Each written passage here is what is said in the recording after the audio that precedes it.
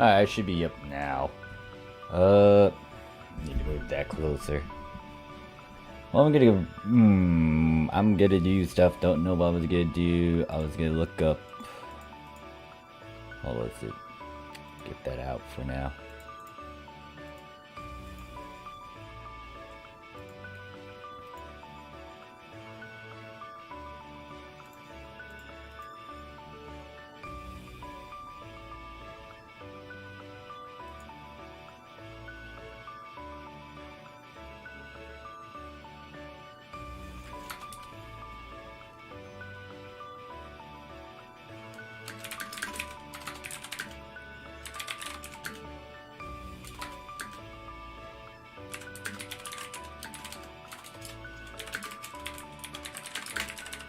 Hey there, Phoenix. How you doing?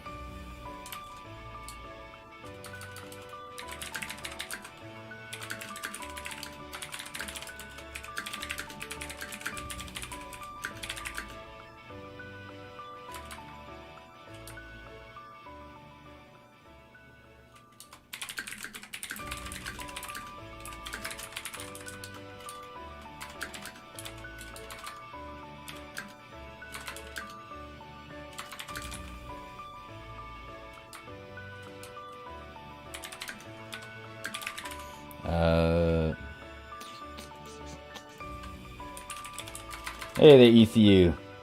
Please, while I'm at work, why Morph? Want me to help you level when I get off? I think I'll be good. I don't know. I'm thinking about what I really am going to be doing on PSO2. I'm just going to be chill about it. I'm not trying to rush to like high levels anyways. What am I doing? What am I doing? I'm just typing in a bunch of stuff. Yeah, sorry about that.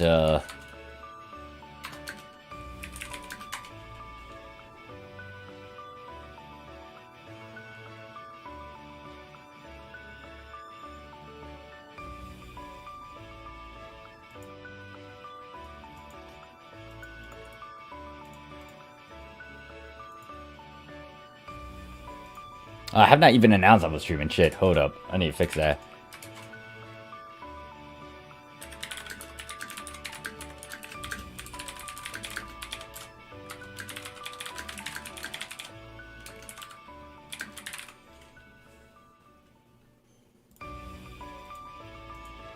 Where's my stream?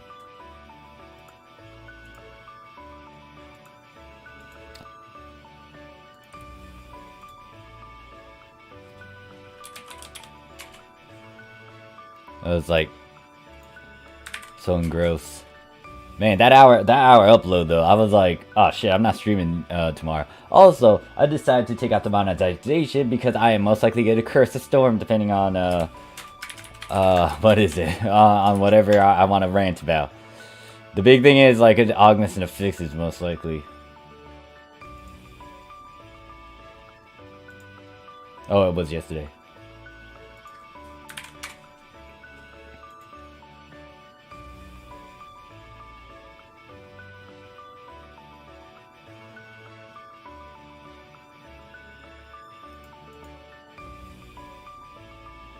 Oh, hello there, whoever's in front of me. I think that's all the videos I need to do. What sort of music genre should I listen to? Hey there, Ricky. Hey there, Wow. Hey there, Lee. How y'all doing? Hi, dude. How did you find prices on the units on the market? I haven't really dived too deep into it. Tin says, what's up, Morph in chat? How's it going? Hey there, Tin. I'm actually surprised at a couple of things when I was playing this a bit yesterday.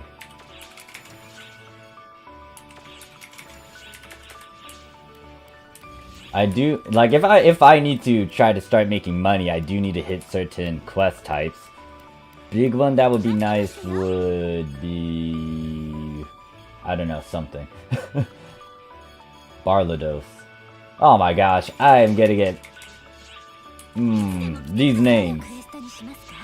Dub says, Affixes is my crack, but also I've been stocking up on crack. It's all good. Hey there, Dub, how you doing? Don't want to try to do this? No, hell no. That's a no, we're not doing that. I am not doing that. Nope. I really don't want to do Magatsu either. Shit.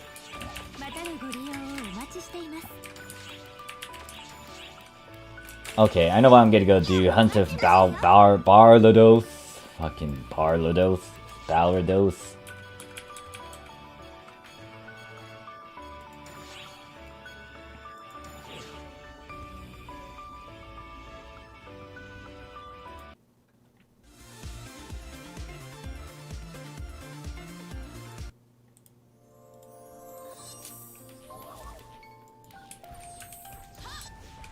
I should feed my mag. What? No. Hell no. I'll advise you, I'm not doing anyone's affixes unless you pay me. You pay me, I might consider it. But then again, I don't have the pieces to even try to help you. Because, you know, this thing is not high up there. Hey there, PSO God, how you doing?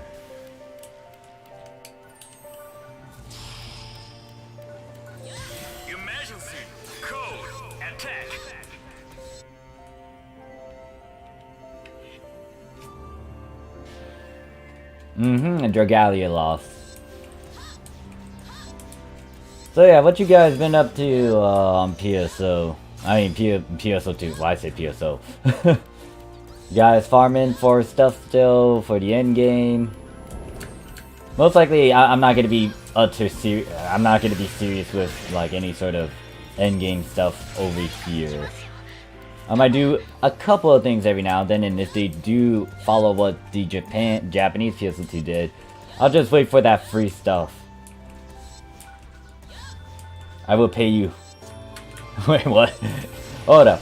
Before you start doing anything, ECU, just a giant heads up, like, I don't have the things that could help you.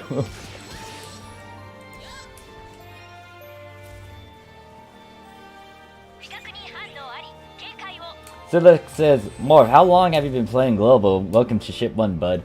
I have been playing this... Wait. I've been playing it, what was it, a few days ago? Whenever my Global... my other live stream for Global got released. I think 2 days? Let me check. Where's my... Wait, why am I smacking stuff? 1,000 mission badge and 200 transfer passes. You think that would be good for a 6-slot Guardian Soul and other augment? 1,000 mission badges. Okay, so my question is... most likely I'll whisper if you are also lurking in the chat.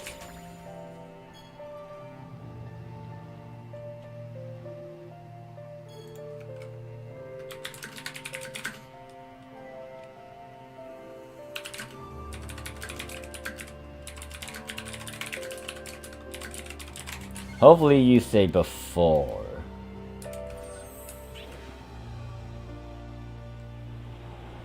Wait, what? No, hold up. Me saying it verbally does not mean I have signed a document about it. Hey there, Hex, how you doing?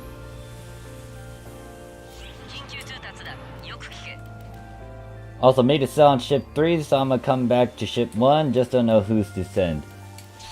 Tomorrow I'm gonna be making a character for ship 2, and I'm gonna be streaming up on ship 2. The thing is, a lot of people have now been requesting me to go to ship 3 when I was planning to make a character for ship 4, so I don't know how I should feel about that.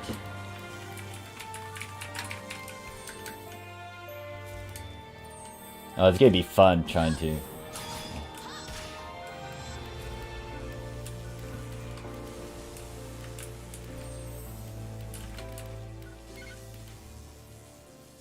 Nice, ooh, ship 2. The thing is, if you are in the chat, whoever's whispering to me, it's gonna be difficult if you decide, if your goal is to really get Guardian, so you want to avoid spending badges. I already made a good chunk of videos explaining that. Oi, why can't I jump? What the heck was wrong with that? Because if you really want to go for Guardian Soul with all these other abilities, you need to spend those badges after you make a Guardian Soul. Now, you could use Receptors to your advantage, but it'll keep a couple things. But it just depends on your overall approach. I'll most likely make a video emphasizing on these different approaches that Global could go for. I already mentioned how you could, or if you look at some of my other videos, what the heck, this thing is actually pretty fucking tanky. No, great, now I'm gonna have to shoot this. I do have formula videos talking about the approaches of Guardian Soul. And then there's also the special ability transfer where you can slowly build up from like maybe a 3 slot all the way up to the 8 slot or whatever number you have. It's just that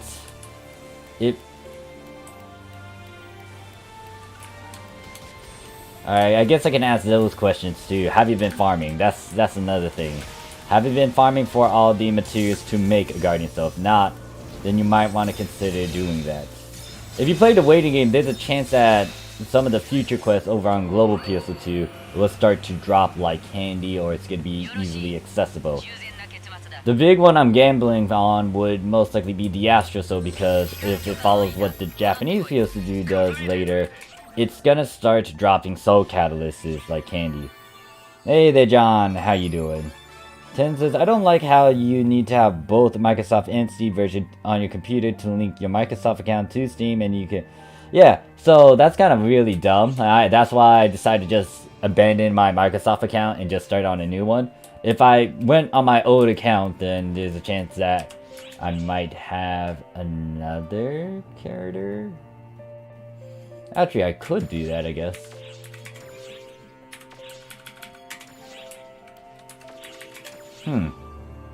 That's actually a free account that I could use to actually try to play on like more ships. That's another account equals 3 more characters. But the question is, am I really gonna micromanage like all these different accounts over here? I don't think so. Don't get me wrong, I've done it, but I personally do not want to do that. No. Especially since I still got the Japanese PS2 as well. That's stressing me out too much.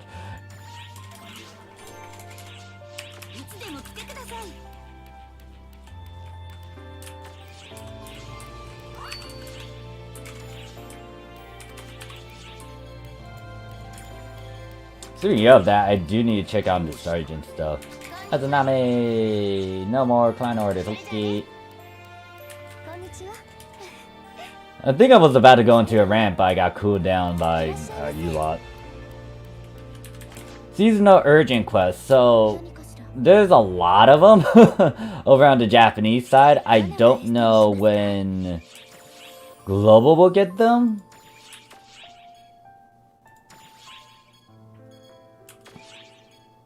Wait, what am I doing? Shit.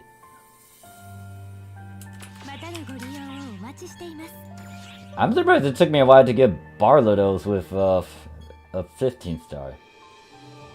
Have a drink and pop a food item. Alright, so I guess we get to go mining and fishing then. Why do I need this? Oh, it's most likely for a client order. I just want Mana, Astra, Ether, Returner, Crack, and Grained.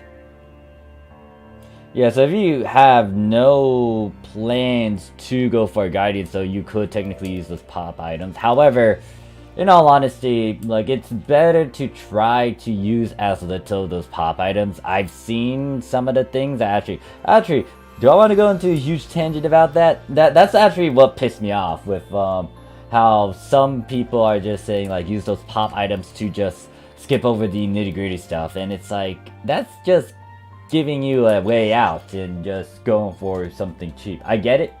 People are not a big fan of it. If you want to use said method, that is on you. But in all honesty, that's just, like, once again, chickening out. And not only that, you don't really need those certain augments and fixes if you're not going for those certain stats.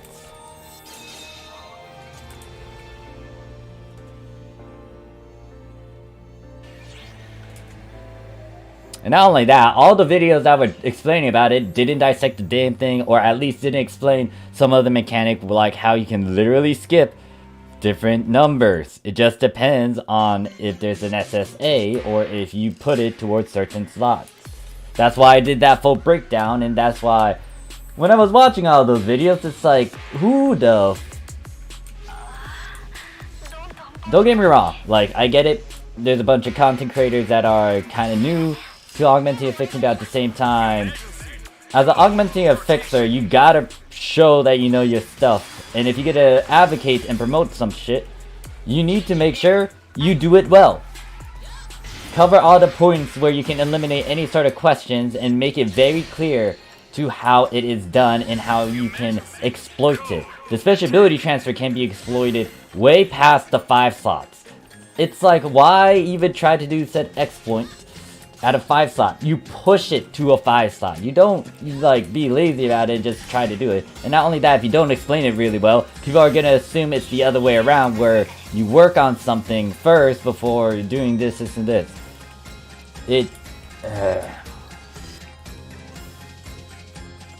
Dirk says, why did you go to ship 3 with me? Like I said, I had a lot of demands for ship 1, 2, and 4. I'll think about the ship 3 one, because I do have another account, but it's behind Microsoft. But apparently, to get my Microsoft account, I gotta have to download that crap and then link that to Steam or something. I have no clue. I'll look into that dealio. Actually, does it get linked if I decide to use Microsoft and then go through Steam to play PSO2? The man, the myth, the legend, the Og legend, please. It's another thing that kind of bugs me is that people think I took years to master this shit. No, it did not. It just took practice and you knowing the basics, because guess what? I came back into the game in 2019. I didn't know everything again because everything was goddamn new. And also note, if you are not a big fan of me cursing, I'm going to be saying a lot of curse words. That's why I decided to take off the monetization out of this stream. So it's like, I didn't really took years. Like, yes, I did practice in it and I could easily do this in my sleep, but that's like, you really had to tour around with it to get the system and understand how to do the system. Wait, why the fuck am I here again? Ah, yes, because I want to mine and fish. Zero says, thanks for his fix guide, helped me a lot. Is it possible to add Guardian Soul later? into a unit. The only way you can do that is if they do a pop item. But for now, the thing is, you have to finalize that. You can add other stuff on top of the Guardian Soul. You could technically get a 1-slot Guardian Soul, try to work your way up to an 8-slot.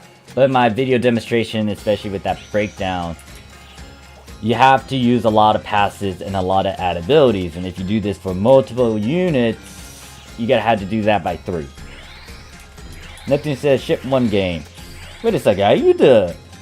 Okay, I know you'll reference to Hyperdimension Neptunio, your pictures like that, but I've known a couple people that were named Neptune.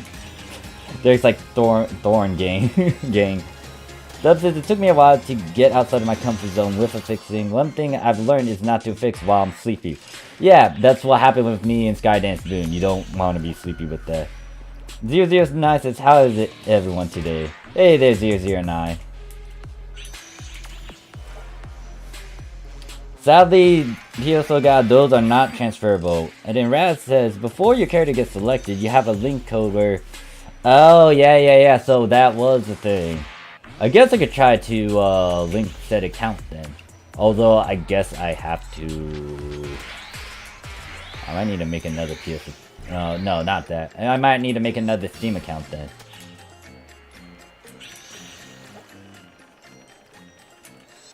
Neptune gay. Japanese Night Arcs Neptune. Huh. Okay, you're different Neptune. The Neptune I know was, what was it? They did a lot of 3D model designs and stuff. MFG said, I got 13 star oh wait, I just realized I should have Mind and Fist. I am too old for this. I need a retire, guys. Can someone take my fixing mantle, please?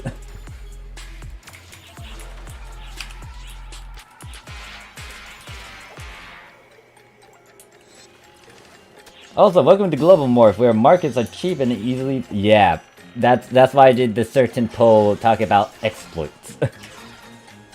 Plutuya, still better. Plant... Oh god, I cannot say names for the life of me.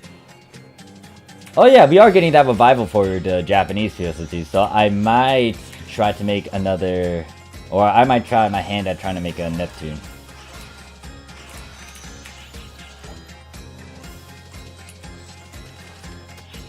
Peter's like, if you're using Tweaker, you can jump back and forth. But me smart, me use transfer passes, me outsmart Sweaty Elite. But, like, okay, hold up. I got a big ass question with that shit, alright? So, what defines an elitist over here? Like, the thing about the Japanese PSO2 is that everyone just, like, shrugged their shoulders and said, alright, because they've already been through that sort of phase and we're meh.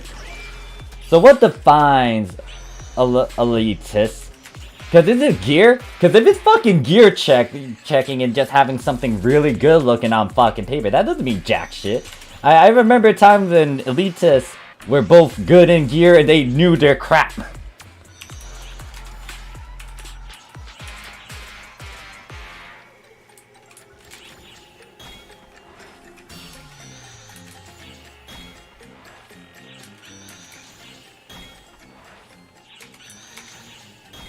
I think one of them, yeah, one of the teams that I hung with, you had to have good gear to try to join them. You had to do a DPS check of some sort as well. They would use parse on you. And then, like, you know, you just got to be in their good standings, their good grace. So, what defines an elitist? If someone just has good augments and affixes, that makes someone an elitist? Really?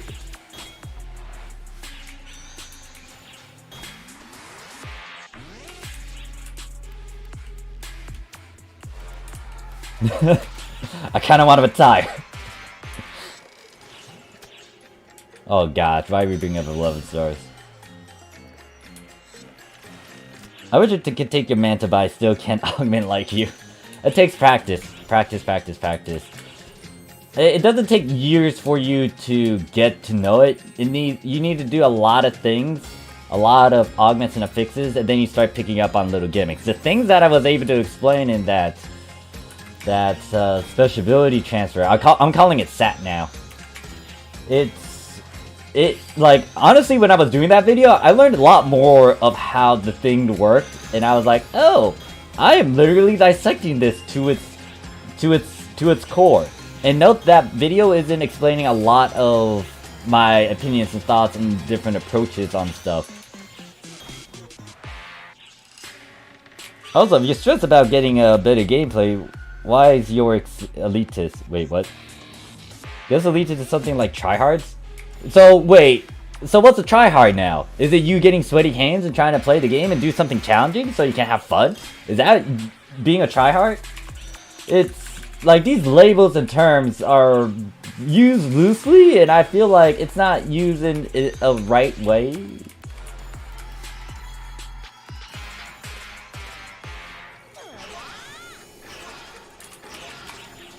I don't know, like these labels people slap on, it's like, are you really calling someone like that a tryhard elitist? Like, once again, someone can have the best gear, but then they're shit in their skills, and then they get to hit the floor. So, wait, are you telling me this elitist that has good gear is an elitist?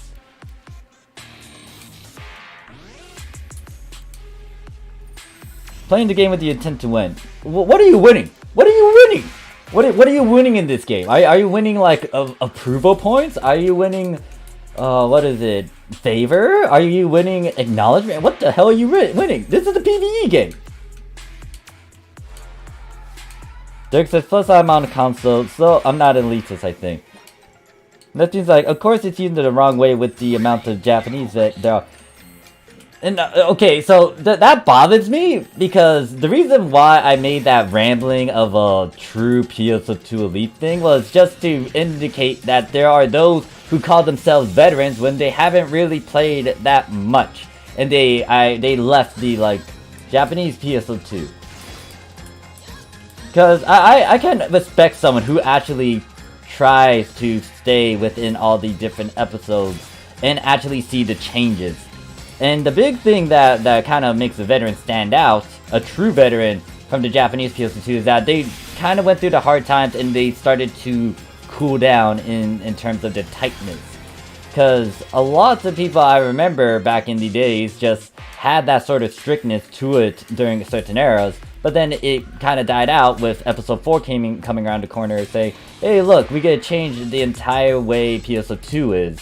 You gotta add a lot of new features, functions, and stuff. It was new to us. It kind of pissed off a good chunk of people because, you know, throughout episode 1 through 3, we had to do a lot of hardcore farming, grinding, and it wasn't easy.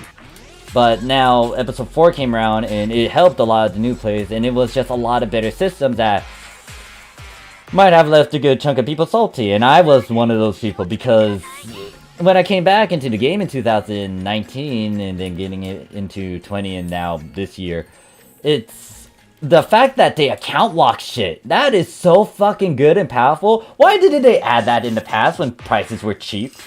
Was this their intent, or obviously, you know, this really wasn't a thing until they decided to think about it later on? Like, account locking stuff is so good. Or just doing little things where it can be account locked.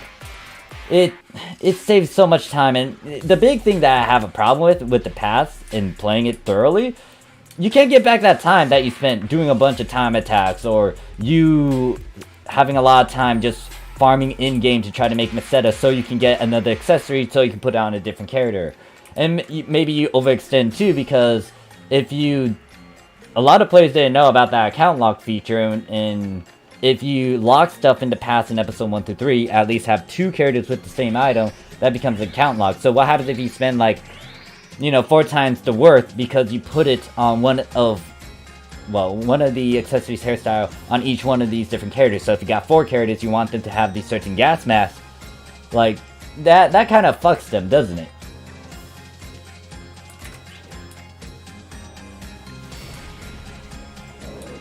Phoenix says, you're winning this sense of pride and accomplishment.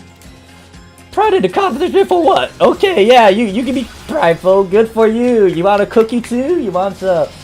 Anyways, as you can see, I'm going into rant mode. If you're not a big fan of this, I apologize. But it's just that I'm getting triggered tremendously with some of the things that I've seen. I mean, Don't get me wrong. Anyone can be prideful. As a human being, we have our sins. Pride is one of them. And it's not wrong to advocate and say that you're prideful. I'm very prideful, obviously. I'm doing a lot of augments and fixes, and I can dissect it like a goddamn professor with a PhD. It's just that, like, is it wrong for someone to just do that? Be prideful? Oh well, now I'm contradicting myself. Shit. I don't know what the fuck I'm doing. Hold up. Now, let me rethink my thoughts, because this is a rant, and this is fucking messy.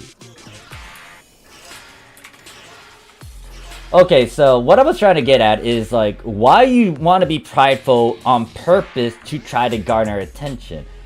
Like, the thing is, I'm prideful. Yes. I know how to do my augments and fixes, I can show that. But I'm not trying to do this to just, like, get fame and reputation. I'm doing this so you guys can learn from me and try to surpass me. Because, in all honesty, I don't like standing as the affix guy. I'm too fucking old. PSO2 years, not in real life.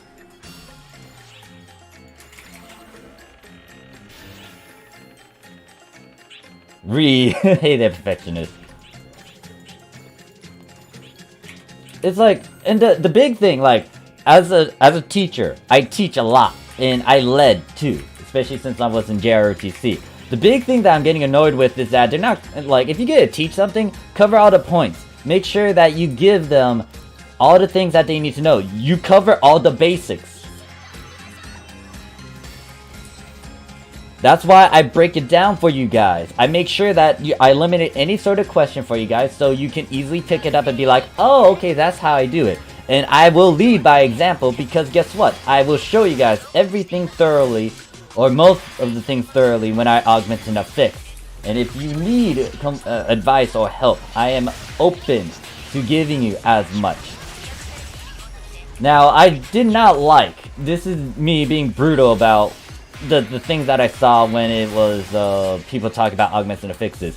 They scuff at it and they are just, you know, afraid to toy around with it. That pissed me off, because that means you're afraid, so you're not afraid to admit about, like, you being a casual or you just having, well, standard gear and then, like, not being best at the class. But, like, are you really trying though? Are you giving it a shot? Like, I feel like a lot of people just, like, stare at that thing, look at it, and just judge it by what it is and say, oh yeah, I'm not a big fan of this because it looks fucking, you know, hard, it's scary. Too much shit to consider. And yes, it is.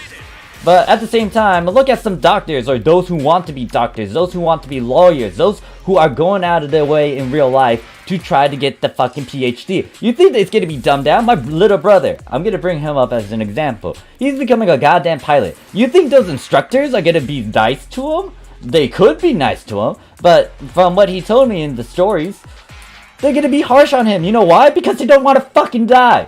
They are teaching pilots. They also want to make sure you fucking live when you fly. If you don't do your shit, you're gonna fucking die. So, it's like, yes, I'm over-exaggerating. I'm going beyond the top. So, obviously, this is a video game. Do what you want, but I don't like it when people just don't give things a shot. And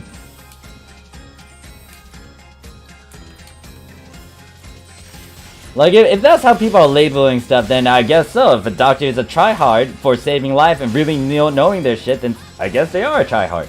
I would say thumbs up to them. They're a badass for doing it. Doctors save fucking lives. And same with engineers. Well, engineers don't save lives, but guess what? They're the main thing. We got a bunch of fucking technology. Who else is gonna do it? Same can be said with Marines. Same can be said with foot soldiers. Everyone has their own purpose. Do not scuff at it. But at the same time, like, if you're not gonna try it, then you don't say jack shit about it.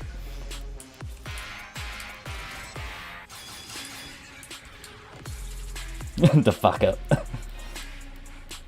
Hey there, Nara. Yeah, I'm once again on a tangent right now, cause there's videos out there that kind of, I don't know if they were thorough about, like, augments and affixes, and that is now triggering a lot of my random tangent moments. So what's a real life hacker? Now that that is a good question, isn't it? A hacker. Well, I mean, I guess it just depends. There's good hackers, bad hackers, neutral hackers, in the middle hackers. Arya says, sometimes it's weird for others to perceive people who try harder than anyone else as an elitist, which I do, but that's just it. I just want to try harder, not flaunt and look down. Here's the thing, you are playing the game how you want to play. You know what, if you don't like that shit, then go walk away. I do not get why people are just like, oh yeah, this guy is saying all this shit, and it's fucking toxic and stuff. So you want me to be a yes man and just say yes, yes, yes, yes. Ah, fuck that shit. It's not interesting as hell too, and if you want to if you want to have a bunch of single-mindedness, then it's kind of dull and boring. This is why I kind of like Connor for being... Now, I'm going on a random note. It's like Connor VA, for example, on Trash Taste, their podcast. I like how he's not afraid to speak out against both Joey and Gonk.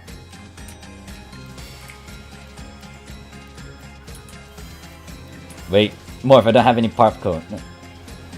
And I'm here for knowledge. Knowledge can be taken in so many ways. And the big thing is, if you don't have an open mind to accept all these various opinions and even try and go into it, it's like, so you're kind of telling me a lie and you're half-assing stuff. Alright.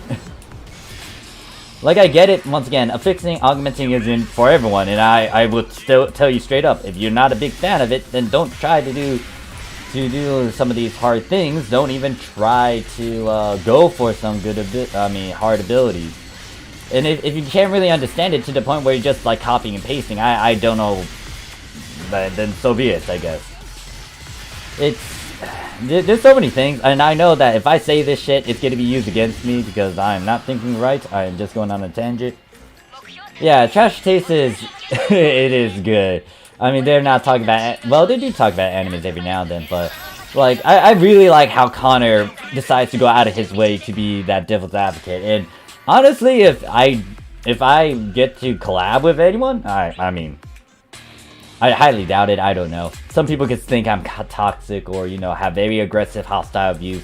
So be it. But I'm gonna try to play devil's advocate and start questioning a lot of things. Because the thing is, I can't just say this game is like, you know, it's one of the best MMORPG games. What defines a good MMORPG game? And it can also be subjective, because anyone can twist words into their own meaning. Anyone can twist their realities, their perspective to how they want to see it. So, if, taking an extreme, if I talk about how someone might think something bad is good and someone that knows obviously that a certain action isn't good, then what you gonna do? Like, there could be someone that is so twisted to the point where they think harming someone is good, and even though factually and morally that is wrong, if their mindset is twisted into that sort of reality, that perspective, you can't really enforce that now, can you? The moment you try to enforce them, that you are taking away the individualism and their freedom and thing, and their... Yeah, shit. Once again, I'm going on a fucking tangent. I apologize, guys. Ignore me, I get called toxic all the time. So be it. I mean, if someone called me toxic because of this, so be it. I don't care. Because I am playing the game how I want to play. Alright, so you want to judge me and take some time to be like, oh yeah, this guy is toxic because of this, and this. Alright, so be it. I'm not going to waste my time if you don't understand what I'm intentionally trying to do. So, I'm not going to waste my time with you. I'm still going to do the stuff that I'm doing in game. I'm going to do the stuff I'm going to do in real life. Hi there, person who is running on my screen. Hey there, Tom. How you doing? So it's like censoring someone on social media. You just... It's... Like, the things that people complain about, too. I am baffled at it, like, especially with being a bit too sensitive. I feel like, as the years go by, everyone's becoming sensitive about almost everything. It's like, oh yeah, that girl, she should be wearing something because, you know, she... Like... Oh, fucking flip shit.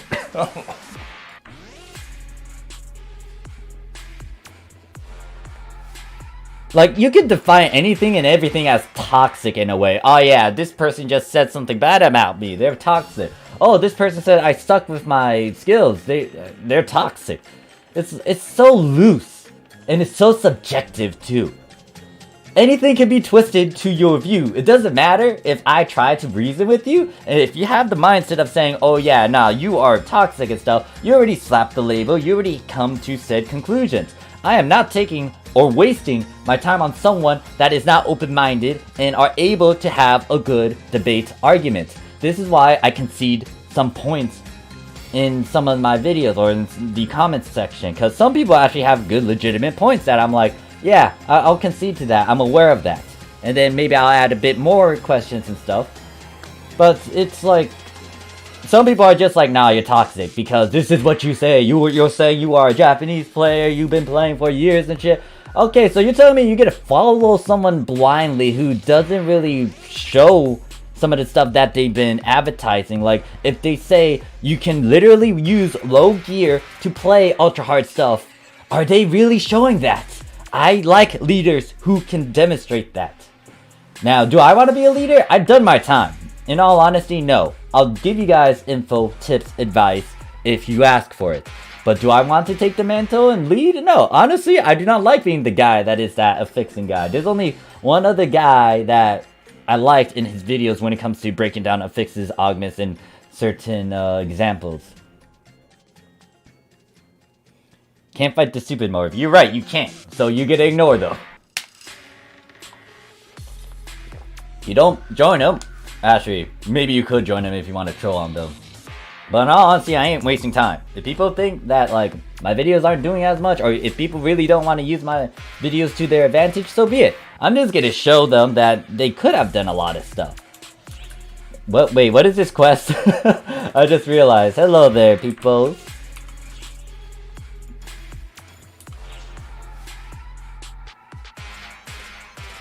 It's like, there's a reason to why I talk about augments and affixes still.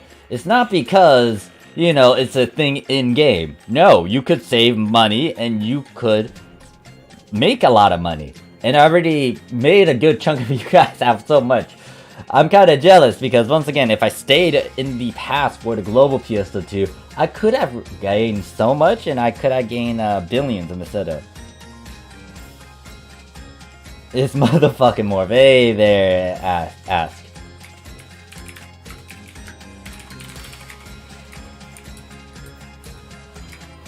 Like, if I'm ever gonna advocate something, I will try to make sure I lead. This is why when I said you guys can use basic equipment, I went out of my way to do that profound challenge for you guys and show you guys that I could do it.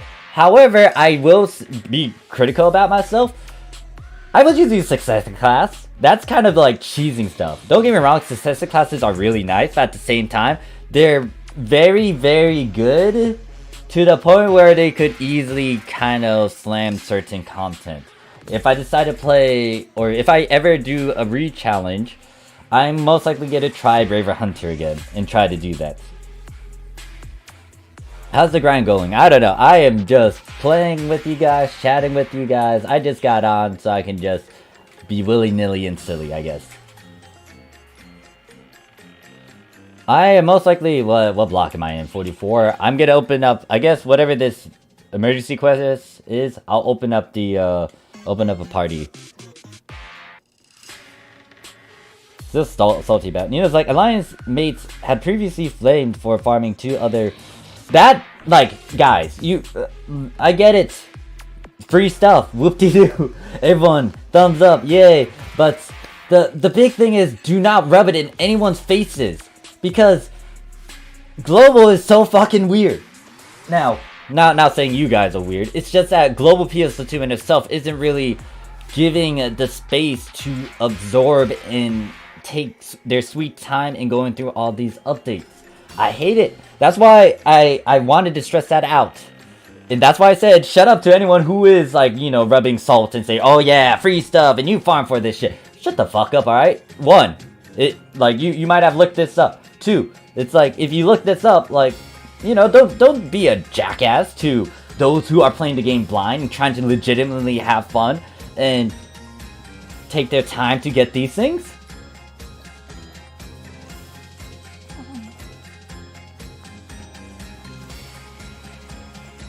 And the thing that is actually annoying me is the amount of NGS content that is overflowing some of my searches. And it's like, NGS isn't out yet! Why is there so many theories and crafting and bullshit on NGS? Why aren't people focused on PSO2? And this is why if I do something about global PSO2, like a review of some sort, I will have to point that out. Because NGS is literally overshadowing PSO2 to where people are already, you know, going 3 times ahead, prepping for that more than PSO2. PSO2 is not having that space and time to, you know, flesh itself out and give you guys that experience. Japanese PSO2, sadly, like, yeah, you might get sick of me saying this sort of fucking comparison and bringing up Japanese PSO2, but they had a steady pace to the point where it makes sense to now release and let go of all the things we've done over on the Japanese PSO2 for NGS. Global is on a 3x, 4x speed, where everything is goddamn mess, where people could have exploited each other. It's like, why? I get it. Microsoft or Global PSO2 had to go, and they already announced it. Upon that announcement, that trailer ever since, back in like 2020, 2019 or something, this is what happens. You said a go, you're gonna have to push.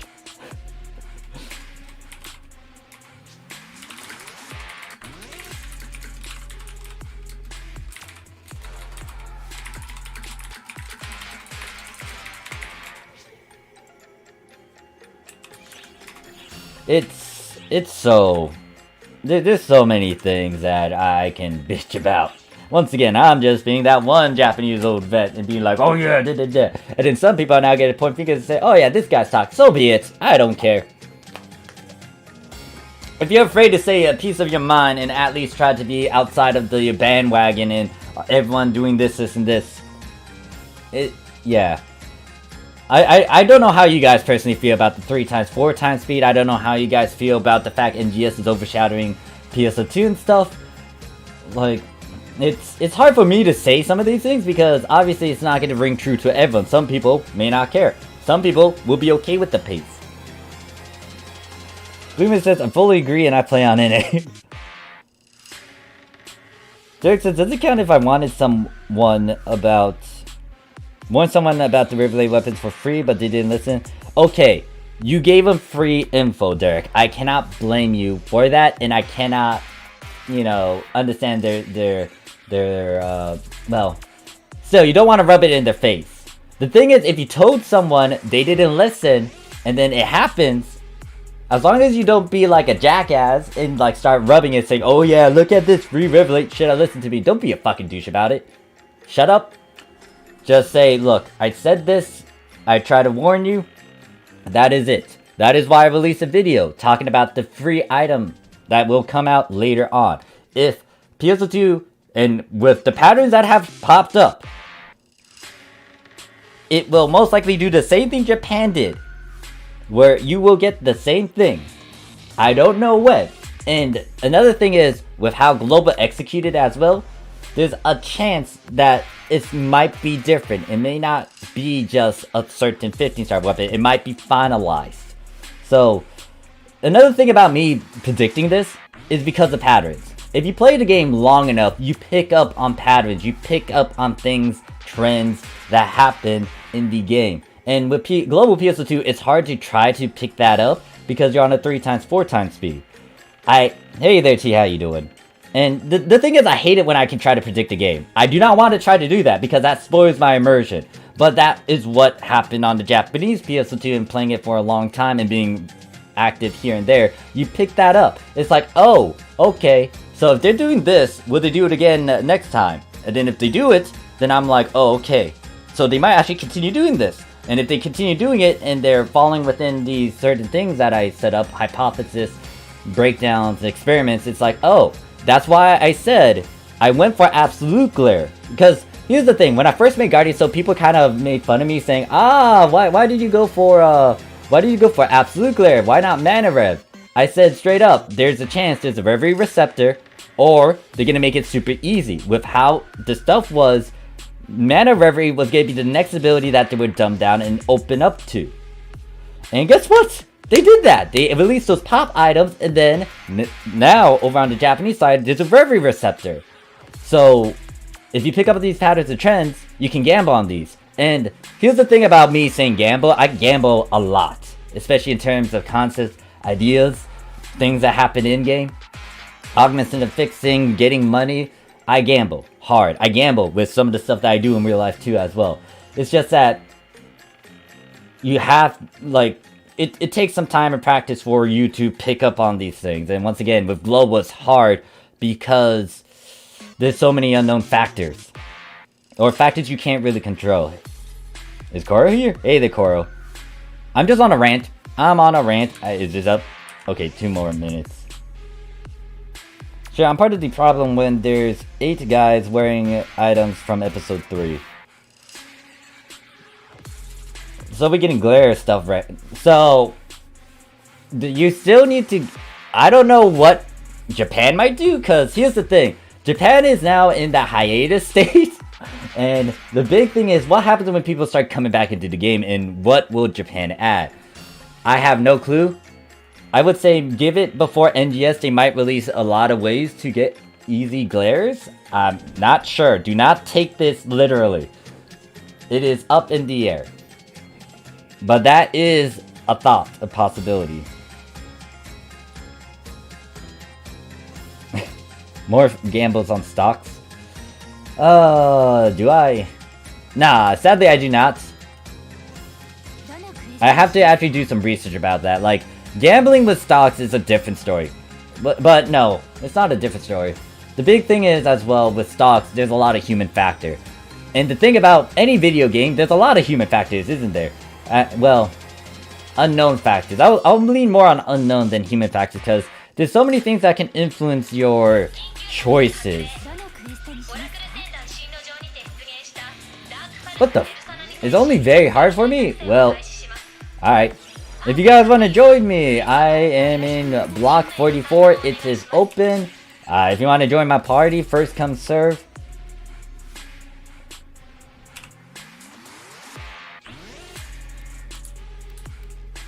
And I'm doing this on very hard, so if you want to do it at higher difficulty, understandable. You don't need to join me. Code Up says Japanese state of Japanese current state makes me cry.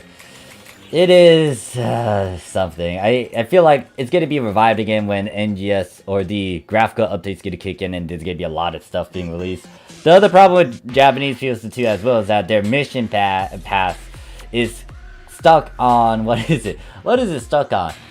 It's still stuck on that same mission pass we got at the beginning of December-ish. So it's almost roughly around 2-3 months. And we're still stuck with this damn thing. I want new stuff, but no, we cannot. Shift the dream. The faster you run, the better. 10% damage and won't help much.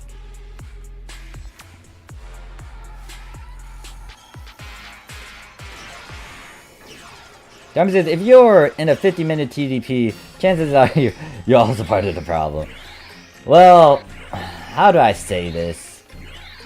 If you are in an MPA, a random MPA, you are willingly signing an invisible contract saying, I am in a random MPA, to the point that everyone's at fault. This is why if I go to a non-expert block, it is on non-expert run on the Japanese PSO2, it is on purpose or by accident, and regardless, I'ma suck it up, because guess what? This is what I decided to put myself into. So, that's how I feel about some people complaining about, oh yeah, these MPAs aren't good. If you really don't like these MPAs, then find more people. Find more teams to connect with. Find more groups to connect with. Use these various outsources, medias, to find more groups and party up with them. Find more friends. There's so many ways to tackle it, but there's a lot of people that just talk, complain, bitch, and all that. I mean, right now, I'm bitching as well.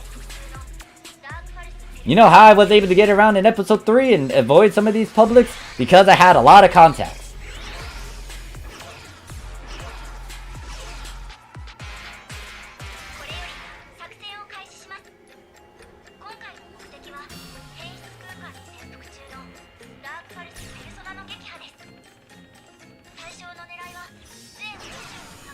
Actually, episode 3 was just, my god, so many things happened in Japanese episode 3. I knew so many elite teams that were like abusing and bullying Megatsu for one, and then they just sped run through a lot of super hard content. It's like with a full MPA, it took only like 3 minutes to kill super hard Elder Arms at the time. I usually go random to do a vibe check, temp check on global skill average. It does not bode well. I feel like when it comes to certain ships too, I guess they have a certain feel for it. There's so many factors that will kick in. And I don't know, it's just that, is it because of all these things that aren't really diving too heavy into... Oh wait, think about it, I should pop a 250. I forgot a 250. Well, fuck me. I am a dummy. I do not have any boost too, do I? Well, shit. I'll pop this.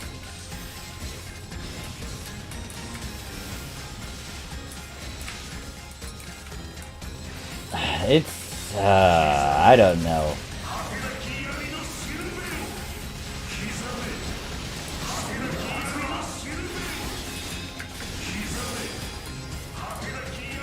Elon Musk spiked Bitcoin today because he felt like it. Not a market I want to participate in. I guess I could go into that topic. So, trying to predict a market is hard. Trying to do stocks as well is hard, even though there's facts. Something like how what GameStop is like now. That was outside of everyone's... Was it outside of everyone's prediction? In a sense. It's just that you can't really... There's a lot of unknown factors that will kick into it. And for me to try to advocate anything market related, I will have to say that it's not easy. Oh wow, this guy's about to die. Spirit says, I'm 98% sure that PSO2 will see new UQ content even after, and yes, they're gonna do something for it to stay relevant. But, how many people will actually do it when they already done it? Well, I guess it depends. How do I feel? It's still gonna be something. It's not gonna feel right. Because once again, NGS is kind of looming over global. And it just doesn't seem like PSO2 got a fair chance to, you know, shine it in its own light. Japanese PSO2, for example, they could say, oh yeah, what is it? We got out 8 years. We saw it through and through, and we're ready to move on, sort of deal. I mean, if they do add more content, yeah, but I don't think it's gonna be that major to like another episode 7 or something. I feel like Global didn't really get the true PSO2 experience. That is what bugs me. Like, I get it, people have Global PSO2. I get it, people are able to go through a good chunk of the content and they were able to do it at a 3 times, 4 times speed. At the same time, did it really sit well with you guys?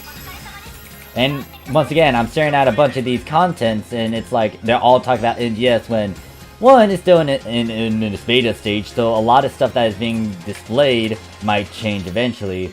And then secondly, not some...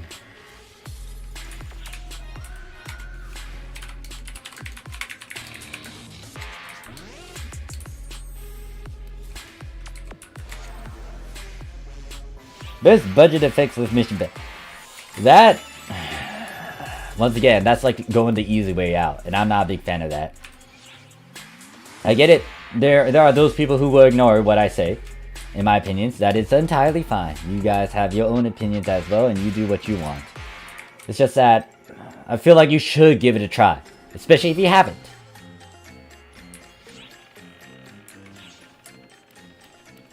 And if they really want to try to do something later on when there might be some new content on PSO2 which requires a lot more heavier stuff, they might regret the choices, so be it.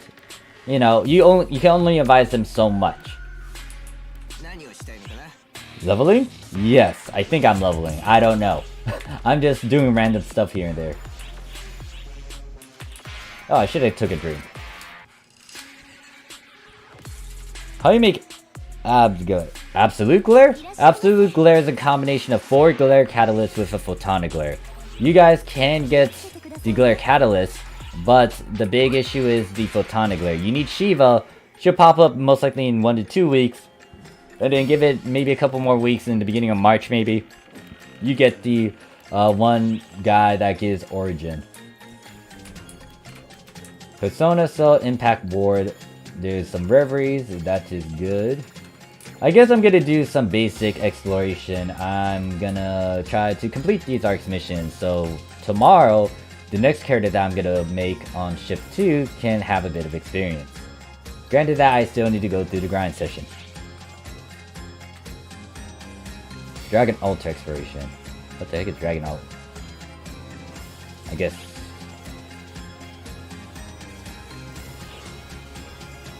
I can run with you if you want to run stuff. I have no clue what I really want to run. The only thing that looks spammable and that can help me get XP is this limited quest, but I'm not a big fan of the limited quest. With this recommended quest, I do not like the looks of that. That is pretty much episode 5 stuff. So I'm all good. Don't worry about me. I'm just gonna do some basic stuff.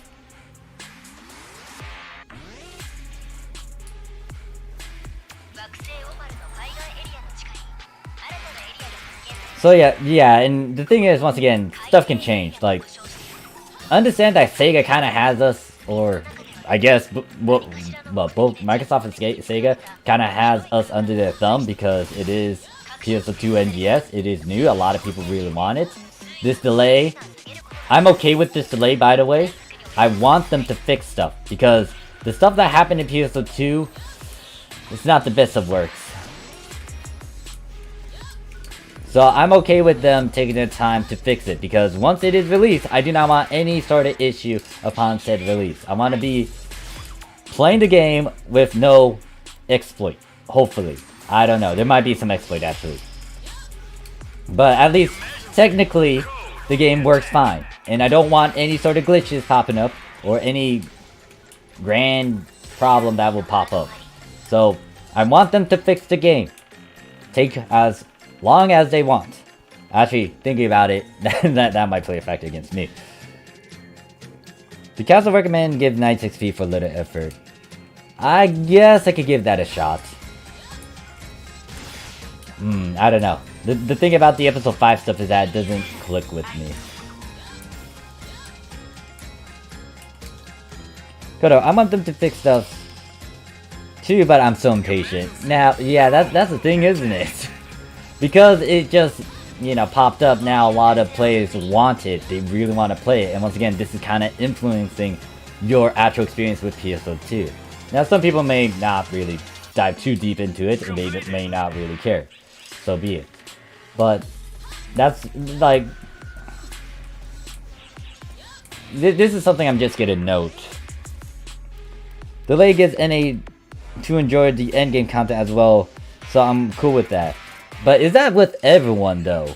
Is that with everyone? Is everyone actually enjoying the PSO2 content still? Or are they really wanting NGS more than PSO2 now? This is why you gotta be careful with how you release stuff. And I feel like for Global, they're just in a sticky situation. And this is like a weird experience for those in Global, in my opinion. Some people can say otherwise. They say, you know, it was great. It went at a better pace than what Japan did. It was able to do certain things better than Japan. And there's some fair points and obvious points that can be made with that. And we can get into an argument about that. It's just that, once again, I feel like it is true that NGS is having influence to Global.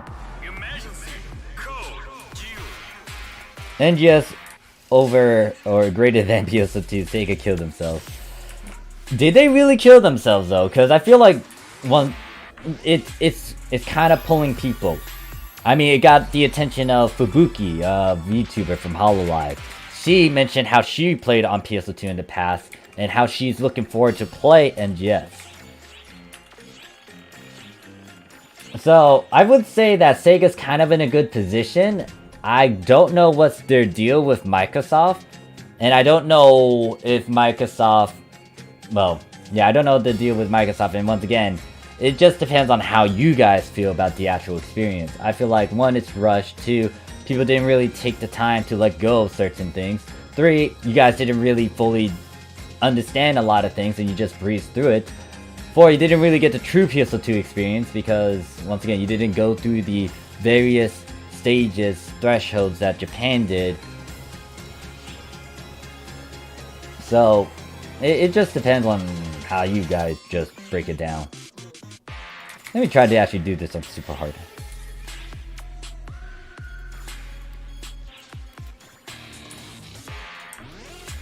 And once again, it kind of irks me with how some people say, oh yeah, for the global PSO2, the content in the beginning, it was easy. You know why it was easy? Because it wasn't intended to handle a lot of the super hard, like the gear that you have for super hard. It's back then for the Japanese PSO2, we had 11-star weapons only and 10-star units. That is what we dealt with. When Mighty Defense 3 was first released on the Japanese PSO2, we only had 11-star weapons and 10-star units. Those AIS were super good to help our sorry butts. And we didn't even get 13 stars until... Well, 13 stars were hard to farm for. It wasn't as easy. It wasn't a common drop. It was kind of uncommon, rare to very rare. It was more on the rare to very rare aspect, actually. So, not everyone had a 13 star, even though episode 3 was out with all this new stuff. Now, they could upgrade into the Sake units, the 11 stars, but it was a tough ride. And once again, it kind of seasoned a lot of those players in those eras to be vets. Not only that, DDoS was also a thing as well. I will make a video talking about this. I don't know if you guys are aware of the DDoS event, but DDoS did play a factor, and it kind of made Japanese PSO2 very scary. Because there were a lot of NPAs that were locked. A lot of the Japanese players did not like the Westerners. It was region lock. So there's a lot of things that have happened. And also there's... Now this is just me talking about the certain rumor I heard. It's... What was it? It was on Ship 1 on the Japanese PSO2. There were certain Japanese players going out of the way to actually find Westerners, foreigners, and, you know, actually ban them from the game.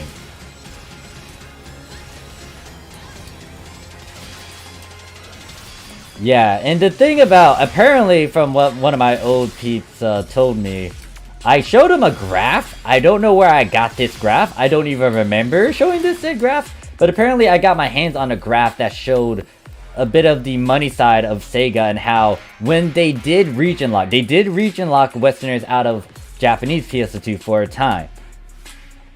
Apparently they welcomed us back because it showed that the Westerners, the foreigners, actually spent a lot in the Japanese PSO2.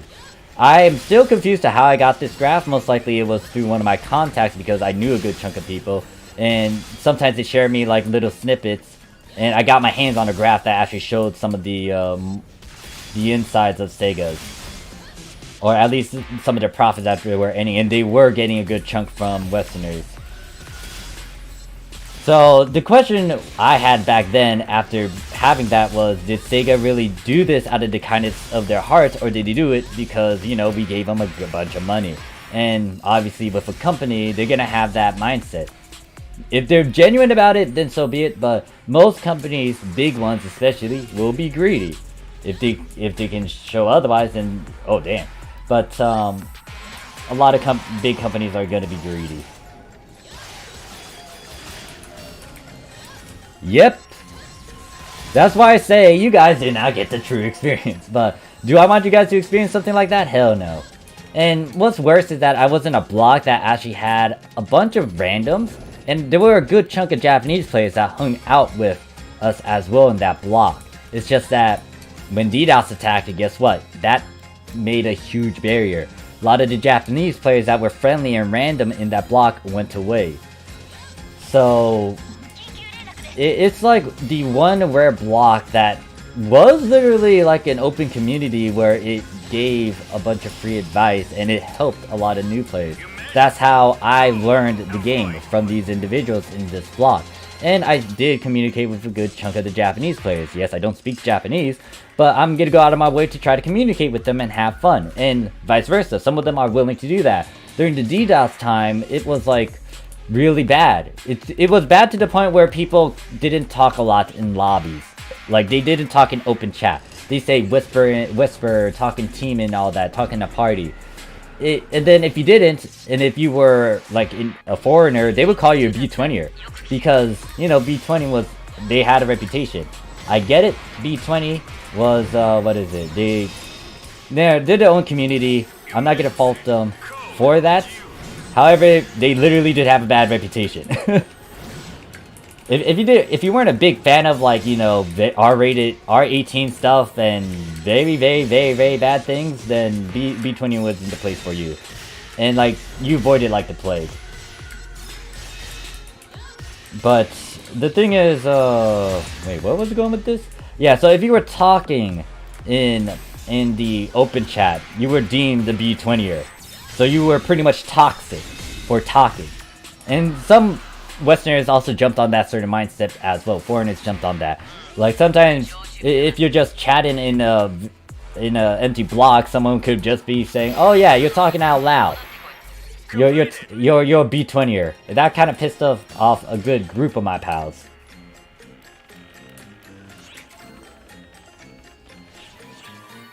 Japanese, oh yes, banhammer boink. I feel like that dies down, but that was a thing in the Japanese PSO2 during episode 2 and 3. It was dumb. Yeah, more even in PSO1 2020, us gaijins weren't liked much. It's been like that for a while. Yeah, B20er. Like, I talked to a couple of them. I've seen like really bad ones. Once again, it's their own community. If you want to join them, yeah, okay, go ahead. If you're not a big fan of it, walk away. And I hated how people kind of kept that going. It's like, oh yeah, B20, it's now B1, and then B7, Delio. It's like, note that certain individuals kind of made it bad, and they sort of push that certain atmosphere. Because, you know, if there's a certain leader among the group, they can influence other people to do things without you even trying to purposely do it. So it's like when people were complaining about B1 and B7 and stuff, it wasn't as bad, and it took me a while to kind of allow that to sink in. I am pissed off with them though, because they did invade B1. It was on ship 2 B1, I was trying to make it a friendly block. A good chunk of my pals were trying to make it friendly, but then they invaded because of what happened, and then it was like, great. They moved into the block that I wanted to make. Now I got kicked out of it because of all these B20ers. B69 is lewd in my ship, or was lewd. If that's how they want to roll, if that's what they want to do, so be it. I am not joining in on that. People will have their own fun way. People will make their own fun. If they want to do that, so be it. If you're not a big fan of it, leave them alone.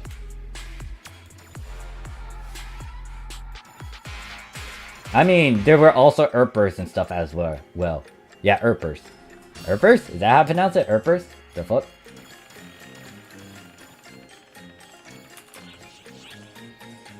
I took a peek into the floor game some day ago. Wasn't fun.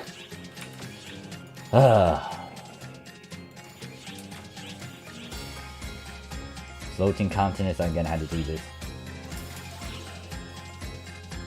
And if people want to do roleplays and stuff, that is fine. If people want to have fluff furries and stuff, that is fine. Everyone has their own way to express themselves. Everyone can play the game how they want to play. Shouldn't infringe on that. Unless they start to go into your bubble and then just become a nuisance. And different story, but... Wait, what the hell? Did I not reset this? Oh fuck, I did not reset this. Since like, you think Ultimate Quests are too harsh? Are they? Who said Ultimate Quest was harsh? Actually, can't I do Ultimate Quest?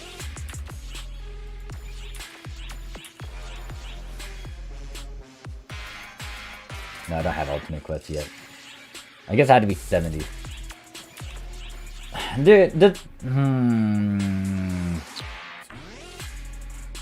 Like, there's there's a couple people that pointed out some of the stuff that I was ranting about too. Or other YouTube PSO2 streamers.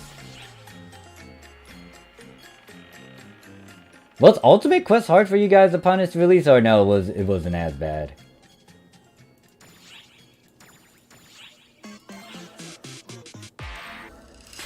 But hey there, Tense, how you doing? Oh, haha. Oh, wait, are you asking me, was it harsh? Sadly, I cannot do it because, what is it? I'm low level.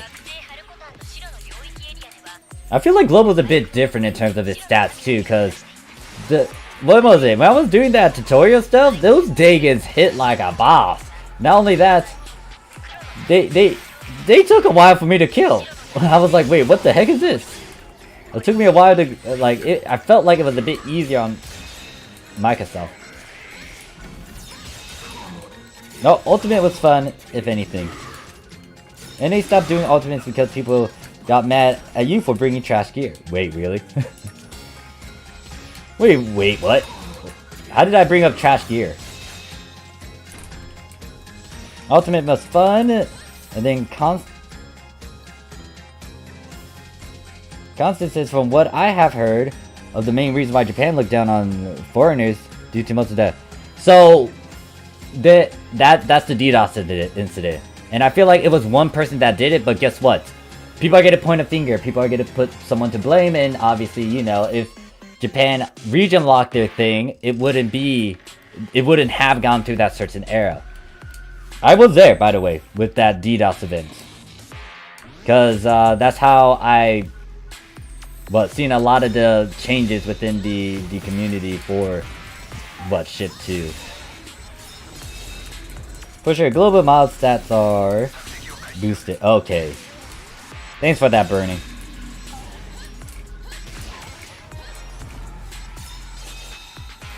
Now, here's the thing, and this is a bit of a surprise, but obviously I'm not an expert when it comes to like figuring out coding and stuff, but a lot of the people, like some of the B20ers I talked to, they were hackers, or they knew their stuff, and apparently they looked into the coding for PSO2 and it was really weird.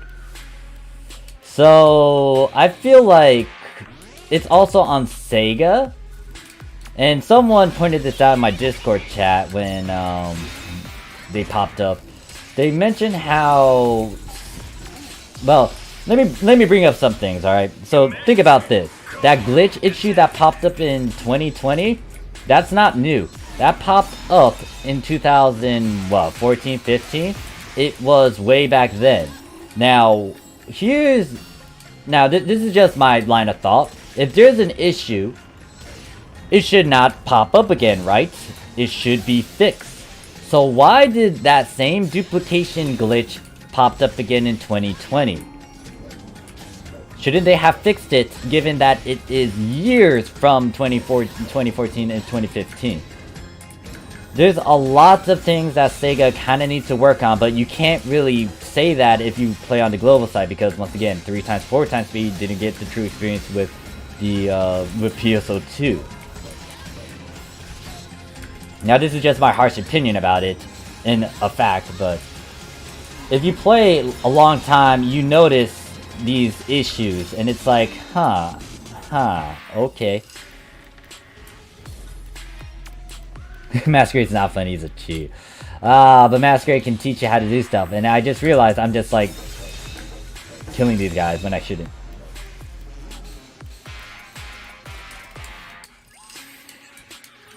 Maybe. That could be another thing as well. Big thing is, if it was a problem, why wasn't it fixed? Because you know, you don't want a problem to stay as a problem. You don't want this to be exploited again, so why leave it in the game? Were they too lazy? Did they not really program it? Did they only half-ass their attempts to try to fix the coding or something?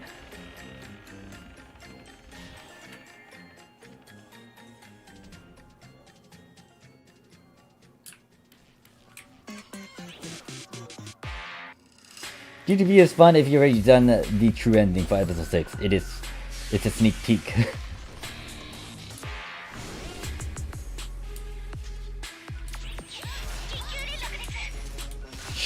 much of that.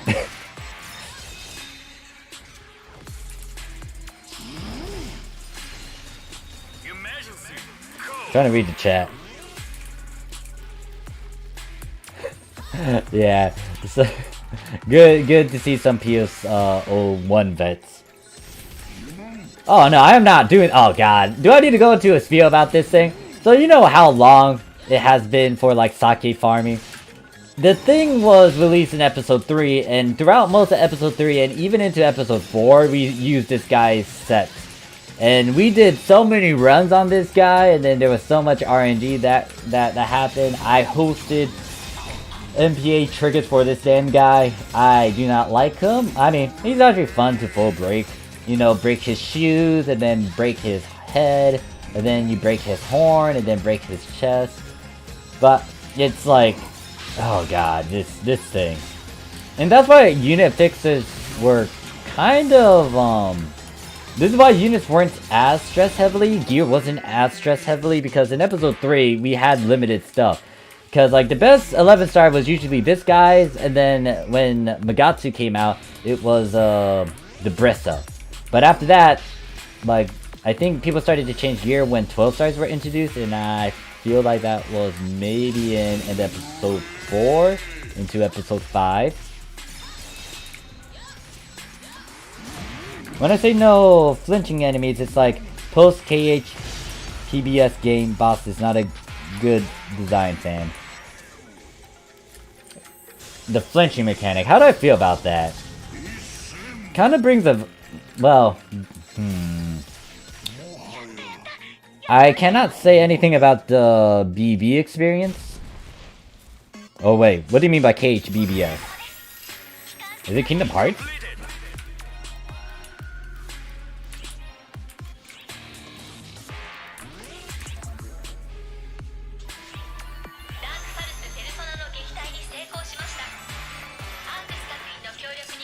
Burning Power says Persona Ultra Hard hits much harder on global than Japan, for example. Can't wait to see what TV. Oh gosh. Yeah, so that's what I've been noticing. Like, global's a bit buffer than usual. Cause I was surprised when I was doing those Elder Arm runs and people had like, I think there was a couple of people with endgame gear. I'm surprised they didn't easily toast Elder Arms.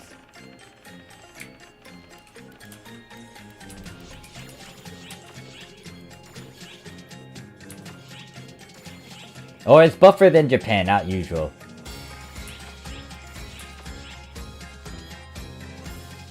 Oh god, do I have to go to Tokyo? Oh, fine.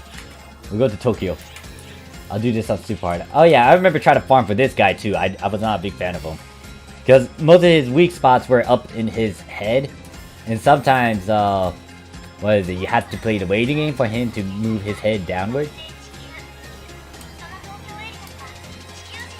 NGS has a lot of potential. There's hopefully ways to bring back some of the old stuff from the other Fantasy Stars things.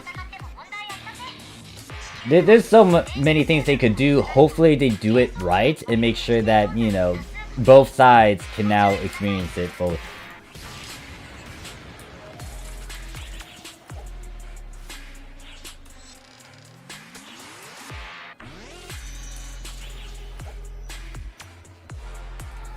Well, if you're just used to using your gotta fix this off loud, it's still the same. What do you mean, dude? I decided to do ultra hard PD without my best equipment now, and I also did the extreme quest. That was actually really annoying, and I don't know if I even want to try that challenge with just the what, the Nova stuff with the profound. Well, no, with the extreme quest party one. Yeah, no, I just realized I had to go to Yo Light. Oh yeah, I saw Doodoo over there in NGS too. I was scared as fuck. I was like, did they use out money to time travel into the future? But no, it's apparently a different NPC.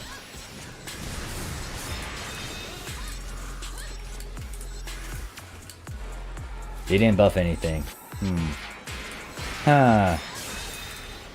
What's a good way to test it? Actually no, there is a way to kind of test it out.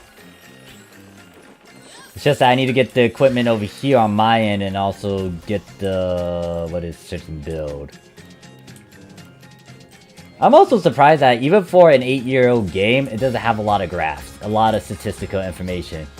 It's like, where is that information? Because I played MMORPG games, and there's some very, very, very thorough graphs and breakdowns on various things. And they would actually do try and error and have a bunch of stuff. So I'm surprised there's not a lot of it. Maybe it's on the Japanese side. But yeah, have you guys found any sort of giant graph just showcasing certain theories and points?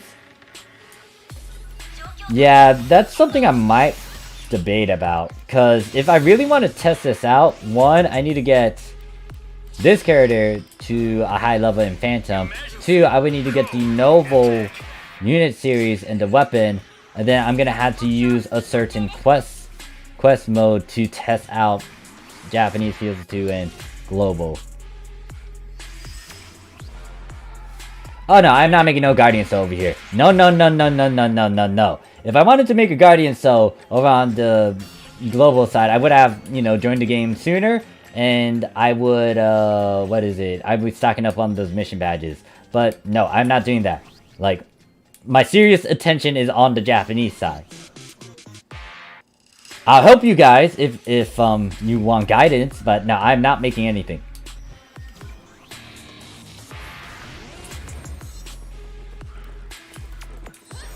So global's gonna be a number of things, because if I'm gonna make, well, actually now I need to think on the 4th character if I plan to check out ship 3. I'm making money. Actually, is that even a thing? Should I even try to make money on the global side? I mean, it's nice to kind of half-fashion, but at the same time, most of my stuff is over in Japan. Ow. Do it. No, I'm not doing it. Nope. I already did my stuff over in Japan. Don't need to repeat that.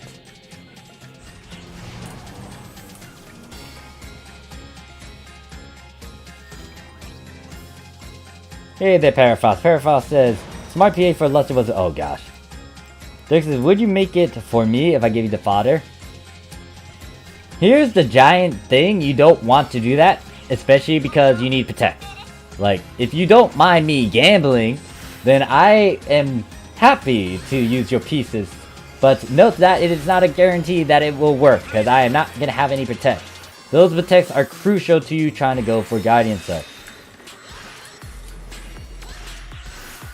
But that's why I say, like, I can't really help you. The only way I can help you is if I do another thing, but I'm not going to even bring it up on the in the stream.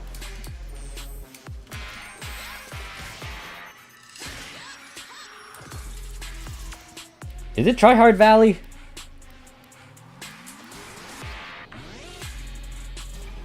Me still wanting to do Gunblade Hero. Phoenix says, gamble at your own risk, he says. Well, yeah, if you let me do it, then you're gambling on the gamble of me giving you something. But yeah, the big thing is, if you really want to make Guardian Soul, you would want those Protects. If you want to gamble hardcore and do the true gamble experience, then don't use 4-slot Protects, and I'll give you a thumbs up for trying that. Timeless says, Fantasy Star Universe class system, in my opinion, is league better than PSO2.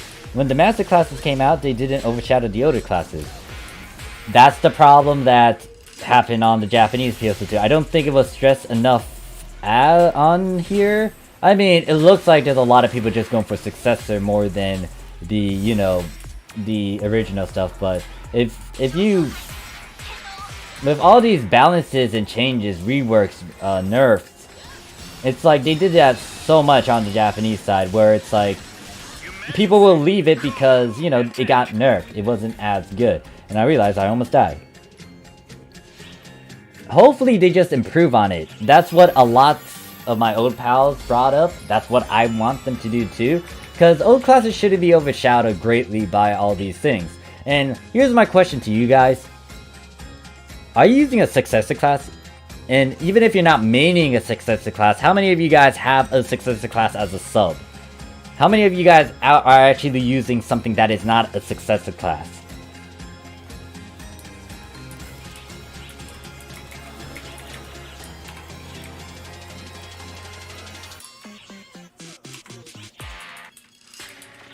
Oh god, I'm gonna hate Vegas. I hate Vegas.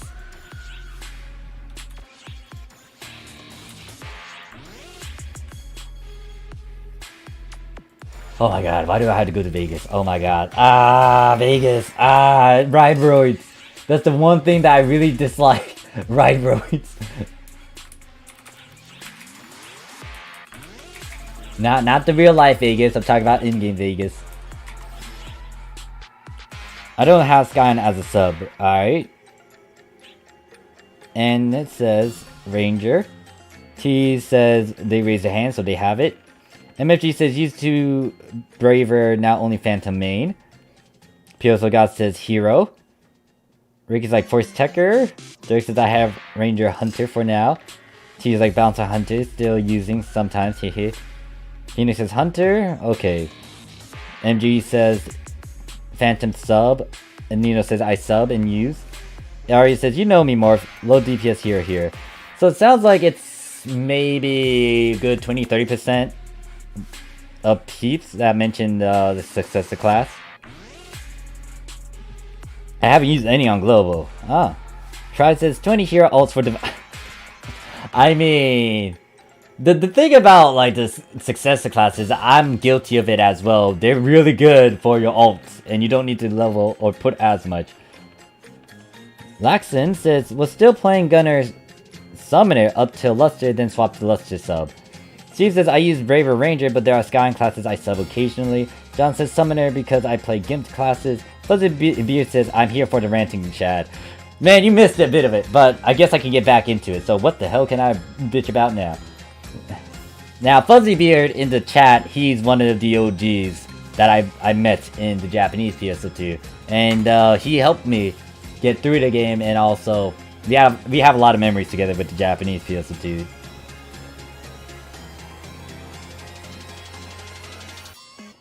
Just a FYI, if you're not a big fan of cursing and stuff, I might get into that. So what do you... Okay, so I guess... What topic do you guys want me to really hammer on about? Rant about? Bitch about?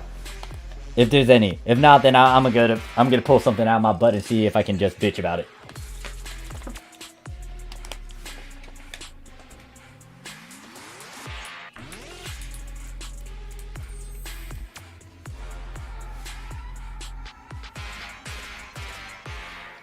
Oh god, fucking Vegas. Goddamn Vegas. It's fucking Vegas. I hate Vegas. I hate these rivals. Okay, so I guess I can talk about this. Rant about 8 slots. Okay. I can go into that, but the market search not work. Oh goddamn, I can bitch about that too. Alright, so let's go in order. Let me talk about these stupid ride shit. Then we can talk about fixing, augmenting a bit. Then we're gonna talk about the market search. So rant about the guys telling you to use... Okay, that one is the big one that I will hammer down on because that's why I made said video. Alright, so this fucking ride road, who created this thing? I hate it. The way to pilot this thing is a monster. Oh, hey there. Oh god, I really hate these damn things. Okay, honestly guys, who likes these ride roads? Like, I get it, it was a new mechanic feature that they wanted to toy out. I give them points. No. Ride road quest. Drop rates. Okay, drop rates. That one's a very tricky one. I hate those. Alright, good. I'm not the only one that hates them. I really hate them. It's like, why did they make this? If for the mother emergency quest too, I really wanted to die. So fixing is the one and lover people would not admit that they want, but the one they need. Wait. Oh, there's a turtle.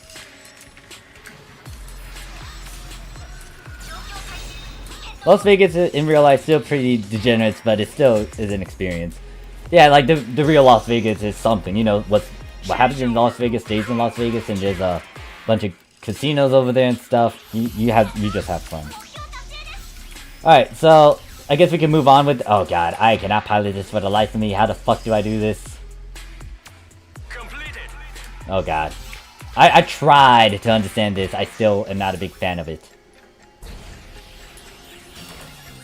Why am I doing Vegas again? I have no clue. I guess I'm just unlocking maps and just getting the Arcs mission. Alright, so let's talk about augments and the fixes. So, once again, my main gripe with that is that if you're not a big fan of it, then it's understandable. I get it, so be it. But at the same time, understand that you can't just like willy-nilly accept some things, especially if, you know, there's no credibility behind it. I mean, yes, there are people who are doing it so they can just get a message across, but at the same time, you gotta give them a reason and break it down to the point where they can make their own decisions. I break it down for you guys so you can self-teach yourself. Now, in terms of going to 8 slot, that is entirely up to you. If you want to try to work with it naturally, so be it, but at the same time, it is a fucking pain in the ass to work with an 8 slot unit naturally. Weapons, not as bad. But should you use the special ability transfer to do that? Depends on what it is. Because if it's a unit, yes, you would want to use the SAT method, the special augment ability transfer, for that. If you are trying to do it for a weapon, I would say do not do that. It is my blunt opinion, but you shouldn't do that, especially if it's from a certain weapon series, if it's from Zig, and it has so many SSAs. People are afraid of gambling a tiny bit.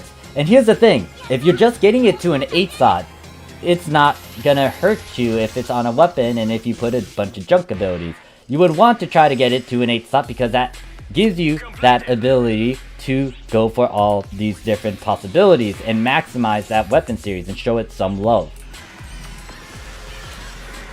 And I get it, yeah, it is a bit frustrating, especially if you've been sitting there for hours, but is it like that hard to understand? You're gambling. Also, bringing up NGS, like, I'm not gonna fully go into any sort of talk with it. I did look at the new system over there at NGS, too early for me to really give any sort of real talk video about it.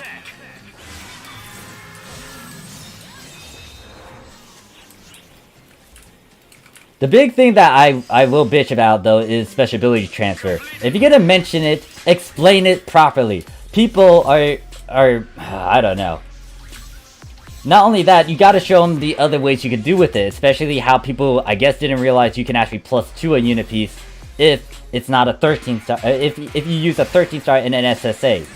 Because understand that SSAs are stupidly broken to the point where, one, they are so much better than just regular abilities. It gives you a way to customize your weapon to your playstyle. So if you really want to hurt yourself and get a bunch of PP, but you also want to shoot a bunch of stuff or use a lot of photon actions to your advantage to get a ton of damage, then you can do that with a weapon. Not only that, SSAs ignore a lot of basic rules and they can be used to upslot. So if you were trying to upslot to an 8 slot, if that thing has multiple SSAs, you can easily push to it. Yes, it might not be like the full 8 slots, but it helps you get there. Not only that, it does ignore the SAT method, the special augment ability transfer method, like I pointed out. They can help you go a +1 or maybe a +5. The 3 slot that I demonstrated in that video literally was at a 3 slot, but I got it to an 8 slot after I get the weapon series to an 8 slot with all those SSAs. Like, I get it. Once again, people are kind of afraid of it, but you gotta understand that there's more to it than that. And if you're afraid of a system, people are gonna capitalize on that. That's how people can lead sometimes. There's some places out there that there's a fucking dictator because they feed on the fear of whatever it is that's going on. And maybe they're brainwashing and they're just doing whatever. Some of these countries aren't as lucky compared to like some other ones. It's just that if you're afraid of it just because of its look, then it's like, so if there's a harder system or if something doesn't go right, you get to do the same thing. You get to look at it and then like complain and bitch about it and not really try it out. You don't see a bunch of doctors, a bunch of lawyers like shying away from it. If they really want to become a lawyer and doctor, they're gonna go into that field. They will tackle the obstacles. You gotta tackle it. And another thing is like, if they just look at it and don't try it out, it's like, what the fuck? Okay, what the hell are you trying to do? You might do something dumb where you regret it. And the big thing I noticed, like, even though I say augments and affixes aren't important, they kind of are. Especially with SSA. So, you need to balance this stuff now. It's not just you being really skilled. Because if you go... Okay.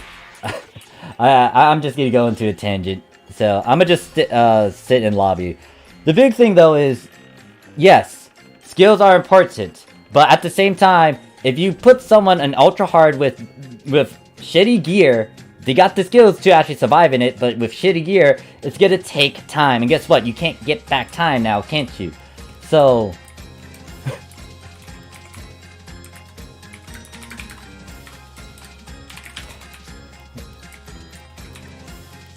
It's like... Alright, so where was I? Since I had to respond to that. Oh yeah, so... Yeah, if you got someone that's really skilled but got shit gear, they're gonna be stuck there and they're just consuming time. If you got someone that has the best gear, but they don't got any skills, guess what? They're gonna be face planting the floor and not doing anything and not doing DPS or like contributing in a way. So it's like you need a balance of things, which is why I didn't release a video where I talk about how augments and affixes aren't really important, because SSAs defy that, because they literally can be toned to your playstyle, and they're not even hard to move around, because it is always 100%. Even upsliding, it is 100%. Even trying to transfer it, it is still there.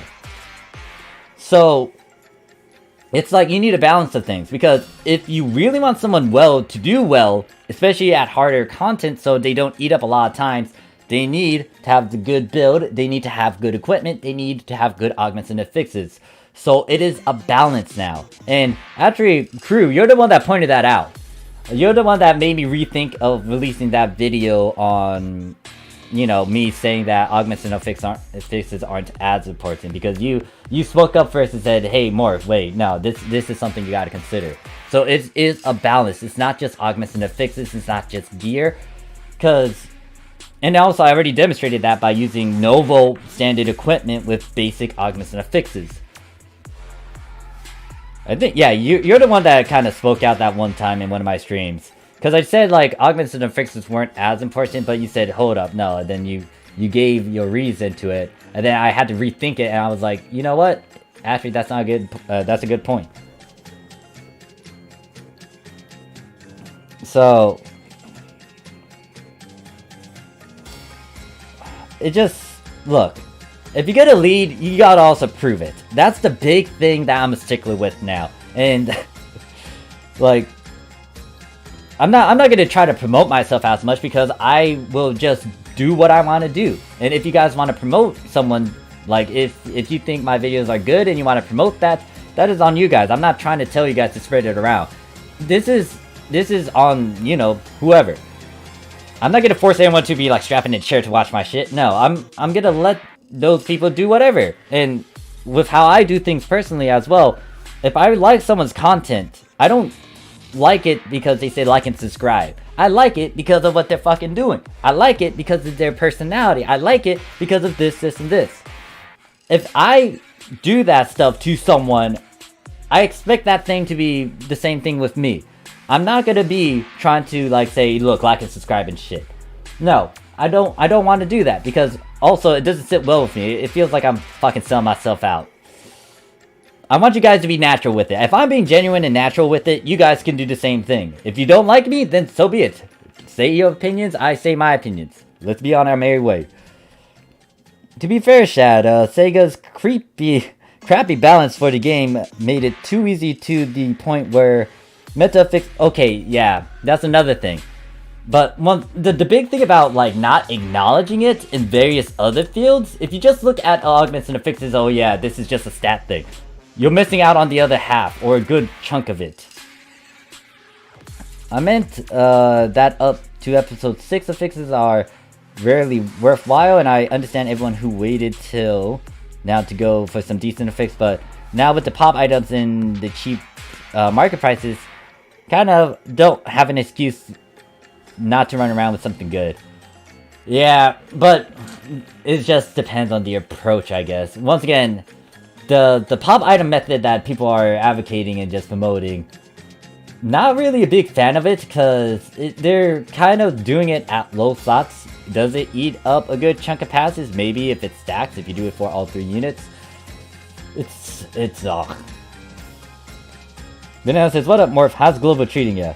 Global's fine. I'm just going on rants. Matt's like, what's the point of fixing if they just give us... Even then, Matt, here's the thing. That doesn't give you a bunch of money. Like, if it's a 15-star rarity weapon, you ain't getting jack shit from that now, are you? Because you're not selling that on the market, you're not making a profit off of 15 stars. So if I pull up, like, Absolute Glare right now... Like, if you know what people... Okay, so another thing is... When I say augmenting and fixing as well, you don't really have to dive into that. You need to understand augmenting or fixers because if you get the stuff that they need, they will pay for it. So if I pull up for Dasna Glare... Oh god, do I even have the name? Angie?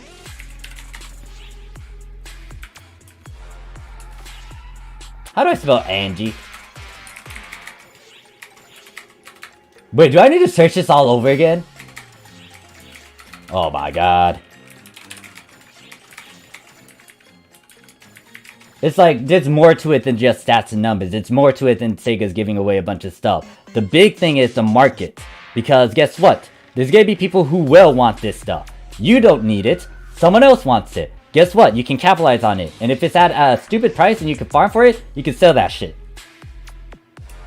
Angie.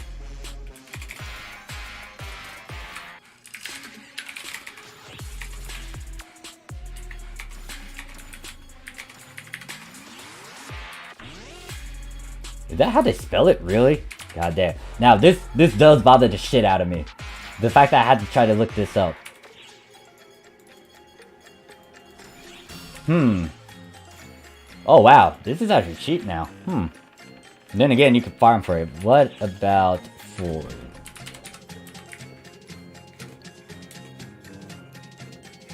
Yeah, like, the big thing is, like, do you really need to upslot SAT, the SAT method, to a 4-slot, 5-slot when you can try to do that naturally?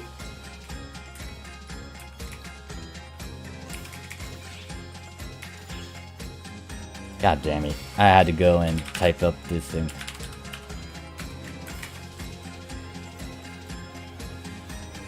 For draft. I swear, these names. And I thought I already unlocked this too. I typed this up like last time. Does this reset every time I get into the game?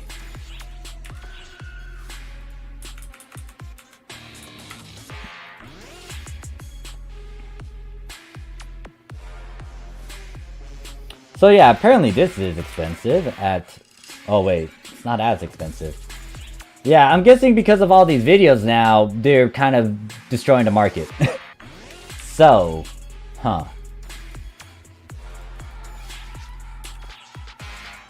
Or it might be because of the ship too. A lot of factors.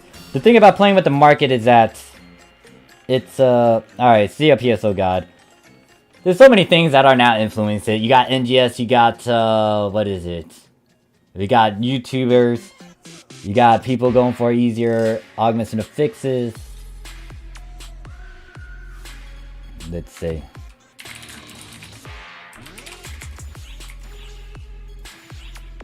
Okay, so that is still expensive. Not as big, though. This might change. It depends on how people feel about Guardian Soul upon its release. What other abilities would people go for? I already looked at Metra. Oh, how is that not working?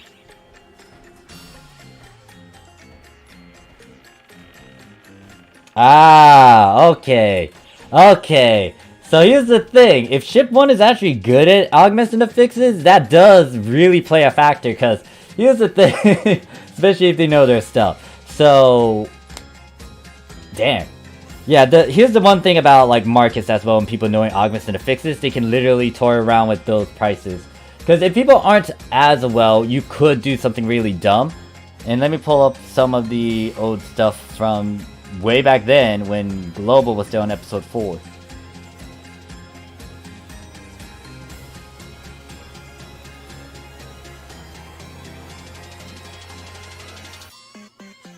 Damn. Yeah, so mats are good. I mean, those things will be good, especially if people are going for the all-rounders. You can sell them eventually or use them for yourself. Let's see, crack 4. I guess we could check that out. Once again, I thought I already typed this. Oh, okay, apparently it does save it. Alright, I didn't type the other thing. What the fuck? That is actually good. Ah, wait, no, it's called Veteran Resolve. Anyways, what else was I gonna bitch about? Veterans Resolve. Let's see.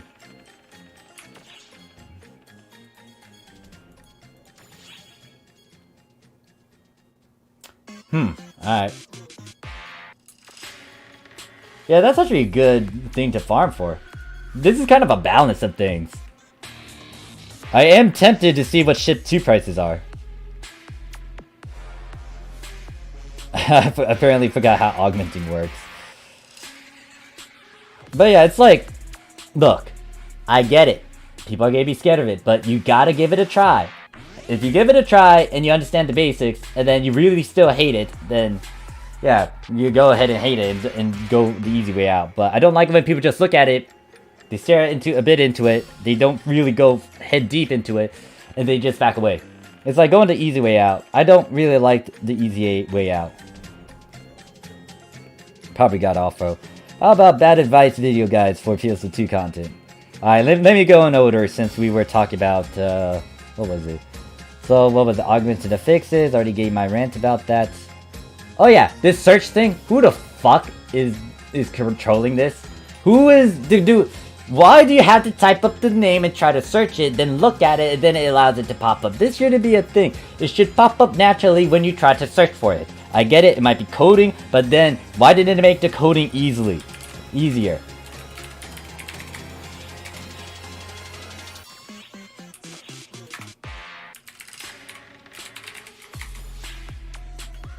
I think I already checked that, did I? I don't remember.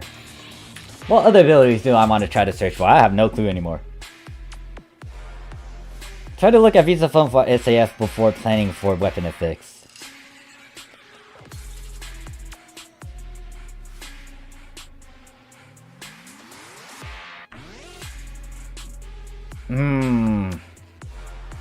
But yeah, the big thing is you gotta understand that special ability transfer. Like, it's don't get me wrong, those are your resources. If you really want to go for it and you think it is good, so be it. But my blunt advice and opinion is that you would want to save it because you don't know what will happen later on. And if you want that option to be available, will you actually continue playing the game when NGS comes out? Most people might, because you might go through NGS content, or you might burn through a lot of the NGS new content when it is released. So, if you have the option to do something, and you can hoard it and use it later, then so be it. But at the same time, people are now saying, you know, or with all the information about NGS, it's like, oh yeah, now you guys, like, when you convert it, it's not going to be as much and all that. There's too many unknown factors. It's like people already jumping the gun. And with it's a beta still, so something might change. I don't know if it's going to be big or small, but it's a beta. It is too early to try to go into theory crafting. And once again, for global, NGS is just overshadowing global and just making a bunch of, like, I don't know, instead of going in a linear path, it's all over the place. Over in the Japanese PSO2, guess what? Everyone kind of let go of their stuff now. Everyone's now waiting. Everyone's on the same page. Everyone's doing whatever.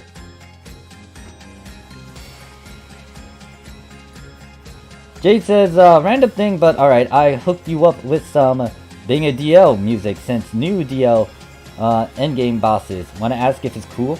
Wait, what?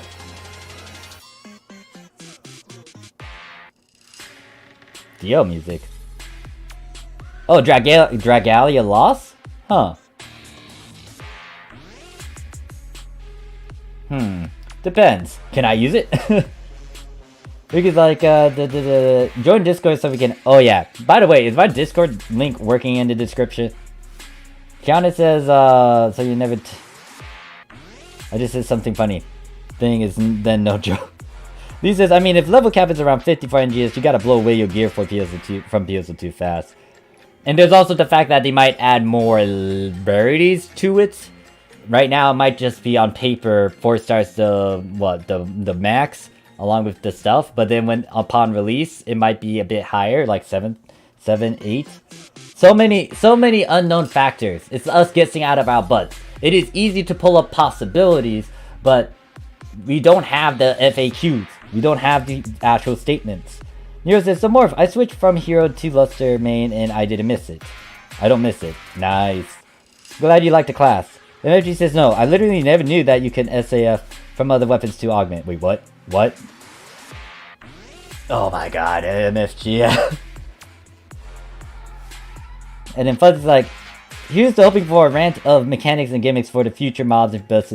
I am just gonna have fun. I'm not gonna dive too deep into it. Like, most likely, almost everyone's gonna do a lot of content, and there's gonna be an influx of a bunch of people trying to jump on the NGS train and talk about it, give breakdowns and all that. Fine and dandy. It's just that I don't feel like joining in that bandwagon. I'm gonna back away, have fun with you guys, stream it. I am gonna be on the Japanese side most likely compared to global.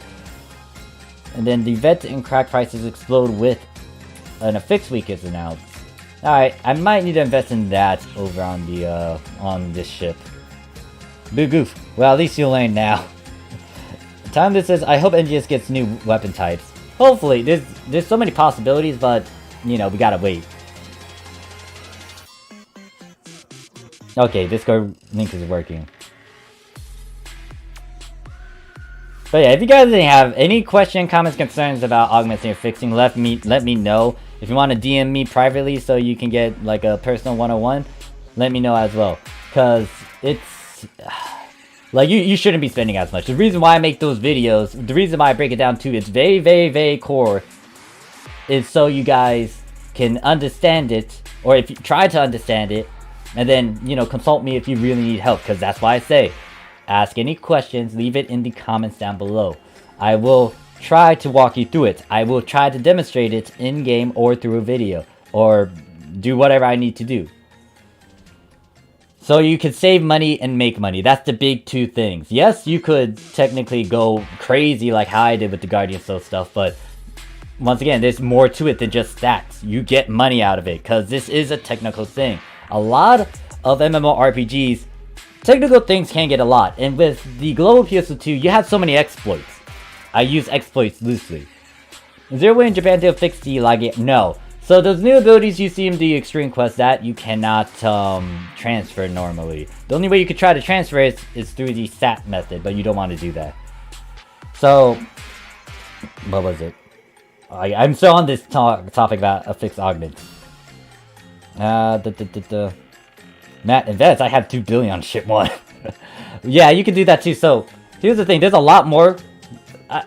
The one thing that irks me is how some content creators say you want a lot of characters to make a shit ton of money. No, that's fixed money.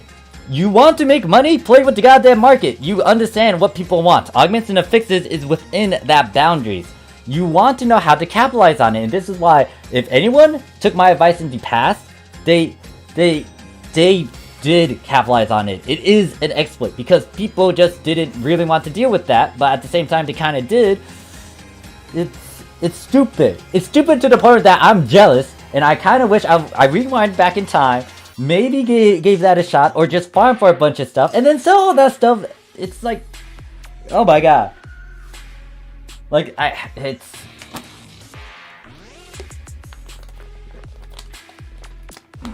And it's like people just like emphasize on one thing. Open up the... Like, you want multiple characters not just so you can get fixed weekly income. No, you want multiple characters for those skill passes. You want multiple characters so you can mine and fish passes. You want multiple characters because you would want to use their storage system. You want multiple characters just so you have other ways to get a character involved in getting different mags and different things. You invest in something, you invest in it wisely, and you get the most out of it. You milk the shit out of it.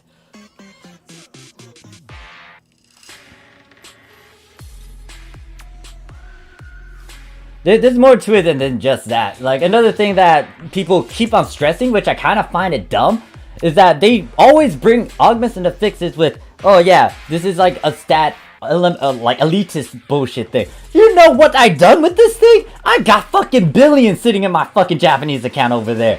You use this so you can get money, save money. It's not just, oh yeah, it augments into fixes for like end game like stat stuff. No, you get into augments into fixes, you can explore the other end, which is to really get a ton of money.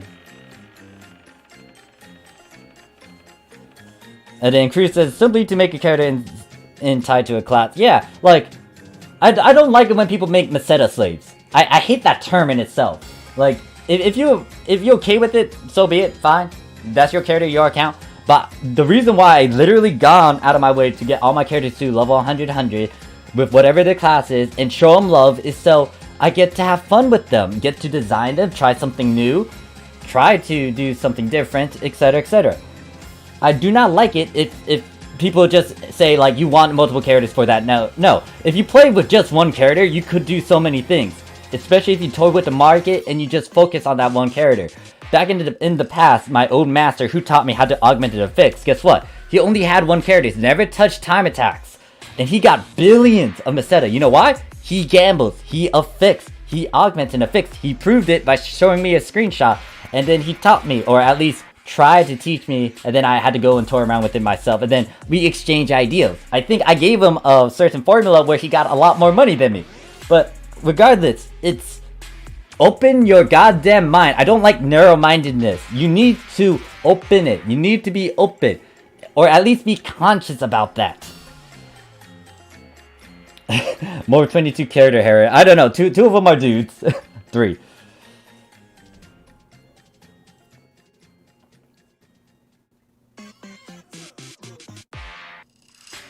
How about the rant about this? Oh wait, I already read that. First time he was a 100% try boost. I apologize if you're first time and you're coming in and you're saying, what the fuck is going on? I'm going on a tangent rant. The thumbnail should have hinted at it. It's just that, like, you gotta understand, and like, you gotta try it out. You can't just half-ass it. And the big thing about, once again, leading is that you need to prove it. I like how there's a bunch of people listening to all these different videos, but my question is, are they really well versed in augmenting and fixing? And I like credibility. I really like credibility because that just shows it. That's why I keep on bringing up the fact that I'm a Japanese PSO2 vet. I have years of experience. I'm an augmenter or fixer. Because I will give you legitimate advice. The big thing that I hate... Oh, I will make a video mentioning this. It's a very short video. But I'm going to be talking about why I do not like budget builds. That's why I do not do budget videos. If you notice, if you look at my videos, I never said budget. I hate using that term budget. You know why? Because I can definitely help you to the point where you can save a lot more than you think. Especially if you consult me on a 101. Like, I'll tell you, like, the things you need to do. I hate budget because there's too many factors. You don't know the markets, you don't know what ship they're on, you don't know if they're farming, you don't know blah blah blah blah. So I cannot say a budget and assume that everyone with like 10 million can actually go for a certain augment or fix. Because I don't know what the market is, I don't know them themselves. People are half-assing shit. I hate half-assing shit.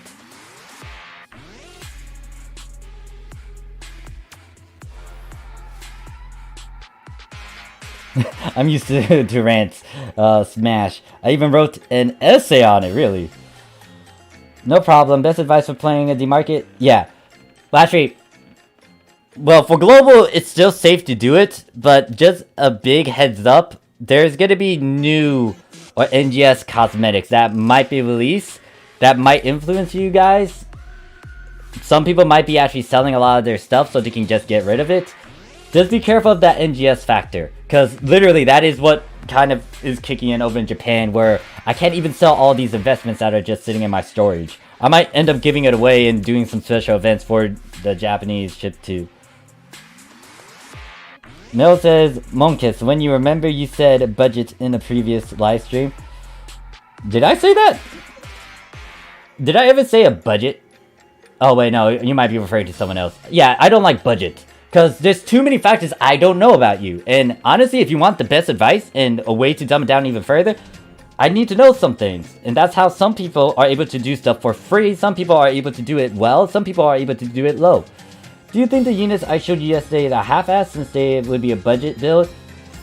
Alright, so you okay with me looking at your stealth crew, right? Actually, let me type it up. So, I cannot tell everyone the same thing. I don't know how you did it. My question is to you, crew, did you actually farm for a lot of this stuff? Because if you did farm for it, then that's something I already advocate and I stress, and I will continue to stress. Except the mic caps. Okay.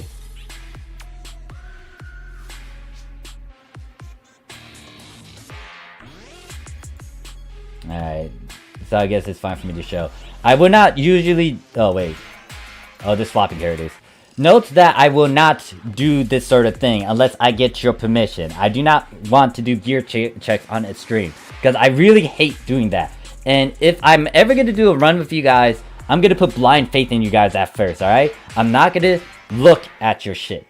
And that's what I'm going to do when I start doing a lot more, I don't know, events with you guys. I'm not going to try to do gear check shit on stream. Or I will try to avoid that period, because I will put blind faith in you. No, I said budget. Oh, okay. I have a lot of fun farming Persona, so I have a good bit of reveries and souls. I remember being semi into the affixing marketing when you and Day taught me about it more far back before I left PSO2 for Ho the first time. It's like, for Japan, it was hard to actually capitalize a lot on the market. It's like, due to popularity and stuff, certain things are going to be expensive.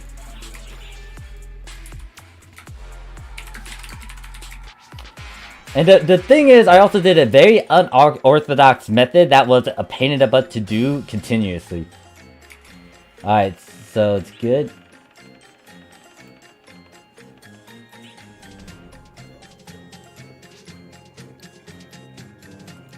Alright, so got permission. Alright, so let me talk about Crew's unit piece. I can tell you that it might have took a bit of work and manipulation. One, if you really go for high slots, you want to go for that number. So the best way to try to go from a 6 slot to a 7 slot is to do this on a boost week.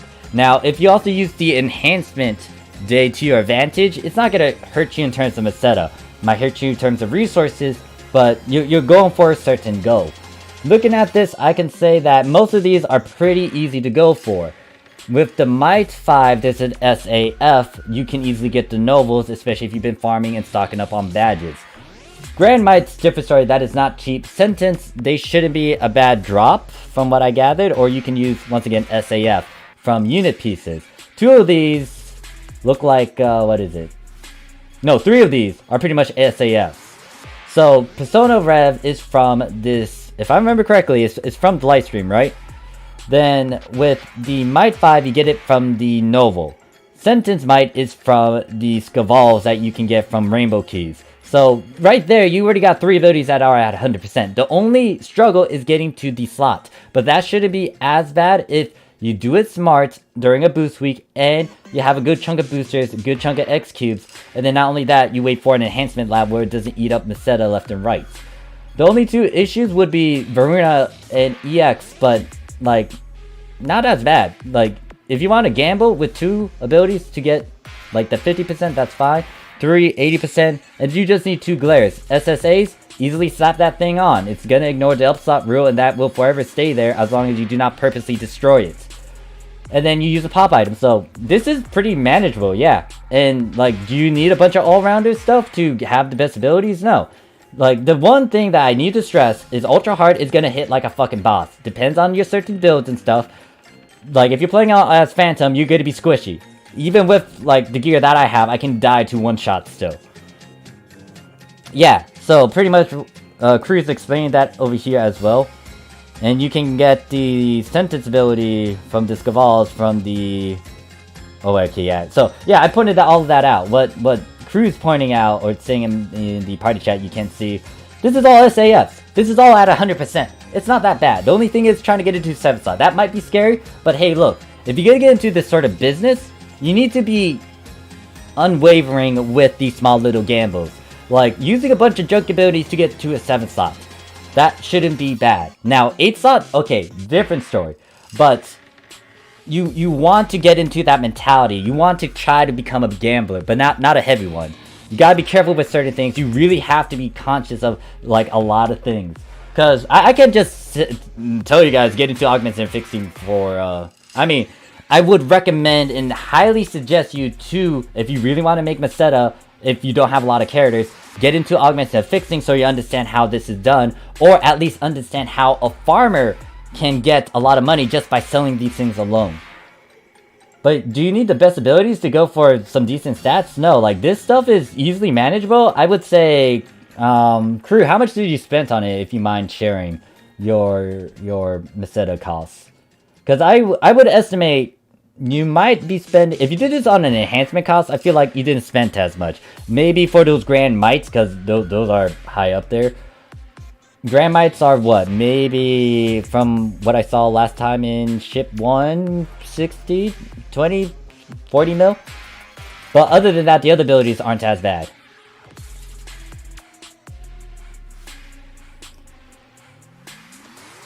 I can't, the problem is I'm only one person. I cannot stop all this misinformation. And if people are gonna buy into a lot of medias and they don't really go out of the way to research things, what can you do? That's how people kind of jump on the police issue with, like, America, or, you know, the police are bad, you know, replace them, make them do something, blah blah blah, or something. Okay, so you didn't spend as much in the actual fixed gambling process. Alright, you spent other resources like X cubes and the badges. So, like, I want to try to influence and try to, you know, just open up a bunch of closed-mindedness, but, you know, people are gonna be people. They're gonna do what they want to do. They're gonna look at something that's convenient. They're gonna take it sometimes. Some people like the easy way out. Some people don't. But I'm not gonna force it on you.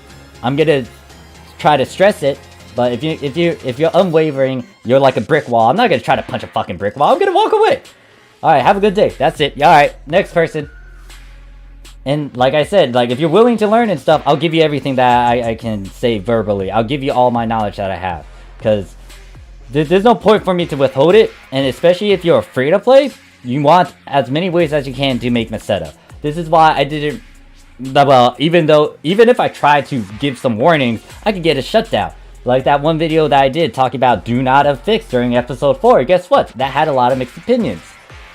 And, like, guess what? A few days after they released episode 5, or a few weeks after they released episode 5 of new abilities with SSAs, and, you know, some of the weapons that were used in episode 4, like the Raven and Nemesis, they became obsolete because the Rising Bat shop came out with them and it was easier to get those weapons from there. So, guess what? That 100 mil that you might have spent on it, it's like, yeah. Derek says, my units are ugly, Morph. No brick walls. Oh, okay, so, yeah, like, that's pretty manageable. 15 mil. Well, some people might, say otherwise, but 15 mil isn't as bad. If you got multiple characters, wouldn't be as bad. If you farm consistently, you get a good chunk of X cubes. Not as bad as well. So, 15 mil for, like, 3 Grand Mites. That's actually pretty good. That's actually budget-like. Fuck. I'm actually jealous of that, because, like, Grand Mite in Japanese PSO2 is just high up there.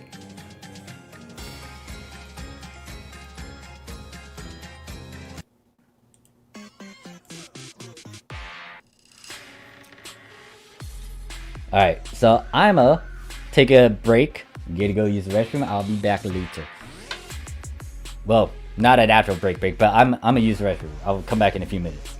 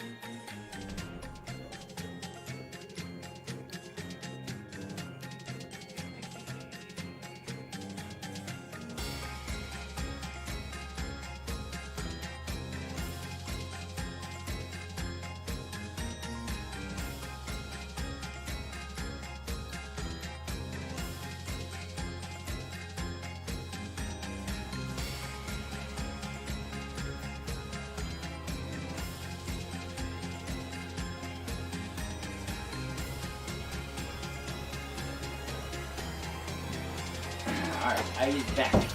Let us see. I should be doing something very productive, but no, I'm just sitting here just looking. No, the grad were 55 mil, the Mic 3 are 15 mil. Oh, the grand. Oh, okay, I gotcha.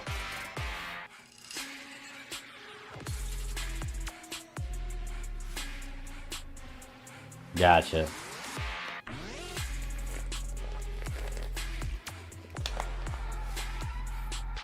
Really? Why are there lusters with like S attack units? Who's actually promoting this? Is this a joke? Lackey says I like to be tankly mainly because I have reflexes of a mushroom. Wait, what? Yeah. Hey there, Kun. How you going? How you doing? Excuse me. How you doing? Oh, I guess what I could do is try out that feature quest. And then John says, time to bring oh god, no, fuck, no. We're not talking about Bristas and Nox. She is fighter luster sub, so I need 2 ults. Ah, okay.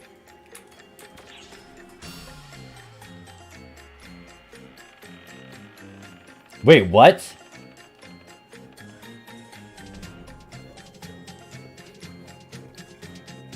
Okay, my biggest question is someone trying to correct him? Well...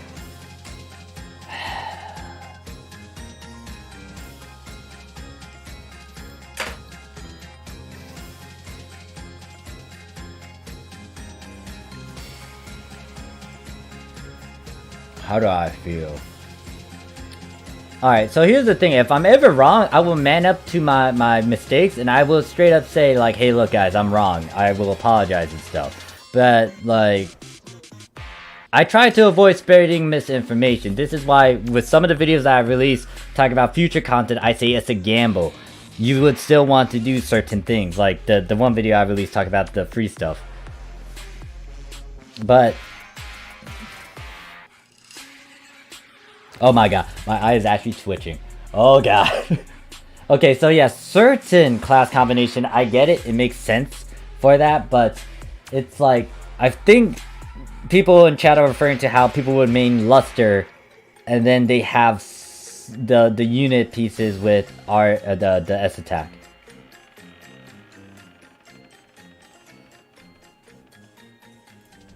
Oh god. Okay, yeah, I'm gonna go kill something. Oh god. I am trying not to...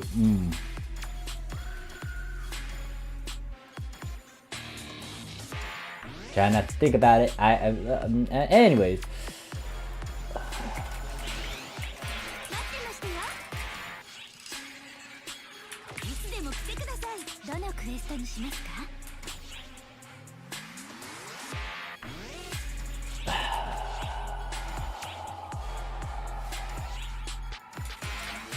This is why you kind of want to look at multiple sources before you start making something like that. If you do something like Fight a Luster, I don't feel like it's that bad, but I don't think that was stated, or was it? I don't... It's... Like, if I tell you guys about augments and affixes, I make sure to dissect it and give you most of the facts. If I decide to make anything opinionated, I will try to say, hey, look, this is opinionated. Actually, I just realized, am I doing this on super... hard by myself? No, I'm with someone. It's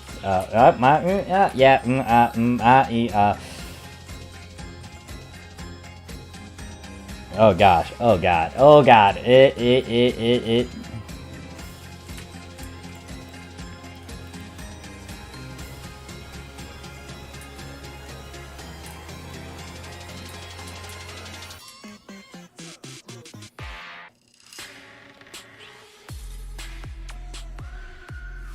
Once again, these individuals, I'll give them props because they're leading, they're getting an audience, they're having people listen to them, but at the same time, like, it's... I think I'm getting to a burnout with this rant, because it's just getting to the point where it's like, I'm gonna say something really goddamn dumb.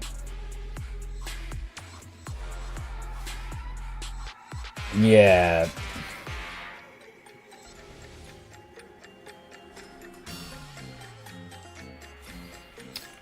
I'm too old. I done my time. Seventh Ghost is like, it's the Iron Rappy. Hey there, Ghost. How you doing? Oh gosh.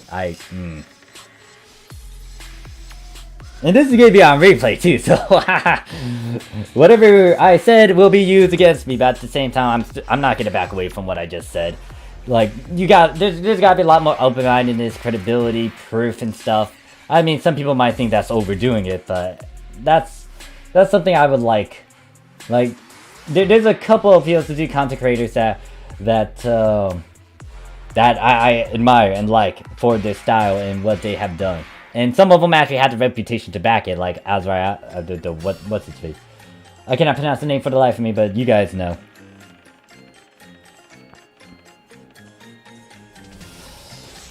That's debatable, because the one thing that people already pointed out was that with the, what is it, the combat... Oh wait, we got APs. I should start this up. What is it? Combat escape is a waste of skill point. It depends. Do you have the skills to actually not rely on that? Because, like, someone in the past also pointed out, like, why would you want to... If you go and, like, fight a hunter in the past, back in episode 3, some people didn't even rely on, like, the, what is it? Some people didn't use automates or iron will in their builds, and they were literally glass cannons. But they were really skilled to the point where they had the equipment, they had the build, and then they just wrecked shit. I remember Knuckle Mains back then. That was really impressive. I tried to do something like that, but honestly, I didn't get a lot of practice in, and then I kind of dumped the Knuckles approach. I had some safeguards as well, because there's so many ways you could go about a certain build, and then there's so many reasons to why someone would say, yeah, don't go for automate. Because if they're really skilled, they might not rely on that. They might rely on maybe an SSA, or they just rely on their skills alone to evade and dodge and block and stuff. There's so many things you could say, but there's a reason to why someone might say it as well.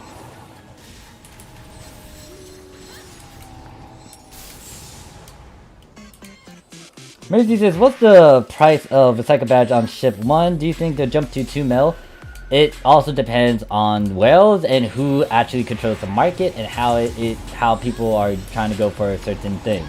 I feel like there will be an increase, but I don't know if it's going to jump to a high number, because there's so many unknown factors. And also, I don't think I could vouch heavily for some of the other ships as well, since I don't know their price.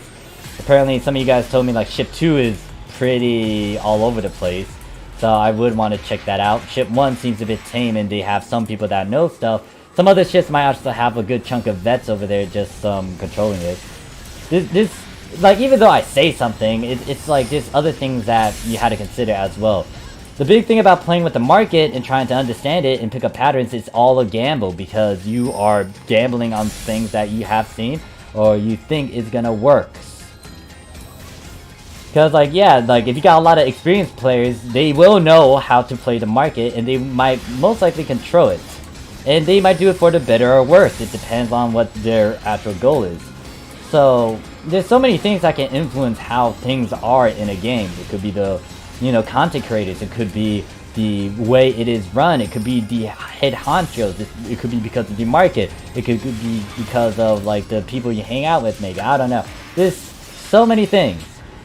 I can make a list, and it's just like a giant list of anything that anyone else can make a list of. It's just that... is that an actual influence?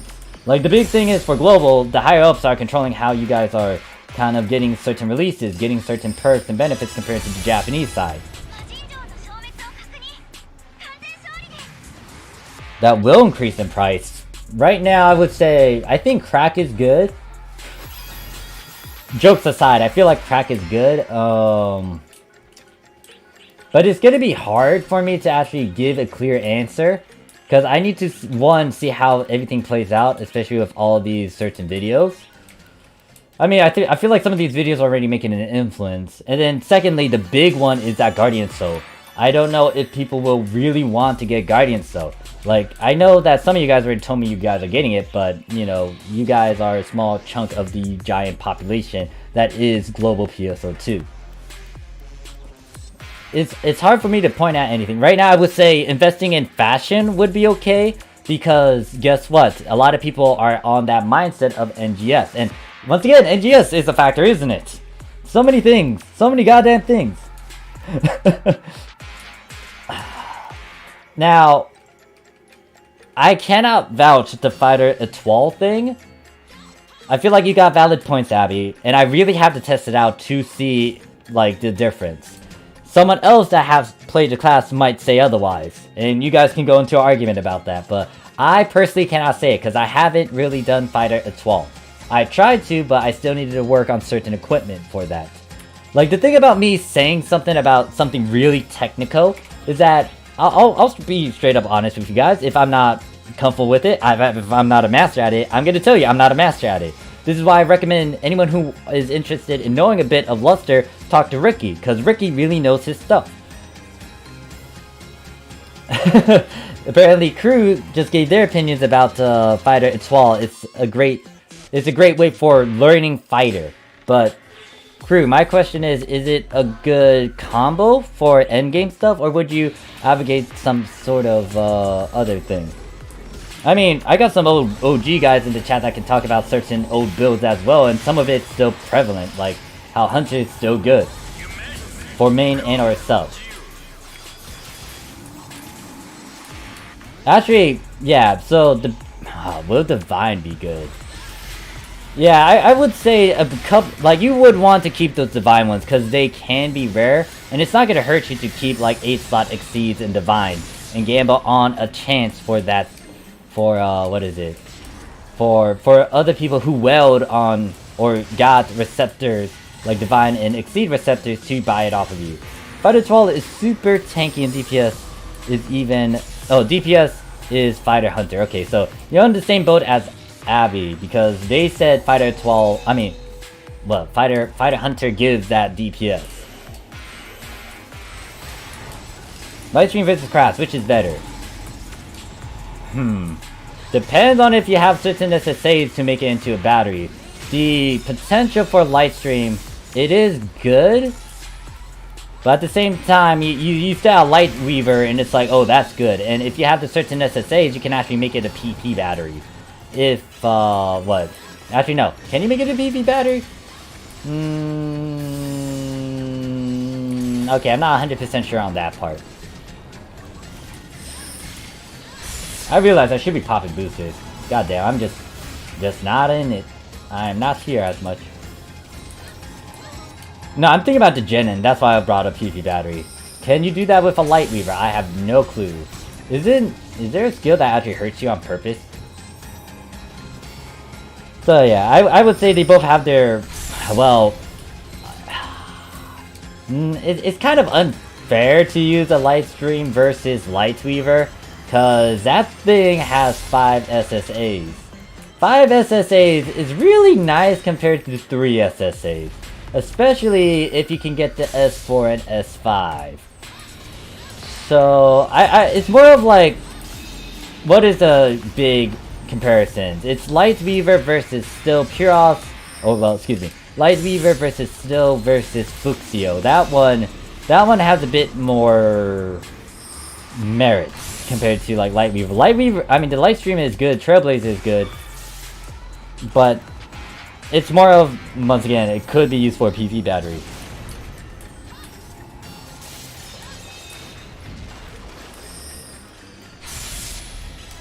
Screens well.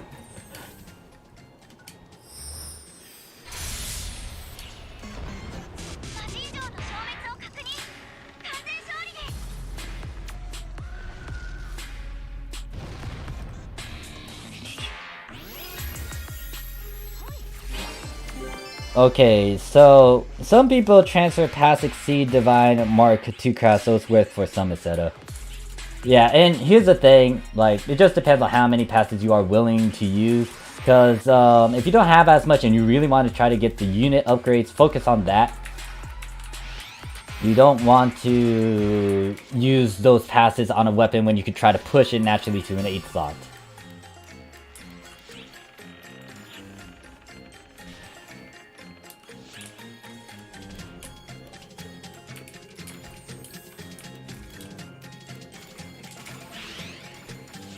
I've been playing the song at the same time. I'm gonna play the same song that I was using in that video. This is like banger. I cannot stop listening to this thing.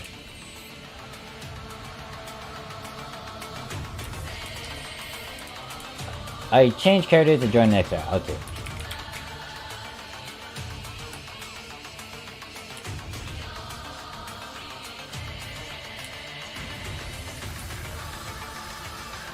Yes, Fluxio.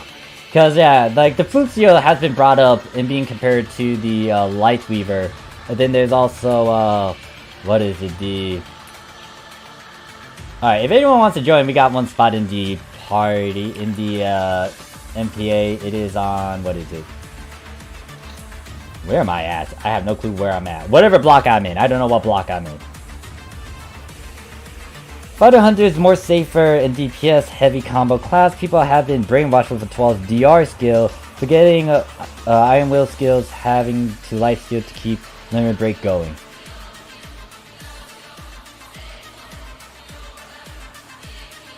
And then Mercy says, Morph, have a character on ship 3 so you can hang out. Okay, a good chunk of you guys are saying that. What I might end up doing is getting that Microsoft account so I don't need to spend some ACs to make a 4th character on this account. So I'll use that one. It's just that now I had to think of like a, what is it, a 4th character and sort of build. So the character that I'm going to put on ship 2 is most likely going to try out Fighter Luster. My 3rd character that I'm going to make, and that might go to ship 4, might be a tank. And then the last character, the one that I'm going to put on ship 3, no clue, what is it? No clue on what sort of class combo I want to try out.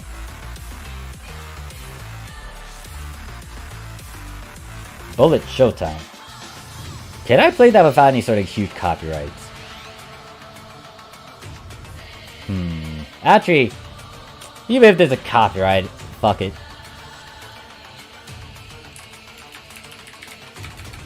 Shouldn't be a major one, I think.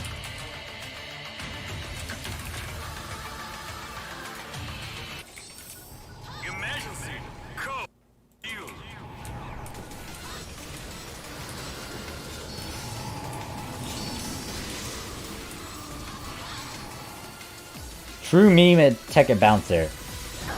I'm not good with Tekker or Bouncer. Actually, Dual Blades I'm fine with. Jet Boots I have no knowledge of. She's like, oh my god, why? What? The Bullet Showtime? Someone requested it.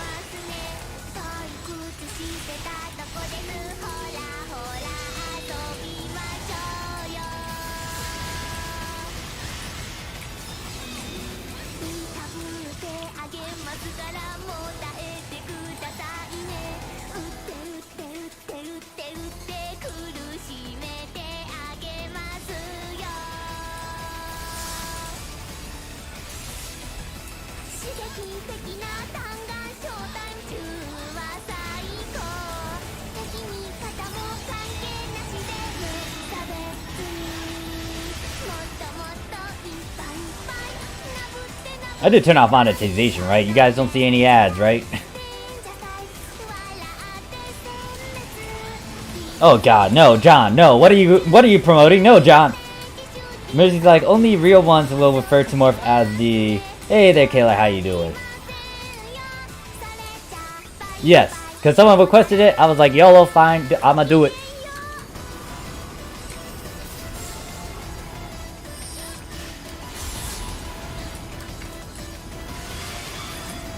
Oh, I love that map of F2. You do? You actually like this?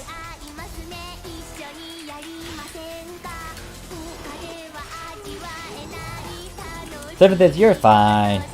No ads for me. Okay, good, good. So, here's the thing. I'm what is it?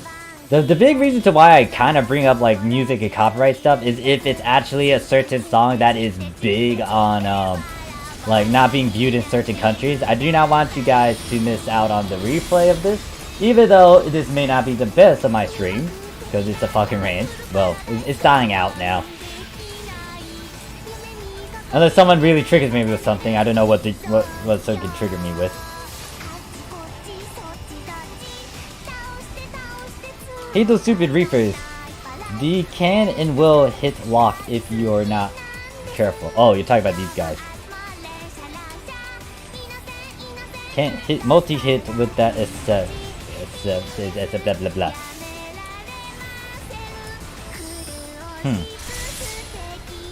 Alright. I don't know, if you guys mention something that might trigger me, I might actually go into a rant about it again.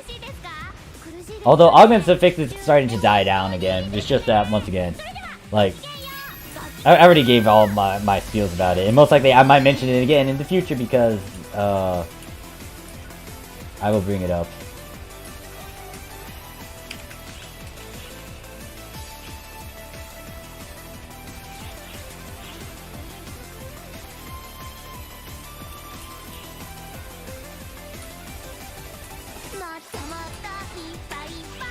Oh shoot, what do I need to clean out?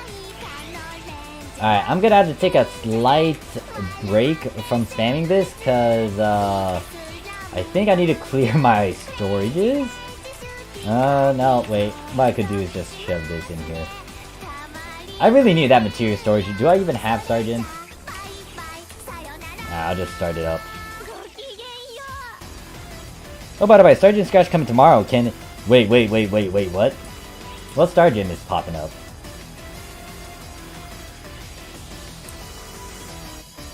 I really need to fix this storage because it is already at 300 for character storage. Oh wait, there's a 13 star. Ooh.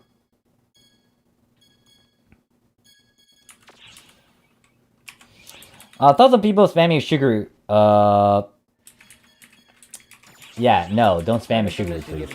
Like, to use it as a dash, understandable. To do it for, I don't know, what is it? Point number one, if you're not mentally prepared. Something else is like, meh. Like, why is that a damage one? Who said that was for damage? It's like, you do that in combination of certain things. My old master would be actually upset if he heard people just spamming the sugar, like, left and right. Granted that I'm kind of half-assing it and doing that right now. Oi. I just realized the music just went into one of my videos. I don't want to hear myself. No.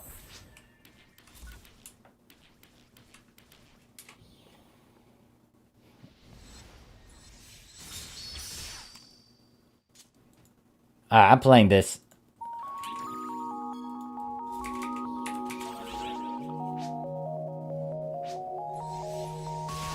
Actually, I am hearing myself because I'm listening to my own stream.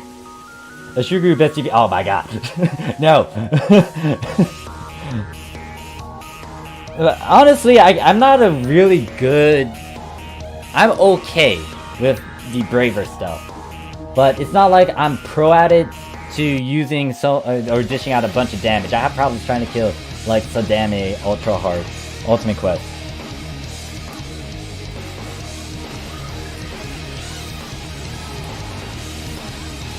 Oh yeah, funny part is I'm still using the old Sakura, or what is it? It's called Cherry Blossom over here. Why the hell did they call this thing Cherry Blossom? Well, I get it, I guess. Cherry Blossom, Sakura, kind of close to each other. I would like it if they kept Sakura instead, but no, they say Cherry Blossom. Alright. Morph, how about the music playing? Oh wait, you want to know what I'm what the music that I tend to listen to? Argument on my units. No, I'm not. Oh wait, shit. Yeah, that's good. Well, here's the thing. If it is the SG support item, you can use the ability transfer to actually keep the stuff that you have and just go +1. That's the point of why I released that video. So you know that if you get a pop item, you can add onto it later.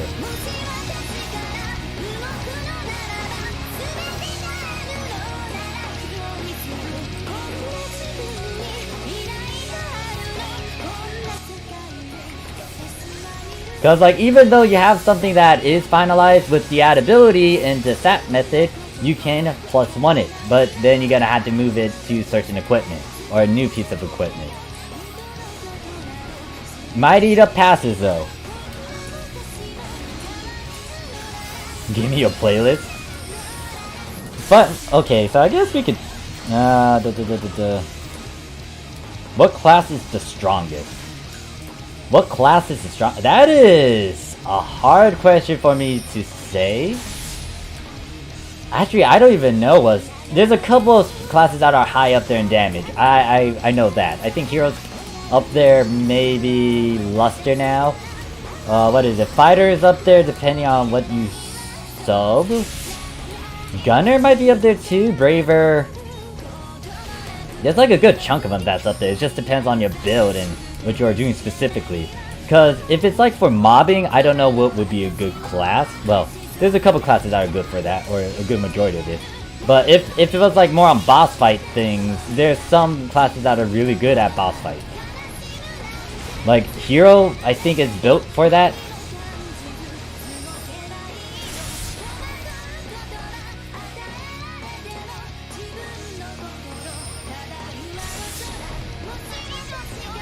Would it be like Gunner or Hero if you play perfectly? And then at Morph, now I remember something. Remember that -20 all attack? Oh god. Oh god. I think I remember staring at that and I was like, why? Why?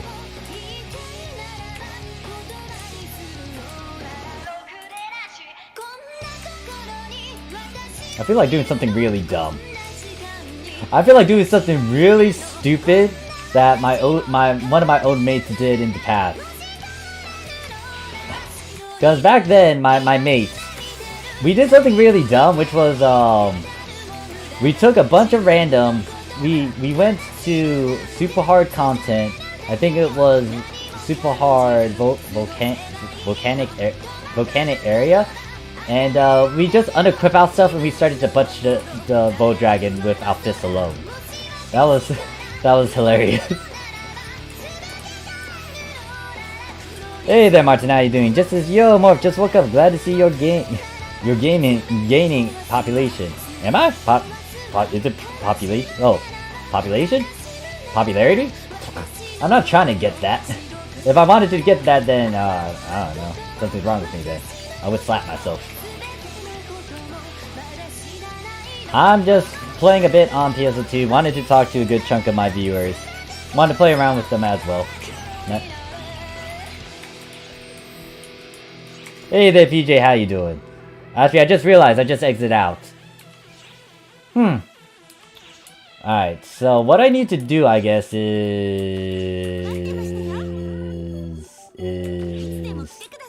Man, it takes a while for me to get to the higher levels. Might be because of these boosters. What can I do?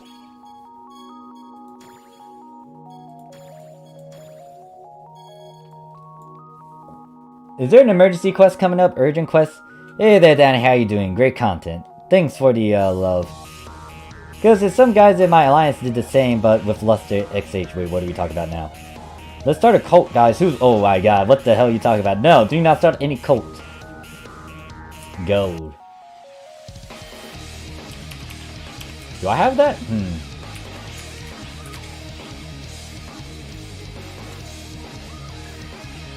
Oh,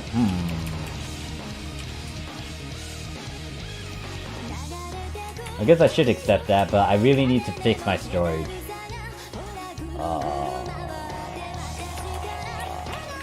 Yeah. The fact that I have a full character storage kind of bothers me, especially since I'm picking up a lot of junk. Joy. Alright, so let's get that. So I do not need these. Yet.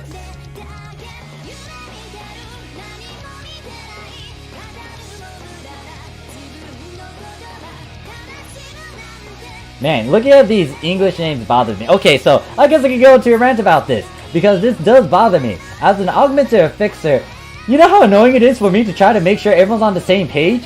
Okay, next hour, alright. So we could spam a couple things. So, the big thing that I have is that the fact that stuff isn't the same name is just pissing me off. Because it's like, if an augmenter or fixer like me is trying to explain something, and I use something called like ability 3, someone's gonna ask what the hell is that? And then I'm gonna be like, I don't know what that is. There's no fucking communication in fucking... Like, apparently they kept crack. Apparently they kept some other names. Why didn't they keep most of it? You know how hard it is for someone on Japan to try to give advice? Sometimes when you don't know some of these names?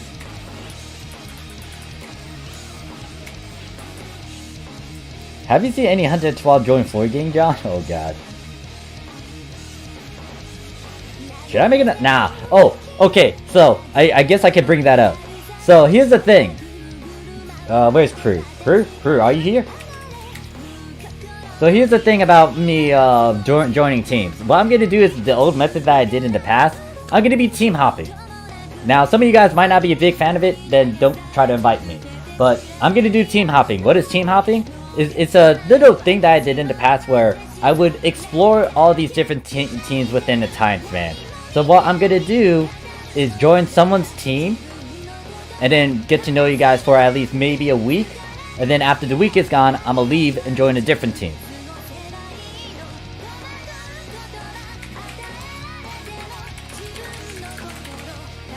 I've done that in the past. Now, once again, in the past, like some people weren't a big fan of me doing that because I don't know, apparently there were spies and it just didn't sit well, but that's what I kind of did. I sold myself. I went around the place. I didn't join a lot of the elite teams, but I knew individuals and I had contacts with them. But afterwards too, like once I decided to leave, my old team, like I decided to go and check all these other teams a good chunk of my pals were in, test them out, talk to all these individuals. I just branched myself out. So I'm going to do that same thing on PSO2 where I'm going to go team hopping. If you're not a big fan of it, do not try to get me. Just, you know, be straightforward about it. Say like, hey, look, yeah, I don't want you to do this, Morph. And I'll be like, alright, not going to check out your team then.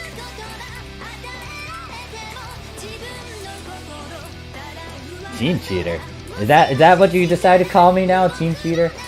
It just allows you to open up a lot more, because if I want to really interact with you guys, get to know you guys, get to know your teams, I would rather be open and free about it, be a freelance in a sense, and see it myself. Why are you bowing? You don't need to bow to me. I am no one to bow to. Join my team for a week someday. Crew was the one that advertised first. So I'll join Crew's team, and then I'll join your team, ECU, afterwards, and then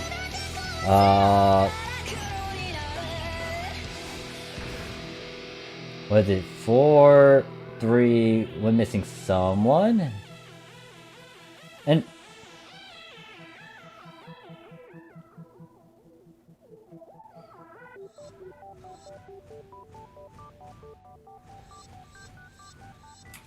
I guess I could experiment with some other songs and see if this is actually playable.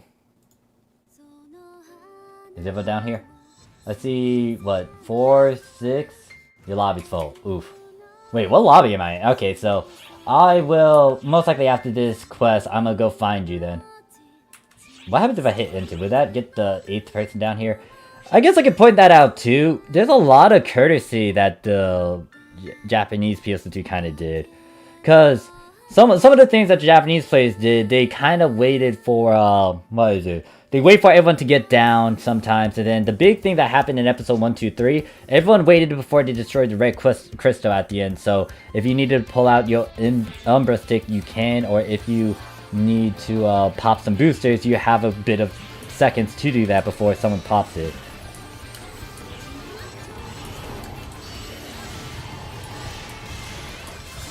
DJ says, you gotta join my team, man, for a week. Triggers, raffles, chill casinos. Alright. So yeah, I'll try to be active within the week too, so I can get to talk to you guys, chill with you guys in-game as well. Because that apple for the win, yep. Can't go wrong with that. But yeah, that's the one thing that I'm kind of a stickler about. I don't like being tied down at times. That's what I did in the past. I will most likely use that sort of thing once again for global, especially since I'm coming to visit you guys. You guys could show me around your team, you know, show off a bit if you're high up there maybe, or want to show some trophies. But I am not staying permanently. Just note that it's only for a week, then I'm out. Because I really want to know you guys. I don't want to half-ass it. I mean, in a sense, it could be like that too. It's like, I'm not perfect. I can't know everyone and remember everyone. But I try my best to do it. A lot of the OGs of my streams in the past with my phone app games, I remember them because they talked in the chat, and I tried to remember them. If they change the name and whatnot, it's gonna be hard for me, but I try to remember. And I would rather just get to know you a bit compared to just, you know, seeing you as just a person. More rant time, please. So, do I want to ask? Nah, I'm not gonna ask that one. That one's a bit too much. And besides, having contacts is good. Knowing a lot more people can be good. It could save you in the long run. Save you, help you so much. So,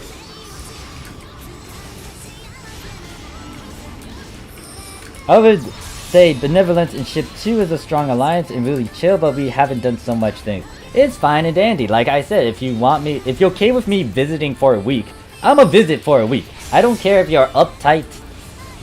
Well, actually, I guess I do have to give that sort of disclaimer.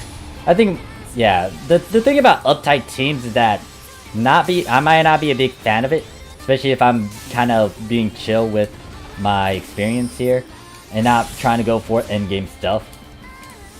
And not only that, I don't feel like the big teams would like it for a guy to just hop around. That was an issue in the past. Lacko says, don't join Ship 2 Banana Paint. Now, that's an old name. Here's the thing. I know a couple people on the Ship 2 that's over there. And they kind of know me. I might... Well, I'm not going to do it on stream most likely, but I might see them in-game. A lot of the people that were in Japan, Japanese Ship 2, are over there in the global Ship 2. Banana Pancakes sounds very familiar. There should be another team that I should be familiar with, or I know their leader. Alright, let me go find... Wait, what? Dark Blast. So it gets unlocked like that? Oh, interesting. I'm gonna pull a sip move here. Morph, please be my friend when you come to Ship 2. I mean, I'm not gonna have any sort of friends anyways. Wait, where's Crew? Crew, where are you? Where are you, Crew?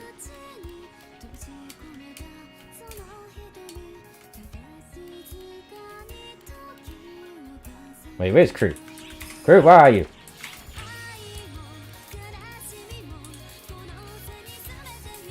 Actually, no, there might be a couple friends that I know over there and shit too. Oh wait, there you are. Hi there. So yeah, I'll join the Uwu Nation next, but I'll join Crew because they're the first one to get me in the past. I mean, when I first started streaming.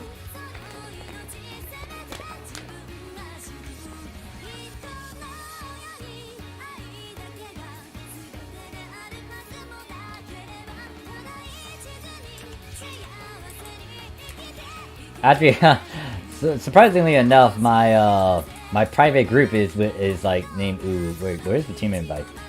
I am a blind dummy. Oh, there it is. No, wait, hold up. Next to you. Wait, do I have to send a...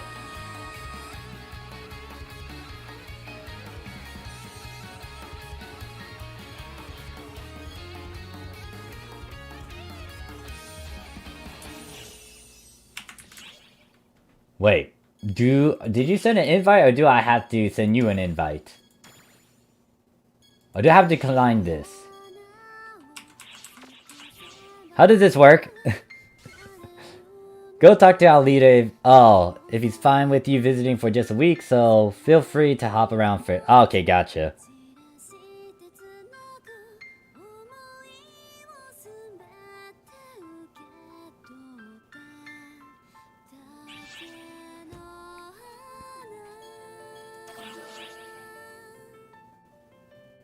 Wait, who's sending me an invite?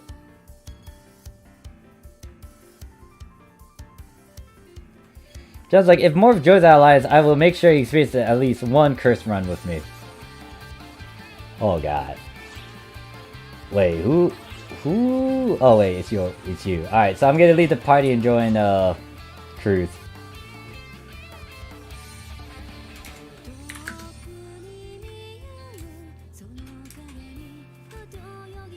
Actually, even if this is only for 1 week, I can take you in my alliance for sure. A lot of people are gonna be happy to see you there.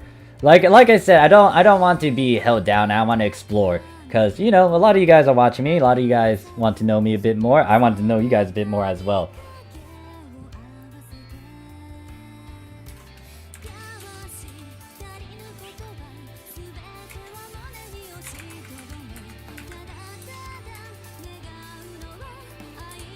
Morph on a mission.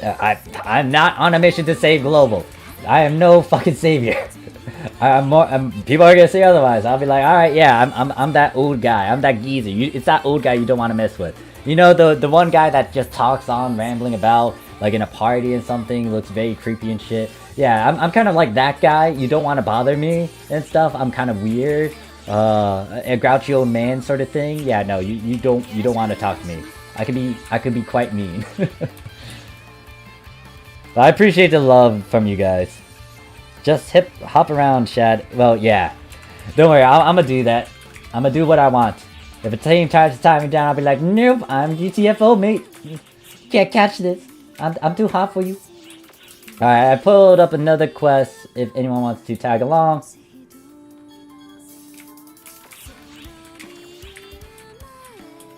I should trade in that 13 star. I don't really need this tier attack stick.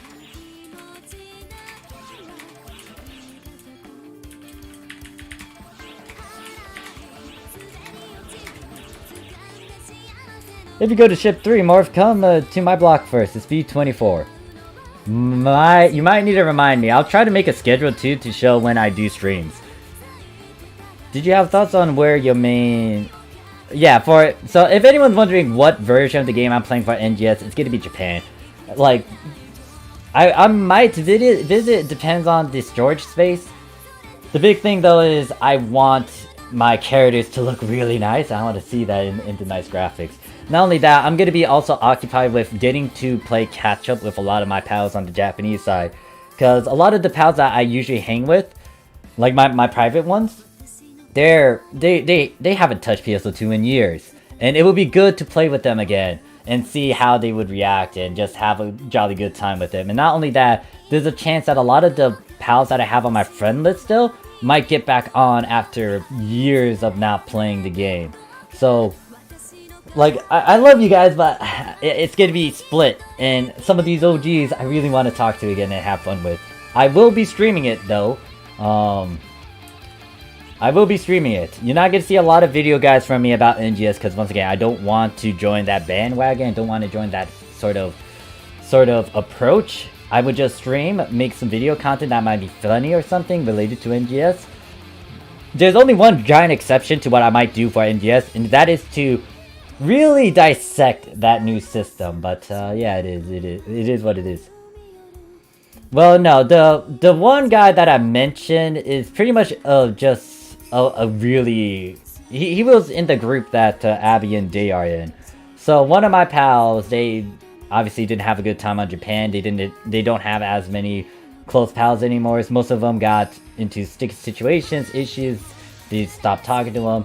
So he's leaving the Japanese PSO2 for global NGS. Or he's leaving Japanese side for the global NGS. It hurts because this dude did pull some clutch moments for me. Now this is just one guy compared to a lot of other people I know. But it just hurts that one of your homies that were in for a giant ride with you, did so many things for you, and they were in that certain block that I was in as well.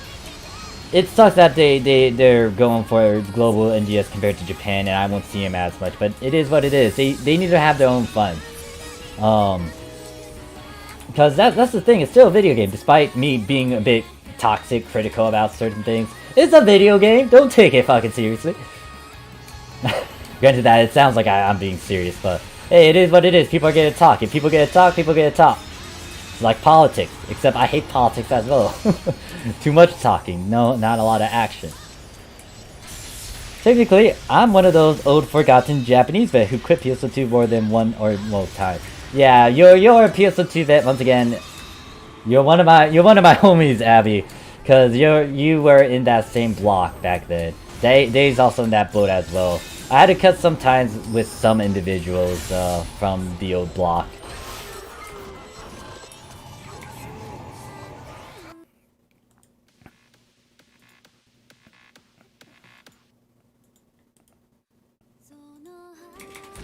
Alright, I had to change some music. Hopefully I didn't play something that might get me in a bit of issues.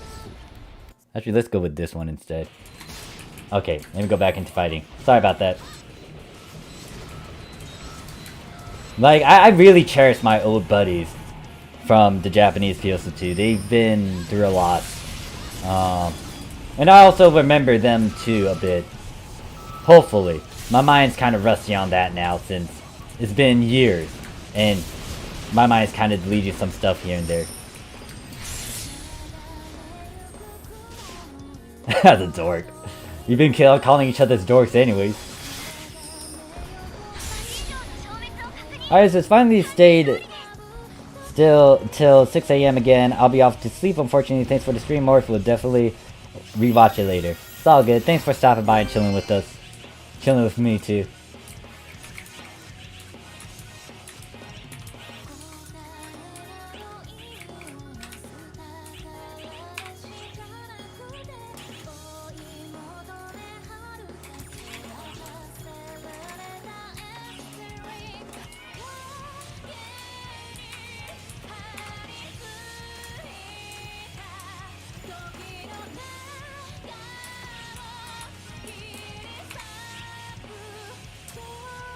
I'm taking forever to do this. I'm like trying to figure out what I need to do.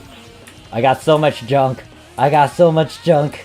Starting all over just is refreshing because it's like, oh yeah, I don't have the best gear anymore. Oh great, I gotta work for it. Oh good. Some people find it a hassle, I understand, but at the same time it's like, it's a breath of fresh air over here. Like when I was trying to go like under the radar and try to do this in the past without telling anyone, that just was that good or smart of me? I have no clue.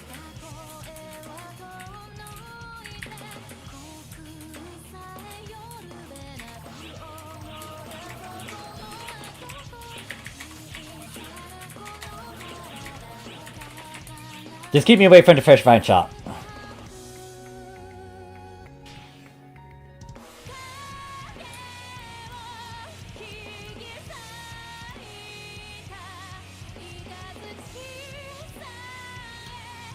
I'm a red rappy. Okay, so I'm a bit confused. How many of you guys wear these rappy suits? Out of curiosity, I'm legitimately curious to how many people are wearing rappy suits here and there. Because surprisingly, I think I see a good chunk of like other costumes, like not just a rappy suit. What else? There's like Toro Koro suits. There's like the frog suit, ghost suits. How many rappies have you seen in the game? I already have like 6 Marines ready for my main palettes for Mako says Sadame is not actually attacking that much. I think Shinkuru or Ridran Glass is better there, or am I totally wrong?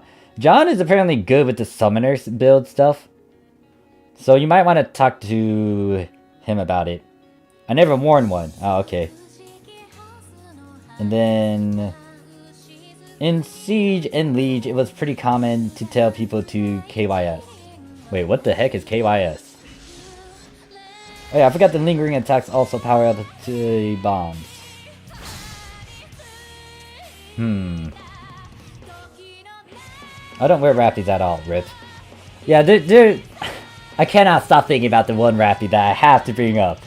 Abby and Day know who I'm referring to. I'm talking about Full Tank, because Full Tank was a legit tank. Like, holy fucking shit. You cannot miss this guy. Because he also wears a pink rappy suit on purpose. I don't know why he just dons it on, but ever since he dons on that pink rappy suit, you cannot forget about the Full Tank. Full Tank, he's the other guy that I knew, and he farmed. Like, he knew a lot more about the farming stuff. The little gimmick that is with that gun slash, I didn't know it had the chance of trying to increase the slots on your weapon drops if it is untech. He was the one that mentioned it. I just didn't know he was trying to tell me something like that. He always told me to get it, but I was kind of a stickler about it. I was like, yeah, no, I'm not a big fan of it. But once I farmed with him a bit, like well, was it a couple months ago? Yeah, a couple months ago, I was just working with him, and then he has a lot of weird gimmicks. Like he was legitimately a full tank. He not only had a bunch of HP, he did a certain different sort of class combo. He had actual tanky augments and affixes. I guess I could be a stickler about that too. Alright, so, I think I already mentioned this, but I don't like when people say they're tanky and they only have fucking HP. You're not a fucking tank. You know what a tank is? It's kind of a vehicle that has a bunch of armor defense stats and, well, not really armor defense stat, but it has armor. It's something you can't really punch normally. It has a good chunk of life on it, right? So, with that being said, why do people just associate HP alone as tanky? That doesn't mean jack shit, because if you are squishy as hell, and you have no defense whatsoever to back up that HP, you are only a fucking sponge. And a sponge, even though you can toy around with it, and it is a bit elastic and stuff, give it a bit of time of stretching and just trying to tear it apart, it will tear apart. So, yeah, full tank. Like, if you see a pink Rappy, sometimes, like, when I see a pink Rappy, I assume it's full tank. They left a giant impression on me, because, once again, they were, like, a bit of my farming buddies. We shared ideals. And then, they also hit 1 billion before I hit 1 billion in the past. Certain weird things that they did, but, like, shit, that man tanked. And he made jokes. Like, unintentionally, intentionally. Because he joked about how people had to give him moons because he's the one that survives in the MPA. He would say, like, 0 moon in the nearby chat, just because he ran out of moons to help everyone. He withstand losers, one-shots, who else was there at that time? I think loser one-shot was the big one that he showed off, and it was like, oh damn, this guy. Also, they did solo ultimate quests as well. When I think about MMO tanks, getting aggro and holding it is also important. Yeah, that's true as well. Can't neglect that. Like, you have to also have that macro or that aggro. Although, isn't that yeah, that's a problem nowadays, isn't it? It's like, who holds the aggro? Because since there's multiple classes that anyone can use, and if you go to MPA, there's multiple people. Like, some people are going to be fighting for aggro, right? Unless, like, there's very specific people in the MPA where only one person will hold that aggro. I guess Sadame, yeah. The thing about Sadame, he's okay, but I'm not a big fan of how, one, you already know his damn movesets, where it's not as interesting. Two, he's pretty much a sponge, but now, the lower the floors, or the higher the floors you go to, he becomes like just a sponge that can hit hard, which annoys me. Now Masquerade, oh my god, I will simp, and I will always preach and talk about Masquerade, because he makes you learn. Like, yeah, I get it, you get used to him after a while, especially if you go through 100 stages of him.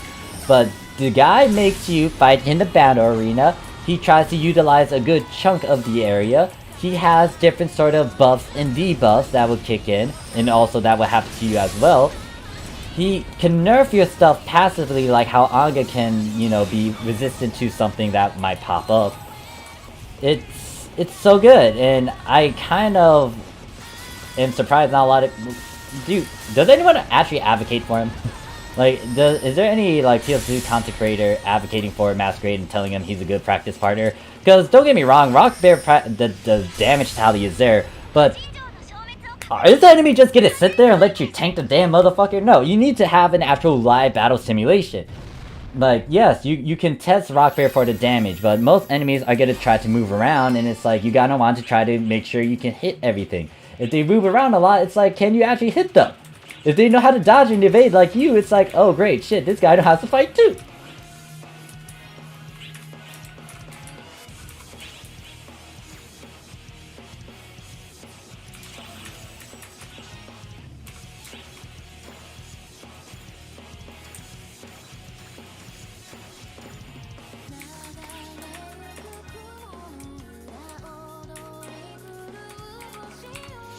Like, I will always, like, if you really want a good practice partner, Masquerade. Yes, he can be annoying, but guess what? He's a good teacher, because he'll make you learn. Especially if you want to try to be lazy, he'd be like, nah, fam, you gotta learn. You gotta learn. Now, what the fuck am I doing? Opening this. Yes, like practicing your parries with the. I mean, don't get me wrong. My OG teacher is X Dragon, because Abby, they point to X Dragon, telling me like, hey, look, I should practice with this guy, and I gave it a shot, and it was really good for me, and that's how I started to understand how to do counters with my Braver.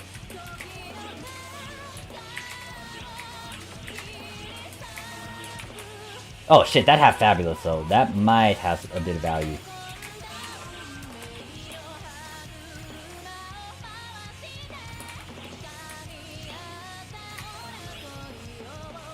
Sure does.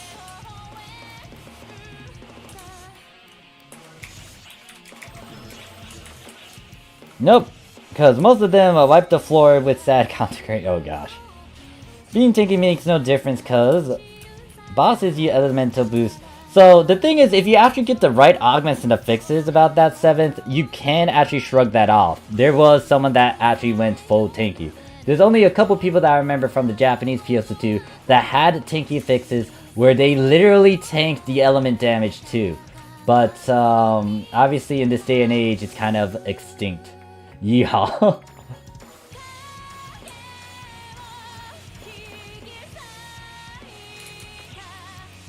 Alright, let me start it up. What did I look behind? Well, what are you two doing over there? Just sitting and drinking tea. Then he's like, you also on my ship, am I? TV's like, it's pretty satisfying catching counters on Masquerade. Yeah, like, the guy's fun.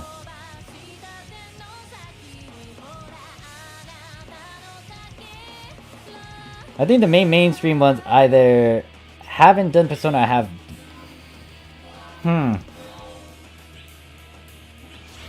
In games like this guy of Final Fantasy 14, you can do an evasion tank which uses high evasion to dodge, which is common for ninjas. There's even a manga about an evasive tank healer. Have I seen that one? I feel like I've seen something like that. Eric says Phalag can be... Oh! Alright, so I do have to get points to her too, because people were using her before episode 5 came out too. I need to actually toy around with her. Actually, I could try to get access to her by doing the Fanatical Phantoms Extreme Quest. Level out. That's far back when I told you and everyone that Dragon EX was by far the best teacher of parries before any other teacher bosses came out. Yeah, I hated Quartz Dragon because it was a bit wonky, weird with their hitboxes. Who else? Bull Dragon, you can easily make him flinch if you just focus on those weak spots. Ragni wasn't really a good practice partner. It's more like he was a nuisance and you do need to try to understand his patterns. Who else was there back then? Balrados, not as bad, but just a Gyarados wannabe. Rockbear, not as good. Unicorn Man was actually a good practice partner as well, but the big one that I went to was X-Dragon. Well, at least you got something to look at too while you're fighting its Phalag, if you catch my drift. Hint, hint, nudge, nudge, wink, wink. Okay, I should be kind of... Okay, there we go. Ah, nope. People learn how you dodge stuff with 1-star what hero on Rockbear. Did they? Huh, I don't remember. The thing about the hero release, especially on the Japanese side, I was never there. So I didn't see the giant storm. Well, I'll guess I'd be blunt. Shitstorm, that was episode 5. A lot of things happened apparently, where they had to go through several nerfs. And it was like just so broken that everyone was using it. John says, more Story Flag is the best training partner, and since she will always scale to be higher than your gear, so even with gotta fixes, she has the advantage over you. Interesting. I might try to see. Okay, so that means I have to try to go through the story content all around the Japanese side. Still on episode 3, goddamn. I see what you did there, Killer. I didn't miss that. I see.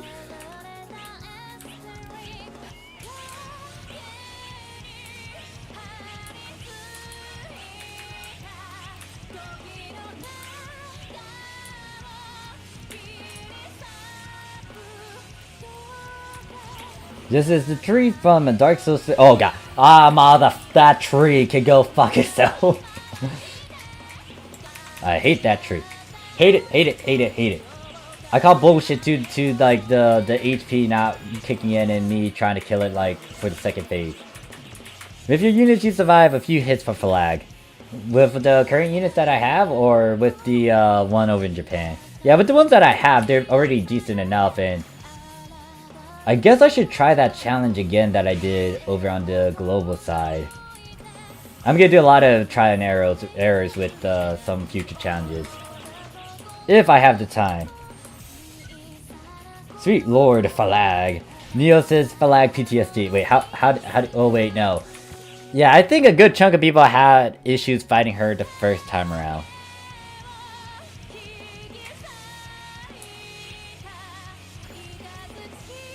Haha, beard.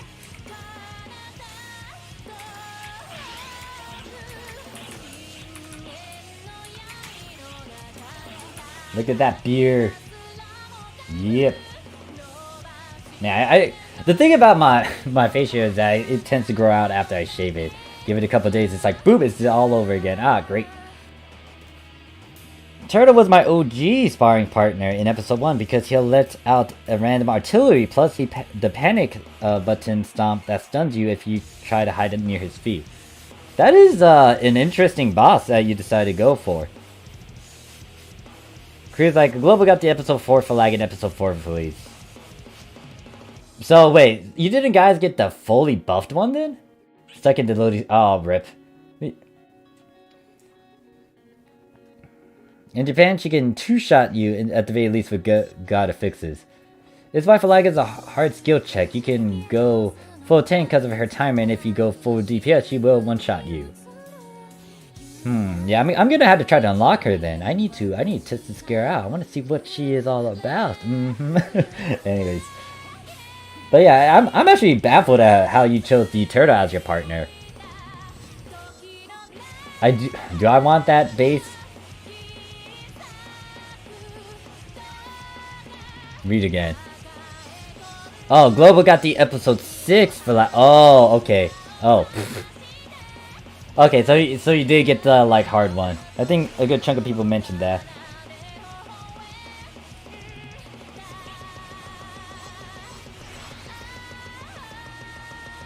I'm a ranger, so I do not need to counter.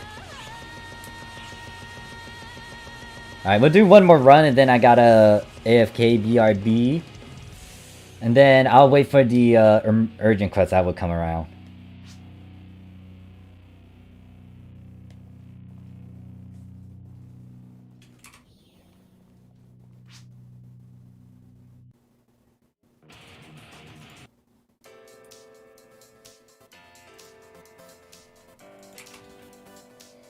Haven't you checked notes, but I think it's the buffed unnerfed Falag and Globo. Huh, yeah. Like, yeah, how do I, it's global. Global does global things.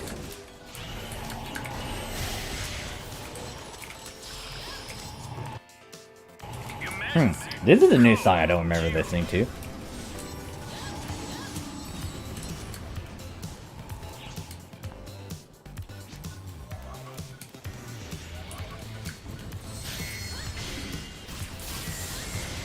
Yeah, so my old master, the first person who ever taught me how to go about doing braver stuff, they told me to mix up the full-ton actions. I think the big thing they showed me was like the Shinke? What? Wait, no, what is it called over here? I'm gonna need to stare at all these things that I might have. No, I don't even have a bunch of them.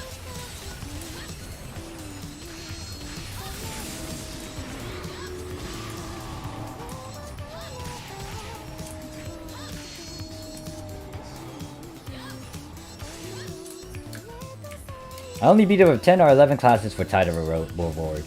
Yeah, I do need to still do that.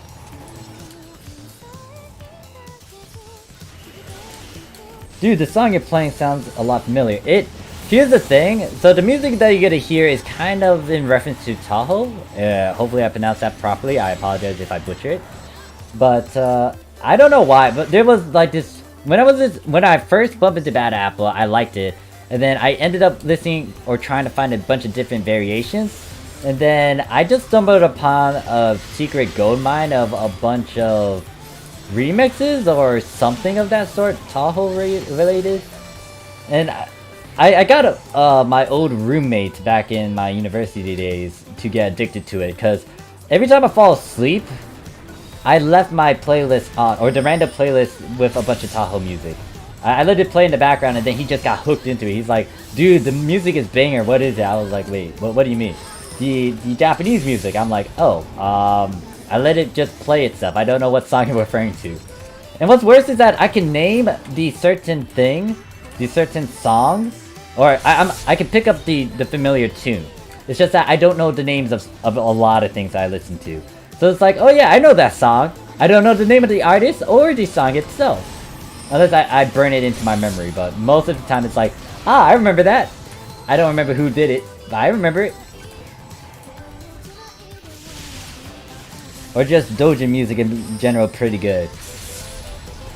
Like, do I want to talk about that?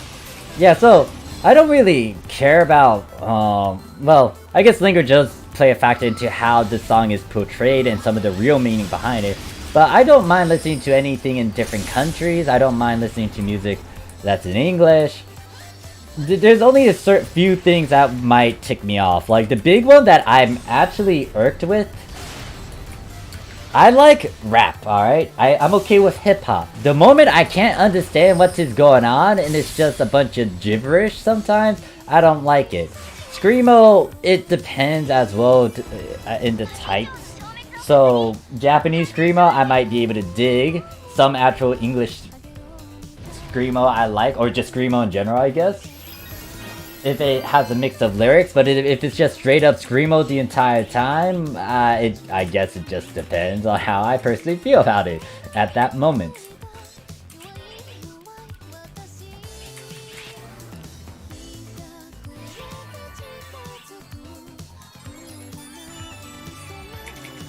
No, but the big thing is, like, if I can't understand them, though, especially with rap, I'm not gonna be a big fan of it. Yeah, I'm gonna be AFK now, so thank you guys for helping me in the MPA run. Should I say thank you in the open chat? I am gonna AFK because I need to go cook something. I'm gonna leave the stream as it is, so I'm gonna be fooling around in the lobby. I'm gonna just put a BRB sign. Actually, can I? No, I cannot use G shades on this. RIP.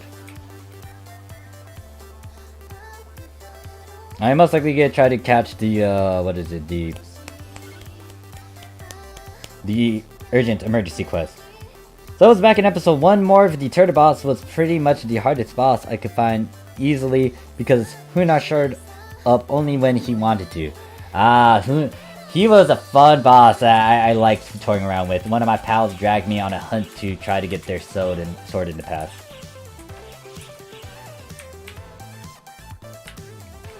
Bull Dragon wrecked me in episode 1 on SEA. Cause Showcase is same, and somehow I ended up listening to solely doujin music. Oh yeah, I'm laughing at that one episode when Connor heard doujin music from Callie and the Trash Taste. It was like, doujin music? What is that? Is that what I think it is? It's not what you think. It's not like that. And just a heads up to anyone who's listening as well, they're not familiar with it. It's not like that. Doujin is pretty much fan-made stuff. It's fan-made music. Alright, I'll can I share that? How do I share a playlist on YouTube?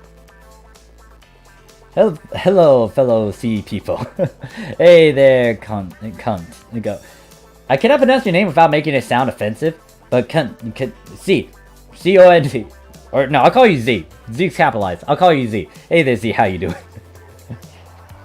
7th is like, how much did it cost for you to get the Iron Man? Oh, this thing, someone gifted to me. I didn't want people to gift stuff to me, but apparently that happened, so.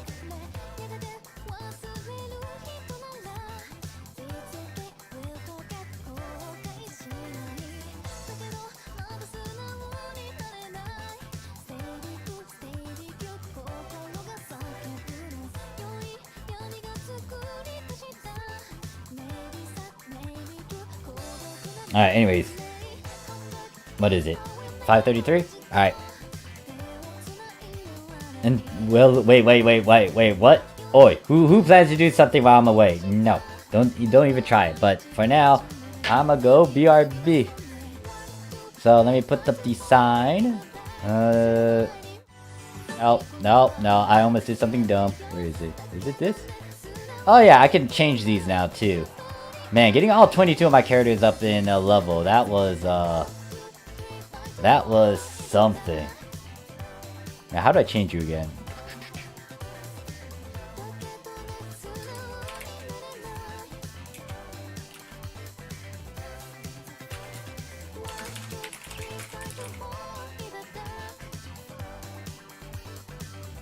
Alright, so I'm gonna take away the video camera. You might hear me talk, but I'm gonna go cook some stuff.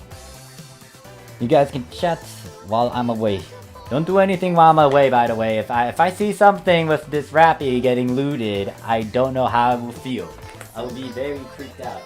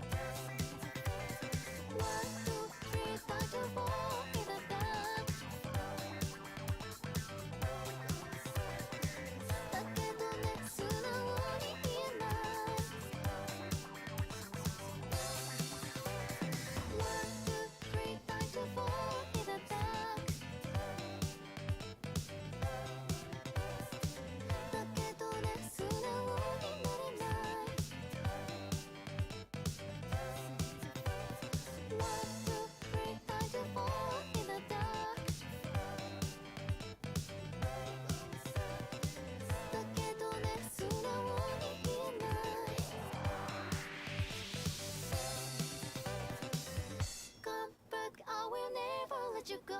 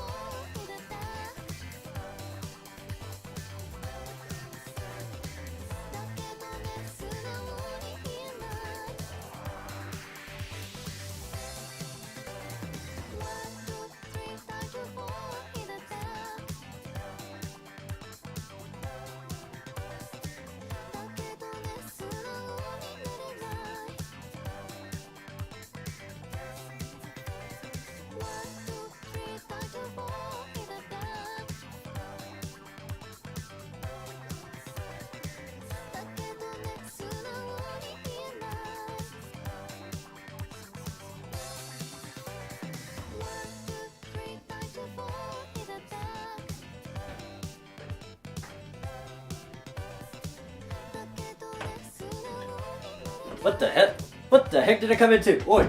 Oi! I knew something was going wrong. I was like, wait a second. Am I seeing this correctly? I see like chairs and stuff all around me. People just swarming me and doing the rappy singing song. What the heck is going on?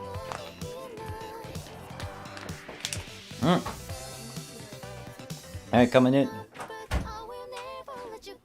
streaming, are you? I am streaming. Oh shoot. Ignore me. You do not hear anyone around me. You sure? That's so cute. Oh my god! Oh my gosh. Don't make me turn on the camera. No. I'm gonna turn on the camera. I dare you to. I did. Now they see a bit of you. Well, I'm gonna be in the cosplay I ordered anyway, so. Stare at the rappies. Stare at it. So cute. I love how the camera's not actually catching your reaction. Good. What do you mean good? All I see is like. Turn more towards the left and All I move. see is a pair of scissors. Don't stab me with that. I'm not. It's so cute. I'm ignoring the guy that's like chair dancing. You're ignoring the guy that's chair dancing. Damn, sis, you're brutal. Worse than me. Hey, Shame. hey. I chair danced before, so I can't ignore it. Oh, 'cause wait. I've done it myself. Oh yeah. Wait, why you decided to say that in the stream? Oh yeah, Why? I chair danced. Well, so did you. Yeah, I did, but mine was lamer. Keep it on record. More chair dance. What? They No. care more about you than me. Okay, is this true, Chad? Do you care more about me or this person behind me? Ow! Of course they're gonna care more about you. She slapped me. Assault! Assault! Assault! Oh, she grabbed my neck too. Assault! Okay, I'm gonna change to the cosplay and see how it looks. Well, you gonna invade the stream again later? Do you want me to wear it? If you want to show off, sure. Ask them to guess like what it is. If they do, then I can pull up pictures. Gosh. Love how now people are getting into the camera. Anyways, where am I now? Whoa, okay, everyone's invading. Jesus. What did it come back into? What is this chaos? Cute chaos. I don't really think it's cute. Sis, do you not see what's on my screen right now? I was staring intently at something that was not exactly cute. I'm trying to try this on. What? You missed the thing that I was staring at. What? See, look at that. Look at that. What do I see? Do you not stare at see it? I'm busy looking at the cute. What cute? You can barely see the cute with like some dude the Sakura thing and then this thing. I'm just staring at it, okay? I'm more focused on the cute. There's a new one. Aww. My sister's just saying cute. I'm just cute. focused on that right now. Dual chair stream. Wait, what? No, I'm not doing no duel with my sis. That'd be weird. You can't even do it. Oh wow, she hurts me. She wounds me hard.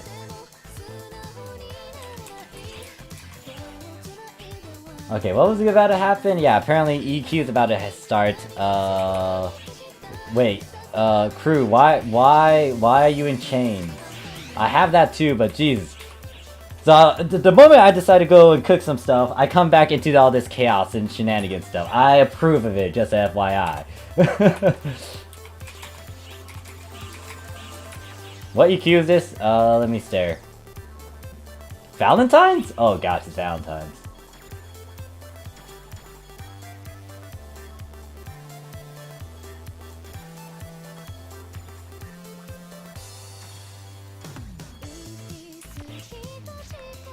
Say that. Wait. I am not the master. Nope. We only do this because we love you. I love you guys too, and I'm okay with this shenanigans. I give a thumbs up to it. I like chaos. Well, not too much of it. Too much chaos is equal, I don't know how that would fare.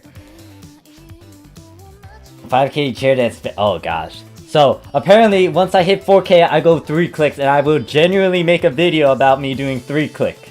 And then I guess 5K. No, do I want to even do that? I don't know. I'm not utterly confident with that. My sister would like show me up. This is chaos for you? Not really. No, I've seen worse. So there was. Oh wait, I cannot. I want to share this so badly, but it's going to put someone in the spot, and I really don't want to say it out loud. It's kind of bad, and if you were there, you know what I'm referring to. So back then in the Japanese PSO2, there was like a certain drama incident that happened, and like ship 20 got. So back then, because of B20 being the notorious block, so in ship 2 block 20, a lot of people came into that block one time to see an announcement from a certain individual, and it was a lot of people. It was like so many people that when you looked around, there was like a lot of avatars like on the floor, on the space. It was like maxed out. I cannot say what it was though, because yeah, nah, I'm not gonna put myself on in the spotlight. But yeah, it was big, and it surprised me because I never seen so many players go into a block and just stay in the lobby area where it's like a bunch of characters like trying to load in.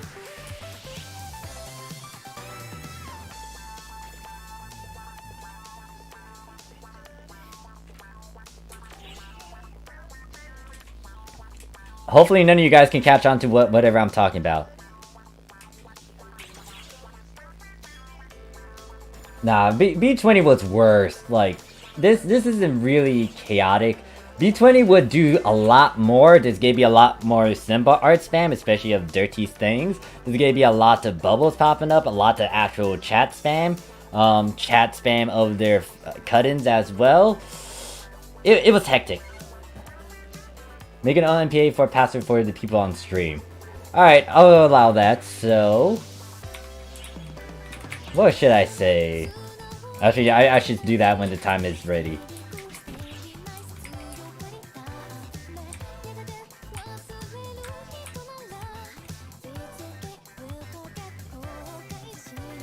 Alright, I guess I should set that up now. So...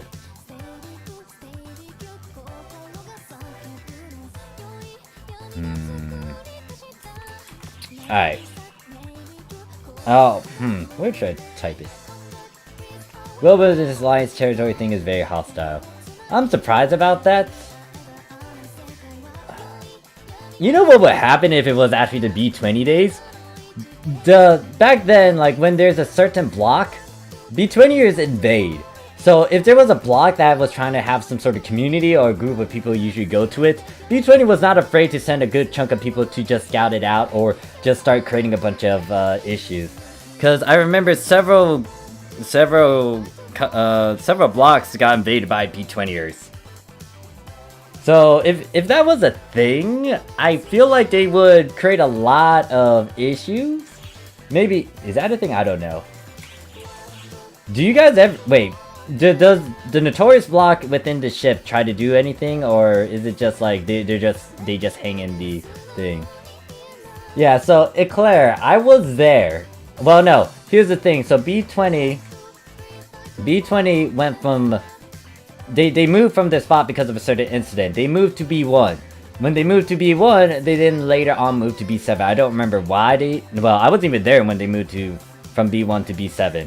But they did that, and then it just, died. But not only that, like the the actual B20ers or the ones that made the block notorious, they're not on the Japanese PSO2 anymore. I feel like they kind of moved on to global, because I've been seeing a couple of names that have been popping up. Ship 4B1 is the only weird during concerts. Who's better, Floor Gang or some PSO2 grandpa and his flunkies? Flunkies? Wait, these people aren't flunkies, they're not my minion. Let's just imagine the territory wars for NGS. Territories for war for what? Okay, there's this giant tree. We're all gonna hang around this tree. You know what? No, your team. Sorry about that. What is it? Your team. You can't go near this tree. I declared this tree as our own tree, and then you fight. I swear, if they got PvP too, that's gonna be ridiculous to see like people fighting over like an area. I will not be able to fathom that. How long did you get? How long did it take you to get up to speed from level 1? So my goal was to actually get to a good level to equip my noble. Excuse me, liberates units. So it took me, I think, maybe that one stream when I first entered into global. So I think it was 8 hours? Roughly around 8 hours, 9 hours? Because, like, rule of thumb is you want to try to equip something that's decent to help you survive with survivability. I don't know how it would feel if they started to incorporate PvP for Phantasy Star, especially since it's been PvE. I mean, I could definitely play around and have fun with it, but...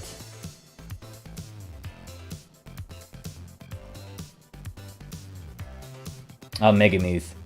Lobby action.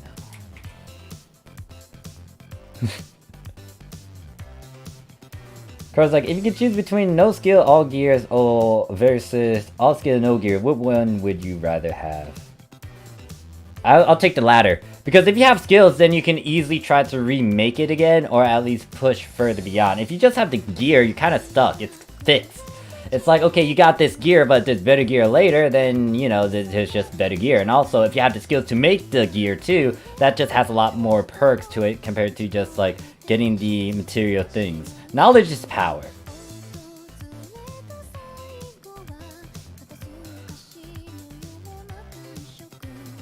Alright, let me swap this.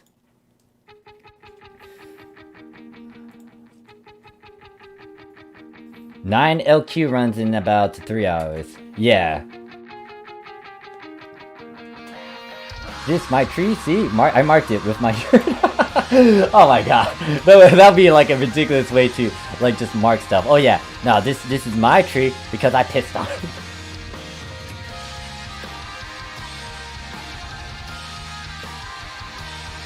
Alliance Territory Wars is crazy. Would that be a thing? I don't think that would be a giant thing for the... Well, there are some issues like that on the Japanese side. So if they do something like that for NGS, I don't know, I have like a lot of question marks. But I might be that one weirdo that would try to talk to said individuals in said block and just get to know them. And before they think I'm a spy and then they scream out spy and then they want to go on a witch hunt against me.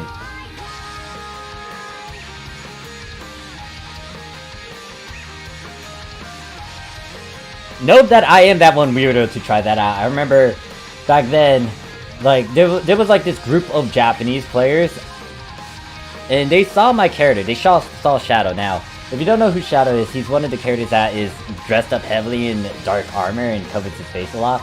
Apparently, I attracted the attention of Japanese players, and they kind of got me into their group and tried to talk to them. It was quite weird because, you know, broken Japanese. I was using common Japanese phrase in a broken way. What? Oh, okay. So my sis came back. I don't know if the camera could show you. You gotta go on my level. So, is anyone a Persona fan? That's Persona reference, right? Yeah. Yeah. So.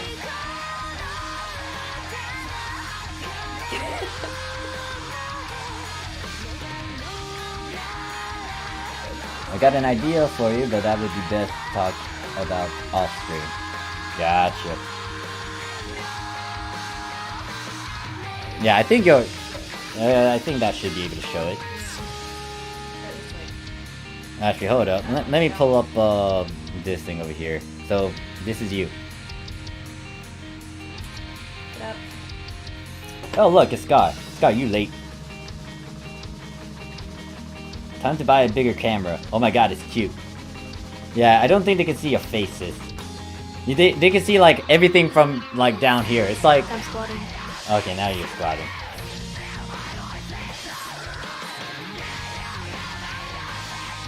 Oni-san is back. Well, how did we call you? One-sama. Yeah, so we could call her One-sama every time she comes in, alright, guys? And gals. One-sama. No. Oh god, me singing that voice is kind of creepy too. I apologize. Oh god, that's worse. Oh shit. Is it really that bad? Oh my god, that sent like shivers and stuff. Why? No. Alright, so. Alright. Yeah, that's right, I got it.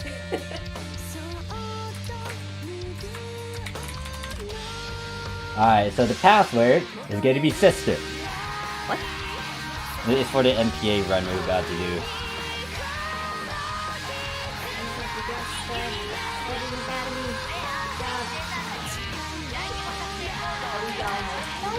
Alright, make sure to clear the verses.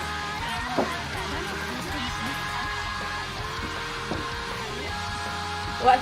The magic wall. Hey, wait, what? What'd you say? What? I said what's the magic words. Please? Oh. See we play. Por favor. What are Danka. Danka. Wait, that sounds weird if I try to say that.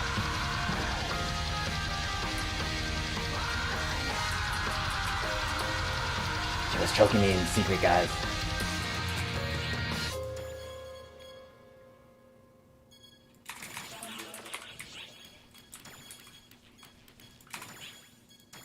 I really need to clear my... I have a lot of this stuff. Get this out of here.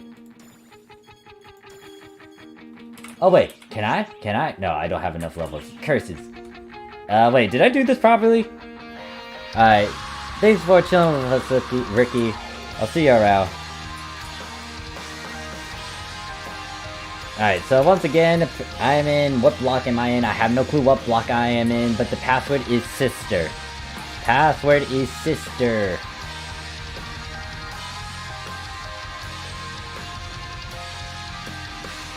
And I'm also doing this on super hard. Alright. See you around, T. Wait, what? It's not like that. It's just that my sister decided to invade, and I decided to use her as the said password.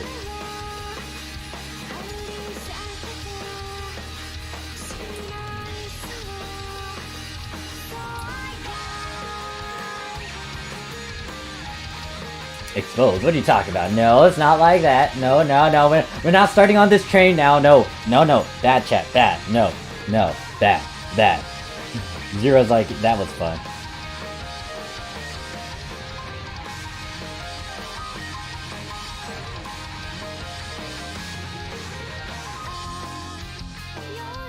Should I open up the MPA if you do not get a full one, or are we just get chill? How do I share this playlist anyways? This is not my own playlist, it just picks up anything that I tend to listen to.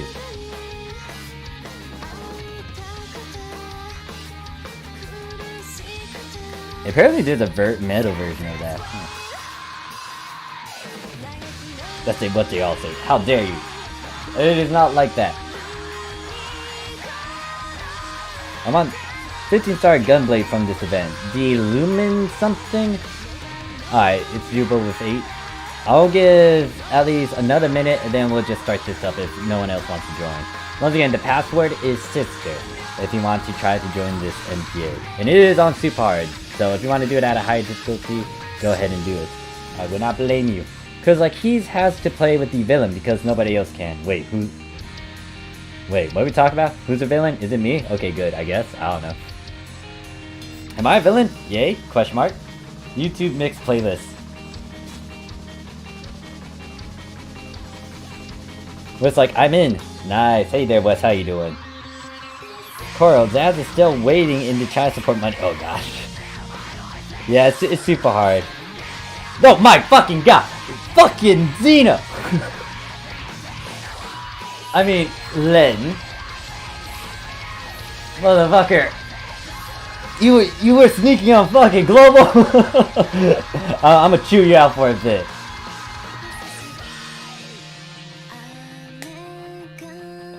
Yeah, I'm surprised you decided to call me by my character name.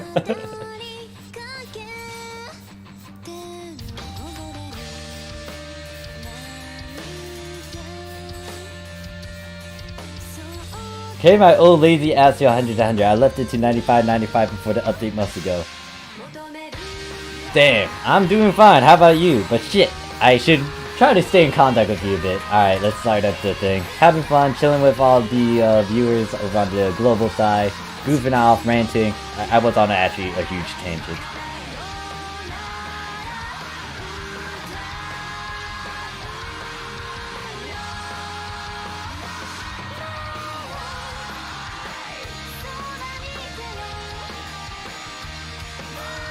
I'll go to whatever side me. I think I'll just go left. Let's see.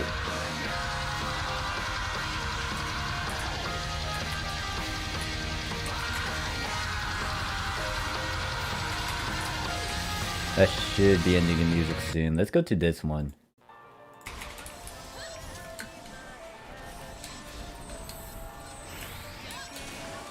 Yeah, I'll go left. Uwu says, "Hi friend, how are you?" Hey there, Uwu, how you doing? Len's like, "Thought you could use the flashback, haha, my bad, and I'm good. Haven't been playing much life stuff, but I'm the good." Man, so, do I have permission to talk about the past? With you, especially, Len. Cause, like, I cherish those old memories we got.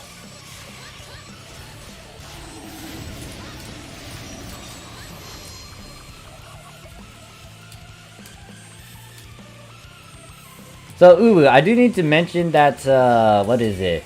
So, when it comes to me joining teams, note that I will be doing a team hopping strat, which is me just checking out a team for a week, and then after the week is gone, or passed, I will go to a different team. If you're okay with me doing something like that, then, I will visit said team. But if you're not a big fan of that sort of thing, then I will, you know, not do that for your team. So, if you guys don't know, fucking Lin over here is giant Odie from back then in the B6 days. They helped my ass in small little things like the X-Cubes and Photon Spheres, and we had so many good memories together. We did a bunch of ridiculous stuff. He helped me try to make a new team too, but we're both lazy as hell at the time, and we were kind of preoccupied when we tried to make a team. They had a huge impression. Hachima's superior. Oh god, eating spiders. But yeah, like fucking Lin. Oh man, it's good to see like a good chunk of the old V6ers.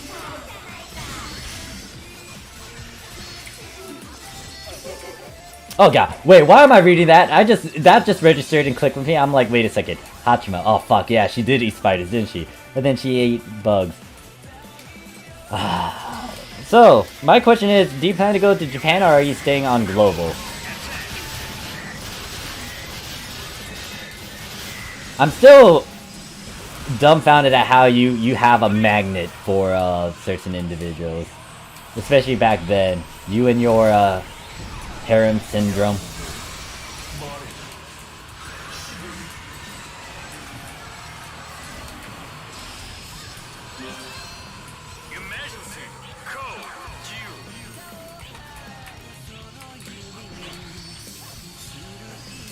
Miko ate spider too. Oh god, why are we talking about VTubers eating bugs and stuff? Fuck. Embrace. I need to pick this up. Thank you, thank you, thank you. And then let me just try to shove all that. This is why I want bigger inventory space. Fuck me.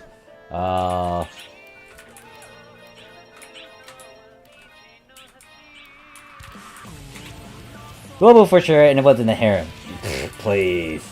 Well, shit. Well, we had a good... Well, I mean, I will be still... What is it? I'll be visiting Global every now and then, so... I am most likely going to stay on Japan, though. Once again, I am running this on Supard. Anyone wants to join, the password is sister. It was a reverse harem. In my alliance, it says 10 people haven't had any recent logins and don't know what to do, and don't mind you doing that. Alright, so... I'll wait on crew because I did say that I'll join their team first. They did offer it to me when I first got into the game. So I'll go to your team next, depending on what is it? The decision. But it's good to know. Alright, thanks for that. I'll bother you if things happen. Scar's like shaking my head. Why are you shaking your head? Why are you shaking your head, Scar? Don't you dare do that. Hey, Scar, you ready to do some weeklies on, like, Wednesday? Weekly hells for, fucking Japanese PSO2?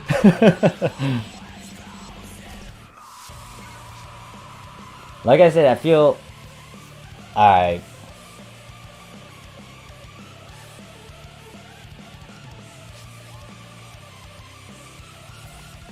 Rincoro's more famous than me. Wait, then what? Who? The hell's a Koro? Koro is one of the people in the chat. In the streaming chat.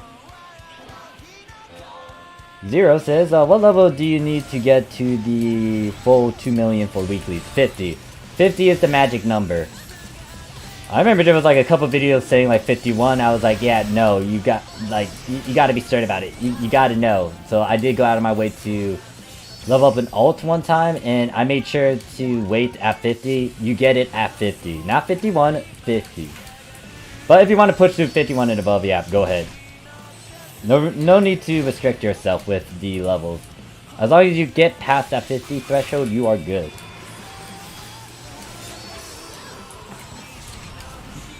I feel like you watched a certain video that might have said something. Here's the thing. If you plan to use multiple characters, why are you trying to go for multiple characters? Are you trying to do the fixed Meseta income, or are you trying to actually get a bit of perks out of it? Having a few characters isn't as bad, but if you plan to invest, that's when I'm gonna, you know, ask a good chunk of questions and see what's a good position for you. Of course, that's like a Raditz Yamcha to me. And it's like, just wanted to stop by and say, hey, let me know if you're on Global PS2. We will catch up. What ship are you on? You can always hit me up on Twitter or Discord as well, Len. The information should be in the description if you want to join or whisper me. Probably won't ever jump back to Global. You don't have to tag along with me, Scar. I'm only doing this for, you know, to alleviate my boredom and also just to get to know the viewer base a lot more. Derek's like, I only have 2 characters. Ship 1. Okay, so I'm on ship 1 as well. So we can catch up. Your Scar is never here. Heal. Yeah. But yeah, I'm gonna drag you again on our weekly hell, by the way, Scar.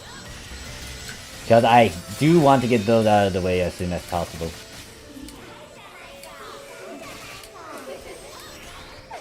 Alright, you know what?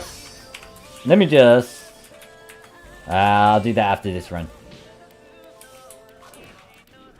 Gosh. Like, don't get me wrong, there's a lot of perks, but that is a lot of micromanagement. I'm starting to lose that patience with so many characters. Leveling all 22 of my characters on Japan was a pain. Like, it's nice for me not to try to go like, oh yeah, I need a power level on this one. No, I'm taking my sweet time. I am not trying to be in any rush whatsoever. I'm not getting any trophy or anything out of me trying to power level.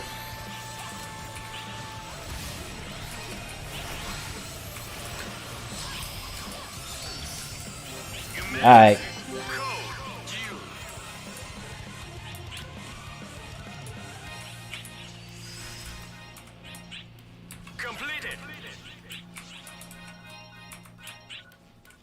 All these goodies.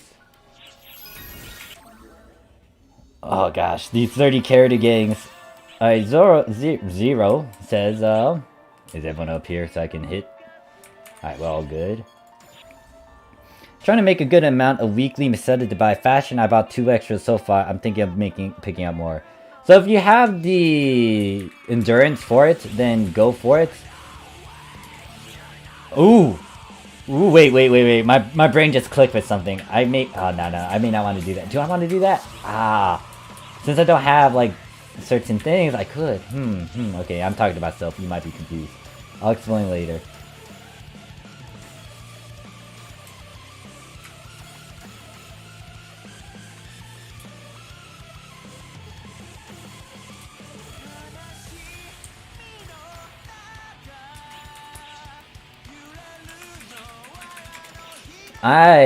I just realized you guys do have the Whipper and Slayer stuff, and I might want to fool around with those over here instead. I'm mostly for outfits and accessories, and emotes on all 30 characters are female. Dang. Yeah, the thing about... Here's my thing. Like, there's other ways to try to get Meseta money in the game other than the characters. Now, having a couple characters to benefit you in terms of the passes or... what is it? The passes, the extra character storage, having, you know, just other alternatives to do, or alts to use so you can do divides. So it's not bad to have a couple of them, but going crazy with all 30, that just depends on what you want to do. Do I advocate like 30 characters? No, like it just depends on how you play the game. If you're not big of micromanaging stuff, then I would say try to work with a few characters at the very least, and then try to capitalize on some money gains, or just work with that one character you have and then use alternative ways to get a good chunk of it. Because here's the thing, X cubes you can trade in for grinders, which can equal a bit of profit. If you farm actively while trying to farm and gamble with the stuff to drop while collecting a bunch of X cubes, you're getting some fixed income while also gambling on the chance of getting something that might sell on the market if it is on popular or high demand. Dang! Rant about death of hybrid. Oh, so thanks for that drop, Abby. But let me do complain about that, because the thing is, there was so many things, potentials to do with a build. Oh, I forgot I also had that emote. It's like, in episode 2, there was this one guy that I met in-game. He did some really weird builds, but he was making it work. And it was questionable, but, you know, it wasn't as if there was like a bunch of meta stuff going on. But when they start to add 13 stars, that starts to kill off the goddamn possibilities to do various class combos. And then the big thing that annoyed me is how the weapons are actually pretty much locked to your main and subclass. It's like, or it kind of takes that into consideration. So if I had an all-weapon katana, and if I'm not using Braver as a main and or sub, you can't really do much with it. You can't put certain lobby sure, you want to use the lobby action when you use the katana, no. Photon arts with that. There was potential to do a lot of hybrid stuff. I mean, obviously you can still toy around with that and kind of do it, but it's like, there's some stuff that is definitely meta and it just overshadows all these things. And the exploration and just testing out some stuff is kind of dead. It's now just stuff that is set in stone, stuff that is factual, stuff that is quote-unquote better than this old obsolete thing. Because I still have a hybrid from all the way back in episode 3 all around the Japanese PSO2. It's, what is it? Oh, no. I'm not playing VTuber stuff. I have no clue if that has copyright. But the thing is, it's like, I still have a fighter bouncer.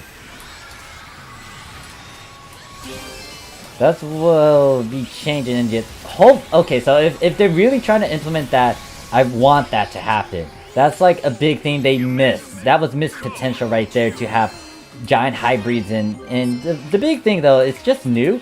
People are not gonna know everything right off the get-go. So it's gonna take some time for people to experiment and see stuff.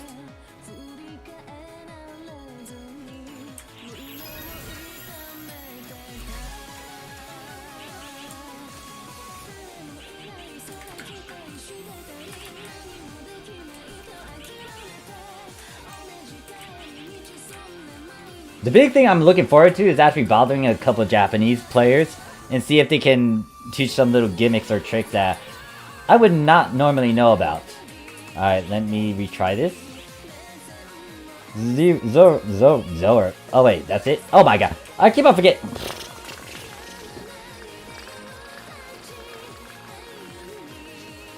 Why is there a fucking limit? No problem for the party. Thank you guys for joining along with the NPA. I swear, I thought this thing does not have a limit. I thought we could spam this multiple times. Oi, Scar. Remember, like, Scar, was there a limit for the urgent quest, emergency quest for Valentine's for 2020? Oh wait, no, I think there was a limit.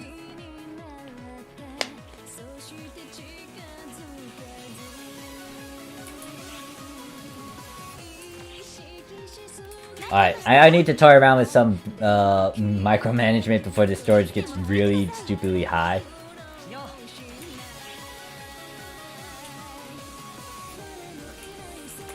I'm trying out Gunner and Bounce it together. And then Crow's like, hi, I'm Morphsuit America, and I blame Cor- Wait, what? Oh, fuck. You made me read that! God damn it, Crow. No, I don't think so. Okay, so yeah, it's weird that there's a limit for this. Because I think you were able to spam this at least 4 or 5. Oh. Okay, that's dumb if it's that old version. Oh yeah, I guess so. Yeah, because you guys don't have the... Wait, that is the ultra hard Ultimate Quest version.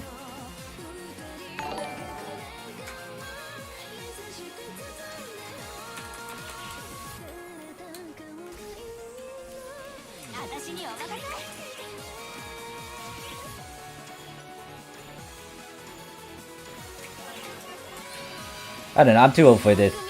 Who subscribed? Oh, wait, no. It's showing the thing. I forgot to have an animation for, like, people doing the, what? Donation super chat.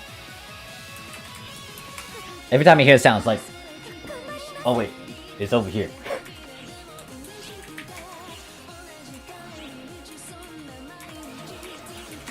So yeah, there's one thing I might want to try out, because since I didn't try it out over in Japan, I might try it out over here since I don't have as much. I might want to toy around with those Ripper and Slayer abilities. Maybe. But I need a boost sleep, and I need money. A couple of it. A bit of it.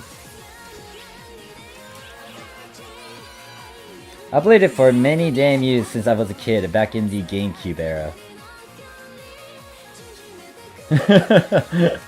Yeah.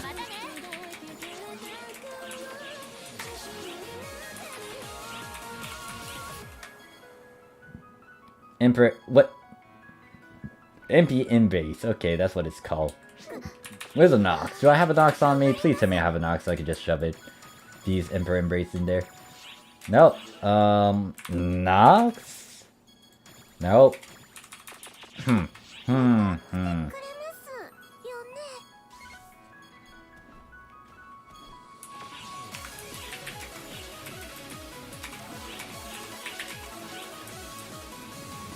Let me make sure that's an 8 slot. What did this give me? I feel like you gave me something. Oh, this is Fornus weapons too. They have some good abilities.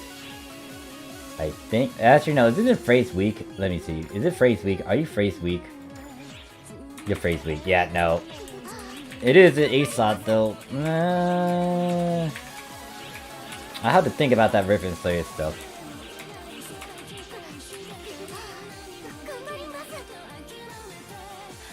Meowed and Decrepit, yes. And then White says, are you looking forward to reaching level 90 to be able to do Risk Extreme and farm vet resolves of plenty? No goddamn lie though, I have a lot of fun doing the one when with a good group. It is fun and easy to do. Oh shit, oh wow. I like that. I like that. Who is this? I'm giving you a thumbs up. Is it Kudos? Is it Kudos as a what is it?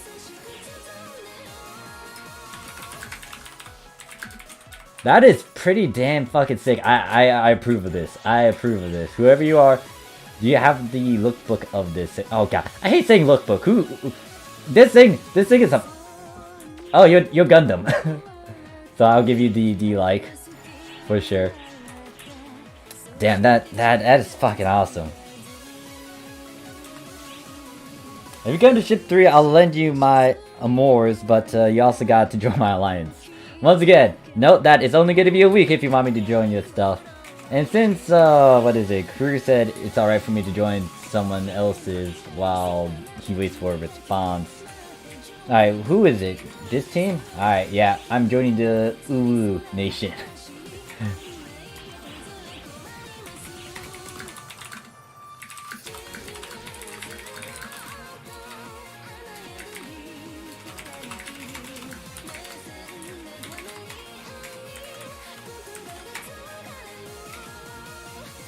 Okay, I should have that, like, up.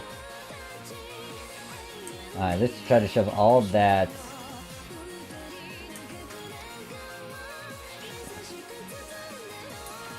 I started playing PSO2 with a pal of mine again with a controller. And then Crow's like, there we have it, chat, even more- wait, what?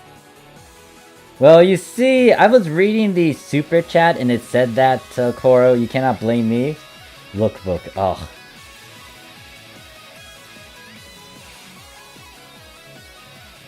It's not my ally, it's a friend, and you got some decent... You get some decent armor. It's all good. I mean, like, you don't need to give me anything. Like, if you want to out of the kindness, then I'll appreciate it. But, I'll try to farm for a good chunk of my stuff. I don't want to leech, in a sense. Well, it's kind of happening sometimes anyway, so, it is what it is. Who says, I don't know when people are on, it's kind of random. I guess I'll just... I guess I could actually... Is it alright for me to stream and show the team room? Since I'm just sitting here trying to figure out what else to do. Oh, that's a grade 3. Alright,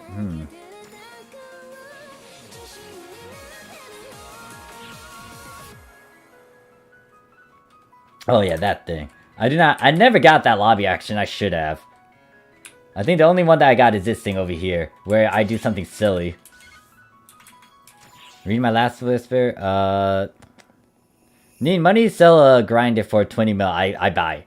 No, I'm good, don't worry about money, I don't want you guys to spend on me. It's up to you.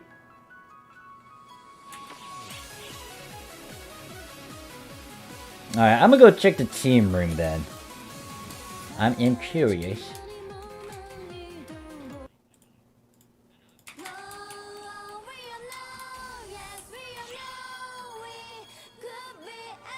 Personal quarters, alliance quarters.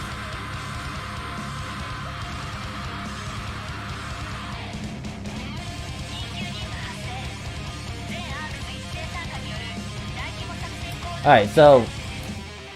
I got an achievement again! God damn it, Steam. Oh shoot, this is like heavy Screamo. I did not expect that. Then again, it's foreground eclipse. They kind of do stuff like that. Oh shit, this is actually hard on the drums. I like that. Actually, can I?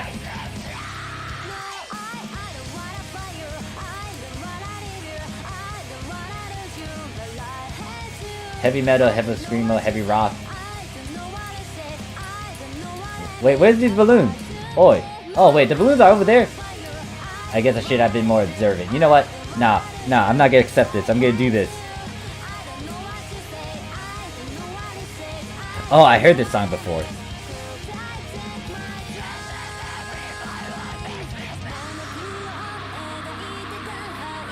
Oh yeah, so that little mechanic, what was it? Notifications? Yeah, receive login announcement so you can keep some tabs. Yes, cancel it. We gotta do this at the end. Course A. Alright, gotta be observant. Balloons there. Alright. Go, me, go.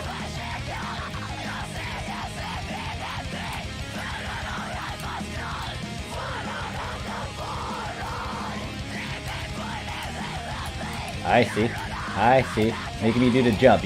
Joke's on you, game. I've seen Full Tank do this a lot, and I can imitate him. Slightly. Oh god, no. No! I've only got my dodge too.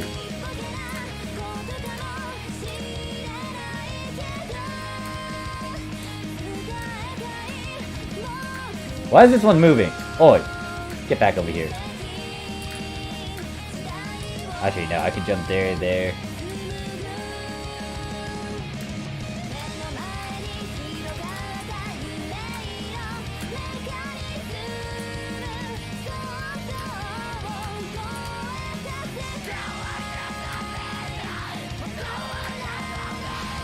Where am I supposed to go now? Oh, 4.26 seconds. 1 minute, 4.2 seconds. You see, I could dash. That would be nice too.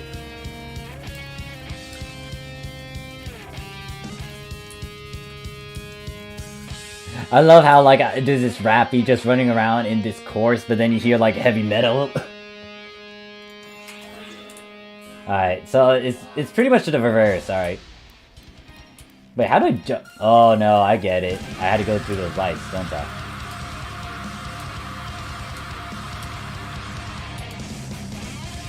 Oh shit. Alright, come on, I got this. Oi, no. I will not accept defeat.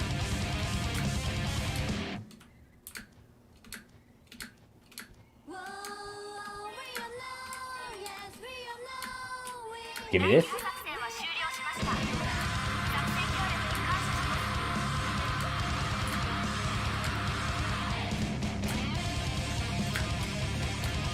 It reminds me. Ah, damn it.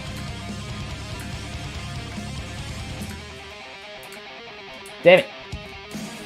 I can't see because there's a wall right here. No, give me you. Where's the balloon? What the heck? Did I get it already? Oh, I already... Ah, gosh. 1 minute. Thank you. Notification. So tell me. Uh-oh. Uh-oh. Well, no. GG.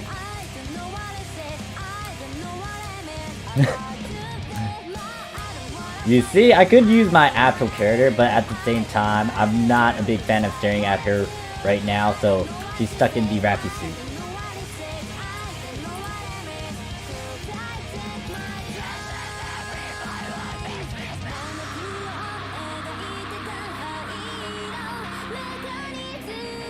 You got like billions money into this year, had like 4 billion. Jesus, you guys.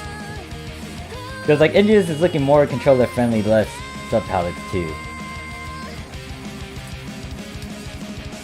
The Simba arts, okay, so that's Data Live, Karumi, that's I'm not familiar with, but I'm familiar with the Simba arts. And then High School, Rize. I think Rize? Her name's Rize? Let me see how these messages.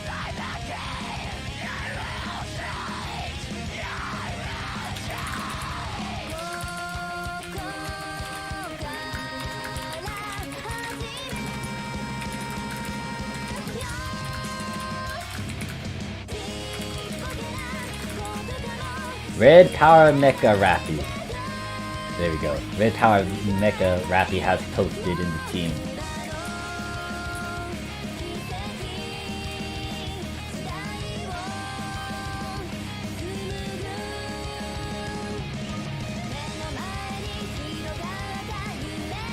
Yes, I understand Phantom Blast. I guess I should equip that, because that is a handy little tool I can use if I want to speed through things. And I need to feed my mag. Eat it, eat it. Yes, yes. High School DxD. Marry me? English? English? Oh wait, are we referring to the person that's singing right now?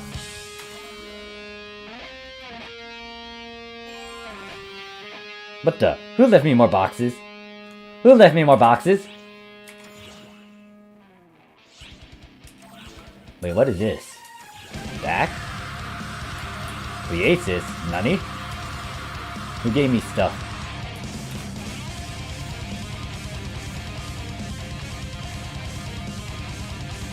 Oh, that has an asterisk over it. Nani? Nani? Who did this?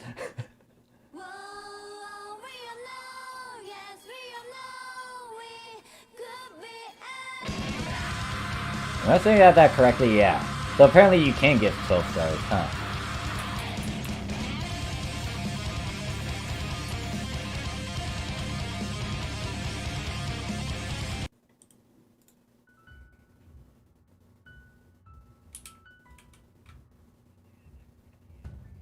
That's another asterisk on that there.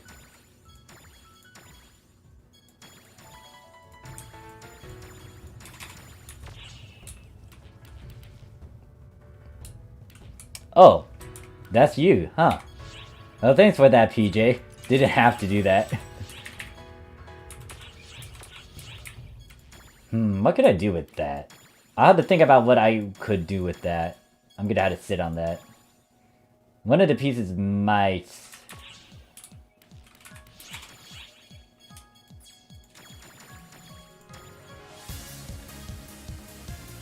That's a factor aster, so I could try to combine those two together to get something.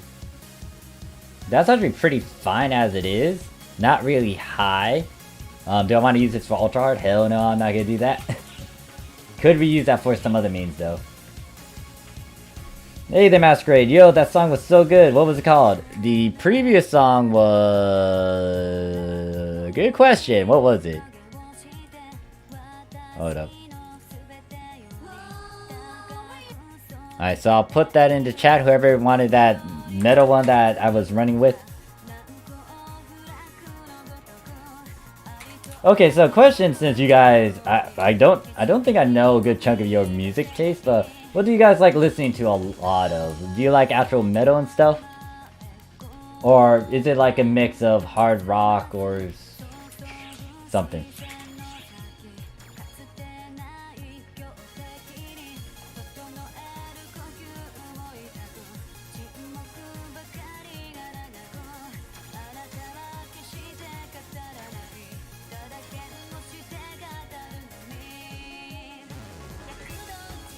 I might, for now, I might just keep these weapons as they are and not actually try to sell a good chunk of them.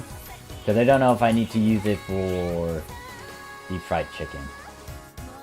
I guess I'll put that in Curtis? Yeah. Kawaii music Dusu. Wait, what the fuck, Coral? What the hell did I. What did you make me read? How dare you, Coral? Shame. Shame on you. My playlist is only Tahoe. And then Uwu's like, Nightcore my favorite, but can listen to other songs. Nightcore is something, because I did listen to a good chunk of it, but Nightcore is just like that, what, times 2, 3, kind of sounds like a high pitch tone. I do dig a good chunk of it, though. Can I dance to that? Maybe, but that might hurt me depending on the speed and tempo. All bangers so far. Alright, good to know. Good to know my music selection isn't that bad. Oh, huh. I guess I should accept these. Complete 3. Oh, wait. That's the thing? Okay, this is a lot easier. What the heck are these missions? I realize those are a lot easier for me to complete compared to what I had to deal with over in the Japanese PSO2. What the heck? These are like... Oh, wait. Maybe it's because those tier missions are based off of my levels. That is interesting to note. Okay. And I can't do anything. Never mind. There's a cooldown for me. Great.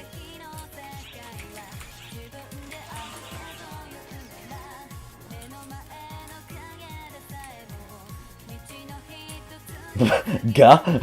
Did you just say guh? Are you trying to imitate someone? I guess I get to go and do some of this guy's client orders to get skill points. It is important to get your skill points. What do I have to kill? Who do I have to kill? It's Fang Banster, Banshee, and a Bane, something. 99% of my playlist is from video games, anime, OSTs. Nightcore is anime girls singing, and Daycore is anime dudes singing, that's why. Ah, okay. That's good. Wait, to be honest, I don't have a preference for music since I just listen to whatever. If there's a song like, I just build up from there. Cause Shoku says it goes from jazz, hardcore, metal, rock, pretty much everything. Kiara says kawaii music, doesn't it? Yeah, so I'm trying to expand on what sort of music to play, which wouldn't get me in trouble. Grand trouble. A lot of the like gacha OSTs, they are playable. So I'm glad that you guys are okay with the music that I am playing. I'm gonna try to mix it up every now and then. Because that's why I'm deciding to try out some OSTs. Like, I was, in the past with my previous stream, I was using Hunkai, what else? Hunkai, Azure Lane, Destiny's Child, Dragalia Lost, excuse me. But then now I'm toying around with, like, some other mobile games as well that I haven't really played. And then I'm testing out the Toho one as well, just because I really like the music from Toho, especially like the Dojin music ones.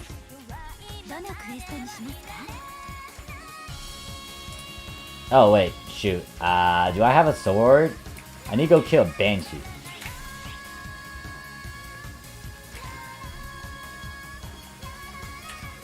Well, I listen to Vocaloid, Toho, I don't know, anything that can catch my attention. So, my music genre is pretty open. The one thing that I might be a stickler about is country, but, you know, it is what it is. And then the big stickler of mine as well is just, like, if the song is something I can work with. If I'm not a big fan of it, like, I'm not gonna do much with it. Like, heavy rap, even though I cannot understand some of it, if I can dance to it, that is a different story.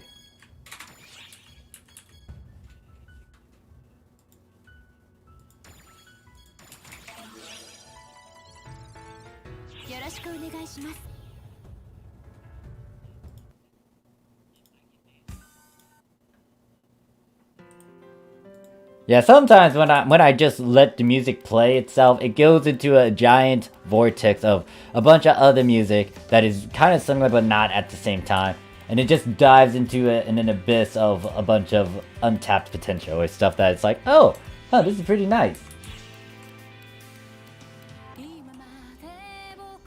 Watame wa ni. Shaku says, I used to listen to Vocaloid. I used to as well. There's a couple that kind of caught my attention in the past. Feels weird to see myself idle in the lobby in the background.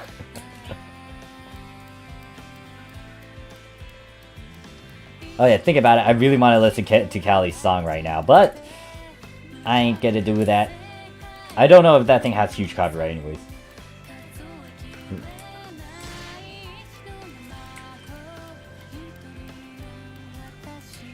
So tomorrow, just a heads up to anyone who is watching right now, I'm gonna be sending a character and doing an adventure over to Ship 2. So, that's gonna be something. Oh, I forgot you were in my party.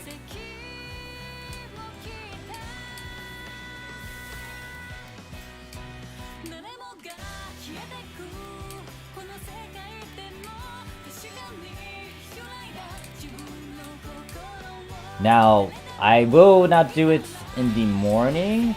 It might be... when will be the time? It might be in the afternoon too, so...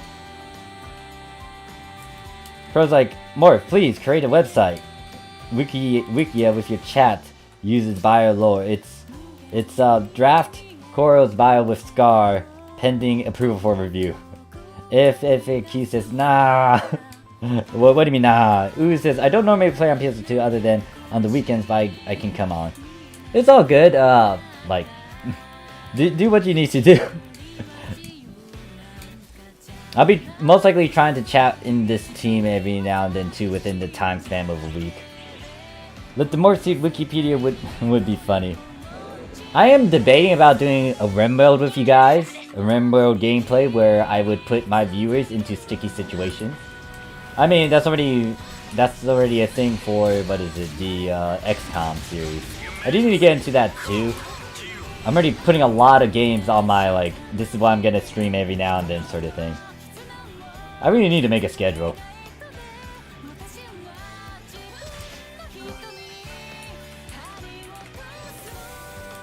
Oh yeah, so my private group, my private pals, I kind of put them into the RimWorld. So Scar has done questionable things every now and then.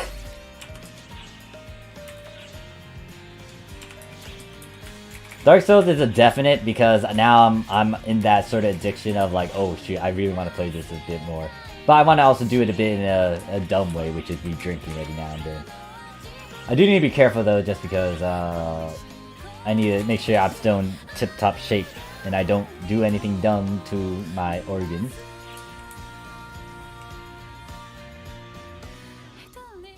Ooh says, if you get the alliance together and they do come together and play again, thanks to you so much is going to be nice. Like, even if I'm not on the team, like, we can still keep in touch too. I'll try to, reach out.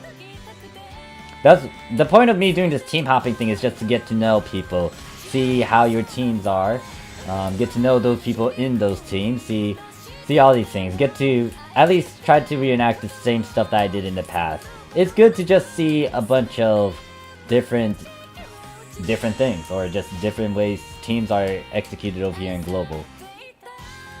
Dark says, playing online so I can invade. No, I'm not doing... I think it is offline, yeah. So, what I'm going to be doing is most likely trying to solo it first by myself, and then going on new game by myself, and then I will start opening it up to invasion and stuff. Hey there, Senpai, how you doing? It's like all the old teams I knew back in the Japanese PSO2 are dead, or there's like a bunch of new teams that I'm staring at saying, do I even remember this sort of team? No, this is brand new. Like, this is what I'm getting at. Like, if you really want to expand your contacts and avoid publics, you want to get connections. You want to expand your circles, because this is how you can try to squeeze into an MPA. Get some pals to help you. They might redirect you to someone. Friends, it's pretty much like friends with benefits, or at least knowing a few acquaintances here or there. And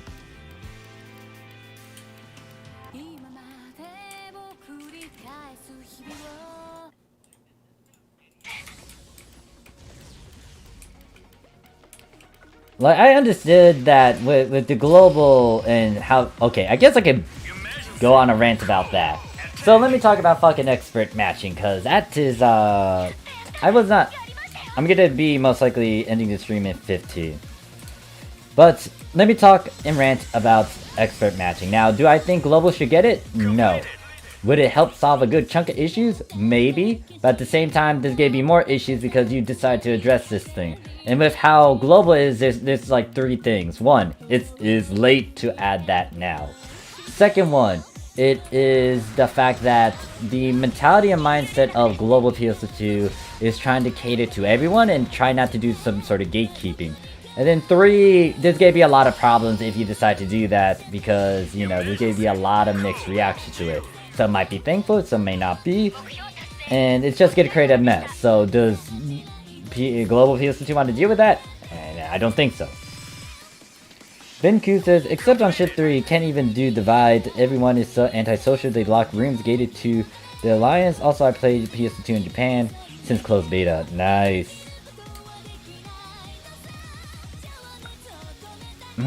I guess I'm also curious, and I want to go, like, you know, people watching.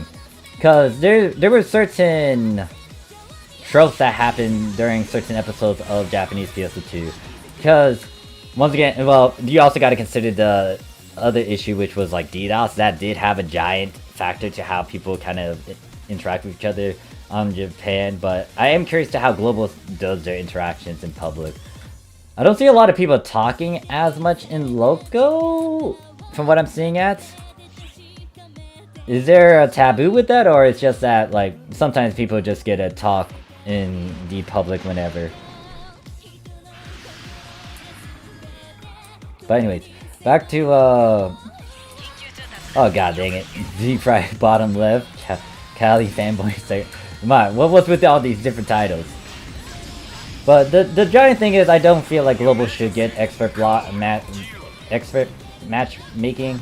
And in all honesty, if they really wanted to enforce it, they could have done it multiple occasions when the issue has popped up. And don't get me wrong, yeah, it is frustrating, but once again, if you willingly get into a random MPA, you are willingly getting yourself into a random MPA. Like, this is why you gotta branch out. You got to talk to a lot of people, explore your options, make these options. Don't just complain and bitch. If you're not doing anything, you're just complaining and bitching.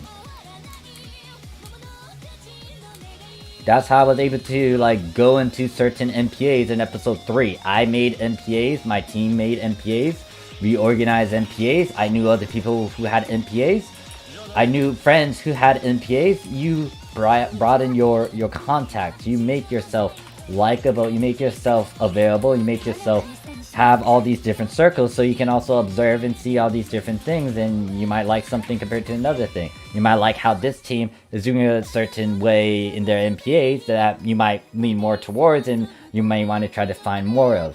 Did someone call me cute? Who decided to send me a message saying cute?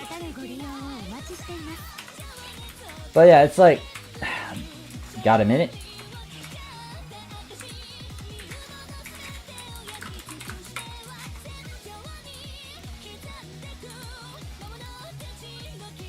And then the other big thing too, when it was first, so expert matchmaking, when they released it on Japan, it wasn't a big deal, but it became a nuisance slash something that a lot of people kind of got irked at when they started to release information when they updated it during the episode 5 to 6 release.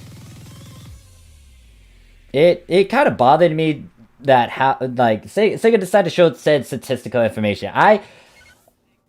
I like that, but at the same time, it's weird for that to happen.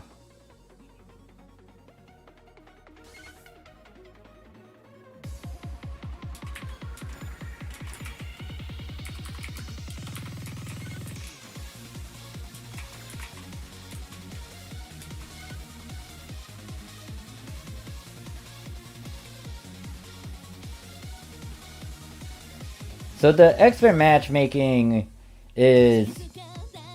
I get the pros and cons to it, and you can obviously see that on the Japanese PSO2. It is gatekeeping in a sense, and the big thing is just how the higher-ups want to execute it, and if they're going to be adamant about making it happen. Guess what? We already are familiar with the expert matchmaking.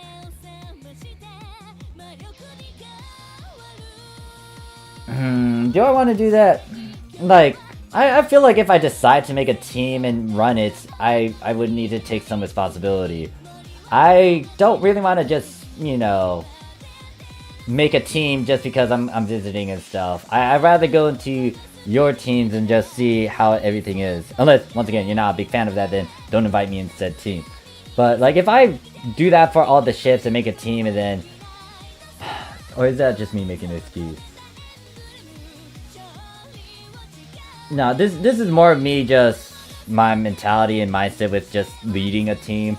If I'm gonna be a leader, I'm gonna do it right, or at least try to do it. If I'm micromanaging Japan and global, it's going to be... I'm gonna lean more towards one side or the other. So...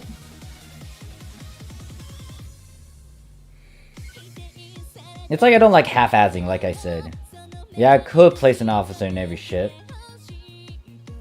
Alright, so I'll take this into consideration, crew. I could see some good points with that.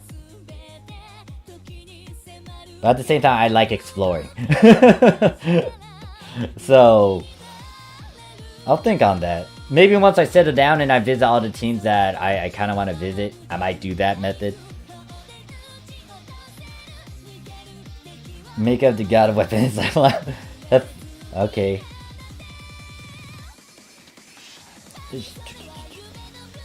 But yeah, the big thing though was just, it wasn't unknown to us over on the Japanese PSO2. They implemented it in episode 4 and they just updated it. Eventually people will merge shit. Yeah, I'll consider it since you brought that up, crew. Especially once I settle down and I'm like tired of team hopping. There's going to be a chance where, or a moment where it's like, yeah, I might want to do something. Or just have a way to contact it, my viewers. I mean, there's also the Discord as well. I'll have to, yeah, I'll sit on this one. For now though, I'm a team hop. But yeah, the matchmaking stuff, the thing about the Japanese PSO2 and them executing it is that they wanted it to happen, and obviously we already experienced it, so we just had to slowly get used to it and then slowly get through this said requirement. For global, once again, they could have done it very early, so they didn't have a bunch of complaints? Question mark. I feel like I don't know how big of an issue this thing is. Because well, maybe because of the expert Discord thing being a thing, that could hint at it as well. It's the higher ups decision. If they're not being adamant about it, then it's not gonna happen. And if they're trying to be nice about it, they're gonna be nice about it. I would say you would rather be harsh and do some things in a certain way, but it is what it is. Like I do for all Alliance members that join, get a free outfit. So yours is in your room. Wait, what? You gave me a free outfit? Didn't have to do that. But yeah, so I guess before I conclude this stream, I will ask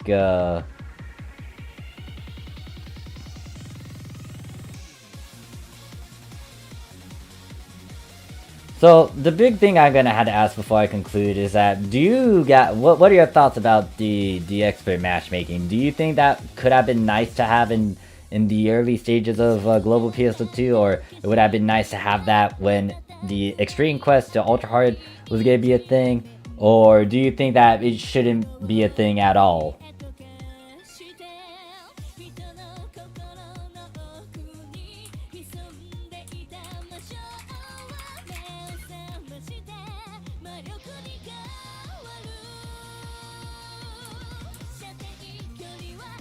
Oh yeah, still need to turn around with that. I'll tamper around with that. Let me write that down. So yeah, that's the first thing I'm gonna work with, and most likely it's gonna be on my channel with that PayPal icon.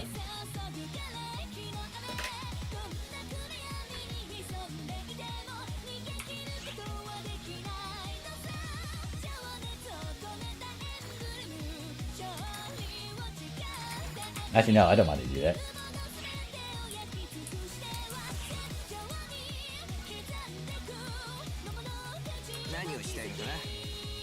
Yeah, it's too late to add that. Crew's like, now it's too late to add expert, but I like the general idea of playing with people with the same skill level. What was I doing with you? I already filled that up.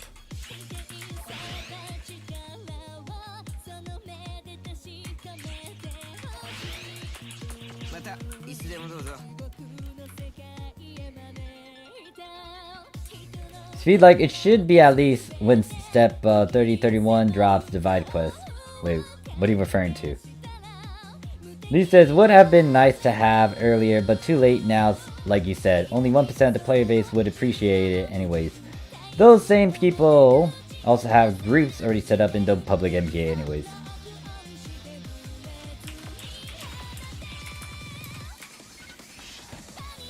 But like, it should have been added with Ultra Hard. Now, everything is on Discord and private chats. Nobody wants to pug anymore. All the rooms are locked and most people gave up and just solo. Ah, yeah. I mean, was Japan like that too? Yeah, in a sense it was kind of... It had that sort of mentality as well. I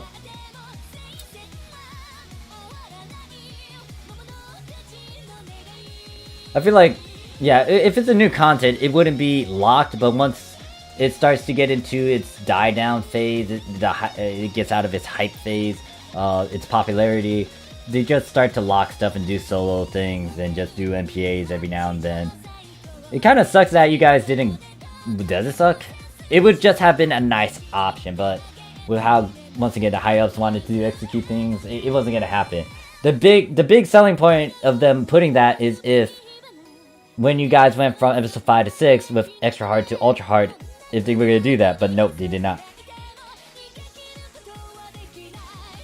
Like, the big thing about it, this is where I go to a bit of my opinions. You could easily cheese that with, like, successive classes now. And then not only that, you can always ask a buddy of yours to get onto said account to actually meet the requirement. And with a Twal and the Wand, you can literally just use those two and beat the matchmaking requirements. So people are gonna they're gonna find ways around it. There's gonna be loopholes. It's not foolproof. So there's so many things. I don't like the idea of gatekeeping that it comes with, but I do understand why some people would want to have it and have others do the same skill level to play. That's pretty much how I felt when they first released it. The big thing that also tilted me back then was just the way they displayed the information. A lot of players didn't really want to try to get expert requirement on day one, but the fact that they posted information showing the player base and saying, oh look, this is a X amount of percent that got expert already, and then there's everyone that's non-expert. It was like, well, we didn't really need to see that, and not only that, everyone wanted to go at their own pace and do their own thing. But eventually everyone got past it, and eventually like those who would want to kind of be paired up have that option.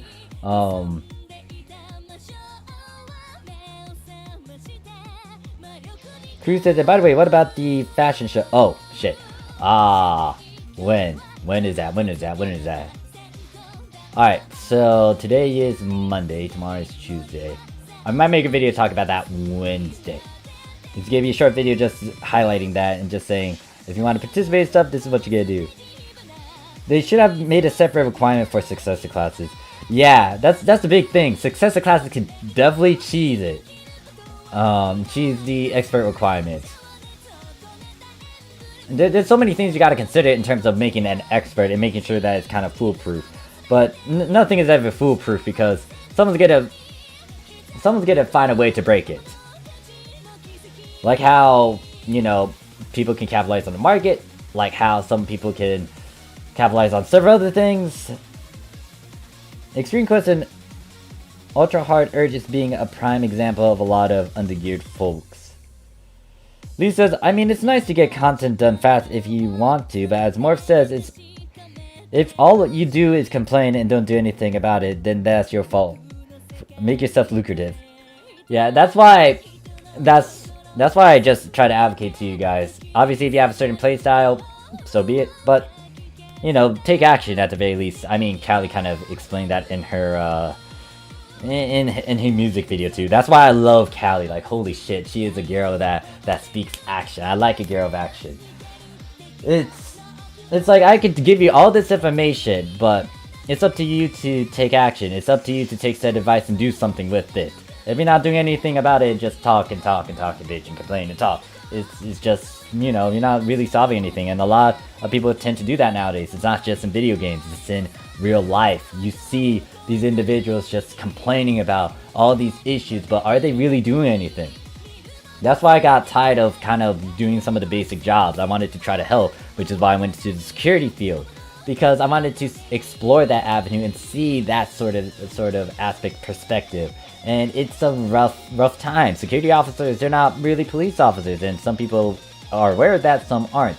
And not only that, they're human beings as well. Some people it's not just security officers. In a broader sense, it's just people are just going to try to struggle with life. Some people don't want to work at a retail. Some people don't want to work at fast food. But guess what? Because of their predicament, their situation, they're going to be stuck in it. And obviously, it's not going to be a good life for them sometimes. Or they got to trek on through with these difficulties. I'm not going to give someone a hard time. Like, I mean, yes, there's going to be moments where it's like, oh yeah, I'm fucking pissed because, you know, they didn't give me the right, like, meal. It's in the moment, but at the same time, it's like, you just have to understand everyone has their own situation. And I'm conscious of that. Of course I'm gonna rant and bitch and complain as well. I'm a human being. Almost anyone can do the same thing. It's just that if I'm gonna bitch and complain and stuff, I'm gonna back it up at the very least and show you guys that I'm not gonna be just that guy that just cuts away, edits all these things. No, I'm gonna show you the nitty gritty stuff. I'm gonna lead by example. I hate it when someone leads and they don't lead by example.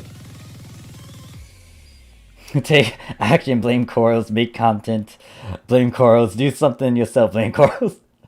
Damn, now Abby's on the train too about that. Oh my god. Are we gonna make... Oh my god. But hey, if you're gonna break the game with a faction with Skyans, at least do it when they are in a party so the rest can have benefits and the complaints might stop. Even if you... Another thing is, if you understand trolls, the point of a troll is to just, you know, be a nuisance. It doesn't matter if you acknowledge them. It doesn't matter if you don't, if you acknowledge them, and if you don't acknowledge them. They have a certain goal and they're gonna keep on doing it. You might not win against it. And it's the same can be said with reverse psychology. It's like, even if you appeal to the majority, there's still gonna be a minority. There's still gonna be complaints. Like, I guess I can be one of those guys. I can just bitch and complain as well.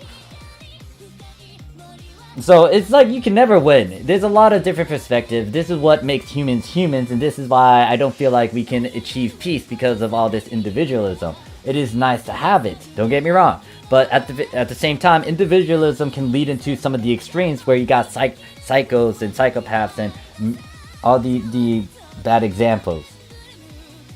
Or unmoral, bad. Note that even if I use these certain terms, they can easily twist said terms into how they think. This is why an individualism is good and having a strong mind is good. But it's way too good to the point where it's just gonna either... You get to bash heads with someone eventually.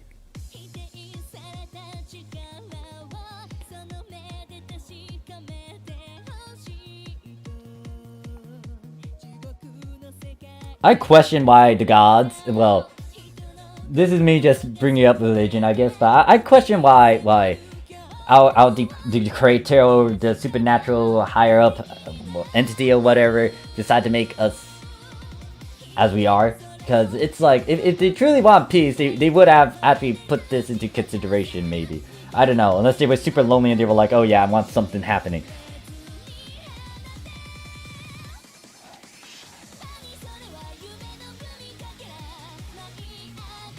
There's so many things you can't win against, and this is why I'm like, if you're gonna start bending the knee to almost every little thing, then you're not being true to yourself. I like it if you guys are true to yourself. I like it if you guys can put up constructive arguments and you can be blunt about, like, you know, not liking my content, you not liking me because I am toxic or something, or just because my viewpoint is wrong.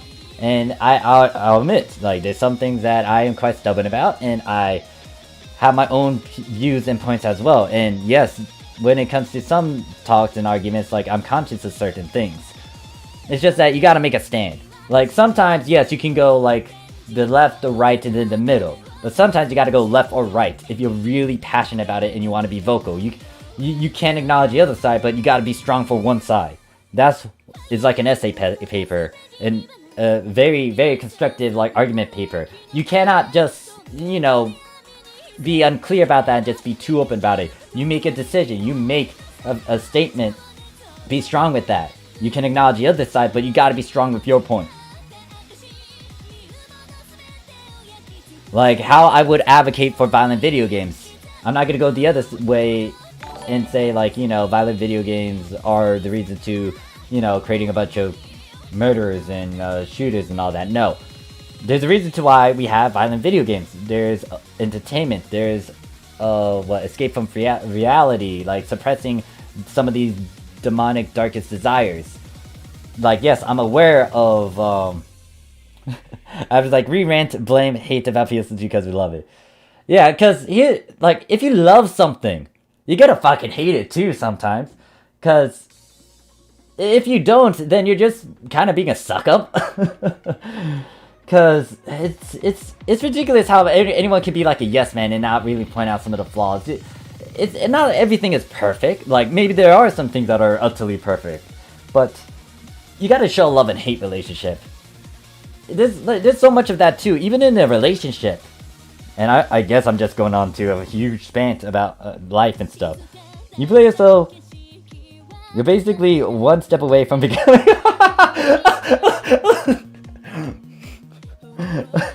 You play PS2, you become a criminal. But like, think about relationships. Do you want a perfect, all lovey-dovey, happy, and like perfect love life, or do you want disruptions? You want chaos? You want a bit of conflict, or maybe not too much chaos, but like, you know, disagreements. And I would admit this, like, there was someone that I cherished long ago that was kind of my opposite, and we kind of reflect off of each other depending on the mood. So if she was in a foul mood, I would play, you know, a bit of the light side, I guess, an angel, and try to talk some reason out of her bad mood. Like, she kind of goes on to a rant about, like, life and society and some small little things, but then, you know, I decide to do that. And then the reverse happens to me. Like, if I'm in a bad mood, she would try to, you know, reason against me, and then we just go into a huge talk. And sometimes we get into a huge argument over some really dumb stuff. But thanks, Zero, for that. Also, you Masetta in the alleyways, you know... No. You gotta bring up crack. It's a crack. You can't just sell Masetta. Crack's the good shit, you know that. No drama required. Boredom is way easier to handle. Okay, so there's... What is it? Yeah, it depends on the drama. I mean, this also builds up stronger bonds and relationships. Sometimes it's good, sometimes it's stupid, sometimes it's bad. Like, drama over a fucking water bottle, for example, might be a stupid one. But then, if you take it to the extremes, let's say you're both at the desert, and then there's only one water bottle where you're both thirsty, and only one of you can drink it. There's so many factors, cause and effects. But in all honesty, if I had to talk about drama in video games, I don't want that shit. Like, I got tired of that. It happens every now and then sometimes you get into drama because, you know, you have someone you like and you really want to help them, and you gotta put yourself in that predicament. Then you gotta do what you gotta do. Like, sometimes you cut it, sometimes you intervene, you join in.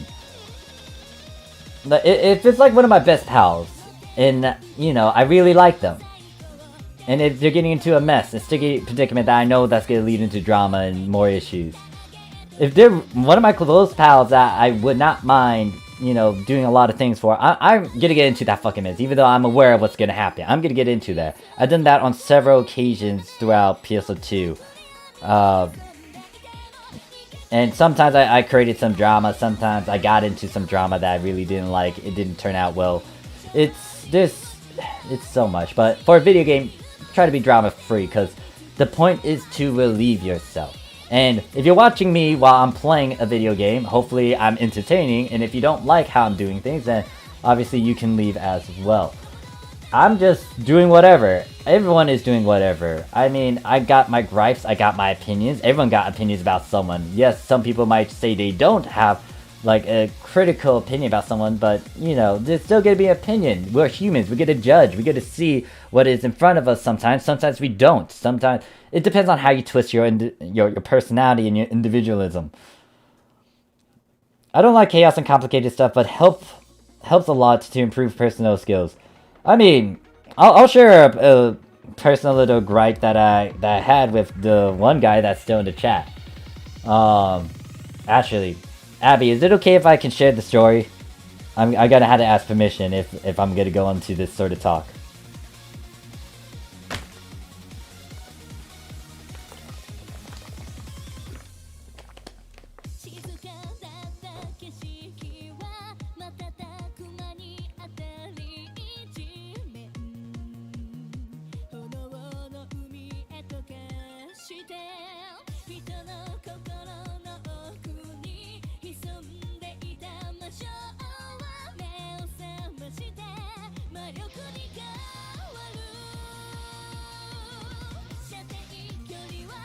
But it's like, sometimes you can refactor old relationships, sometimes you gotta break them, sometimes you gotta move on, sometimes it hurts, sometimes it doesn't. It's life. Life is a bitch. But hey, you gotta make the most out of it. And that's what I'm doing still, and that's what I'm doing now, and I'm just like streaming, having fun, providing my thoughts and opinions to you guys.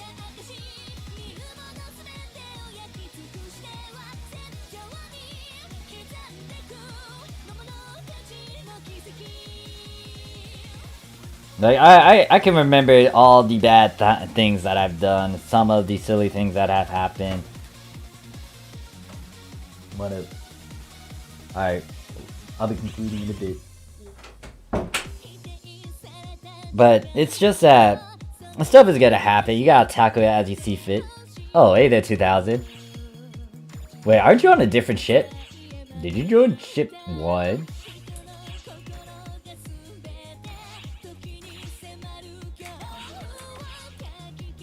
Man.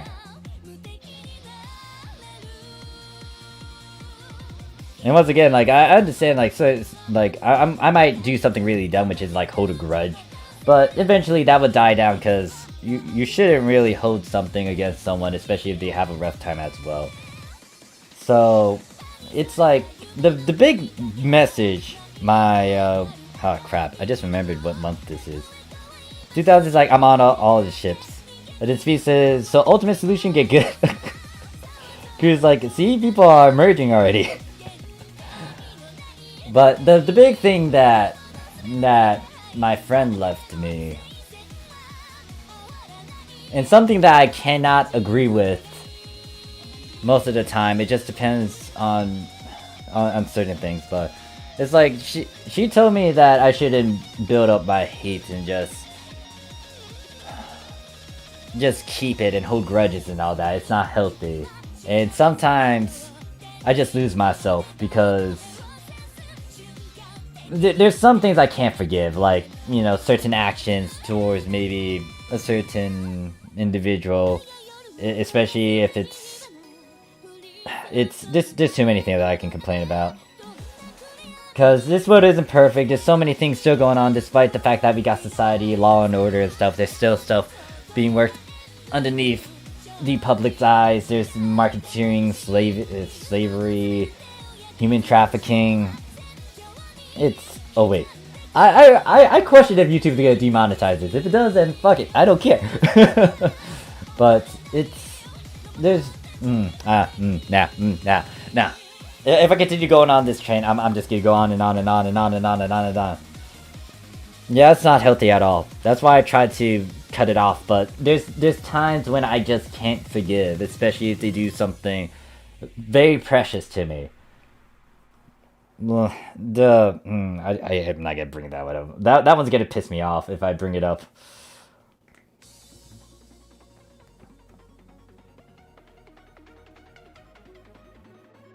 Yeah, here's the thing, you gotta man up to your mistakes. Like, yes, it would be nice to forget, but at the same time, if you do not take these lessons to account and you do not hold them to you and make sure that it's a reminder to what had happened and how you can prevent it, then that's just some people running away from a solution, some people running away from improvements and developments and such.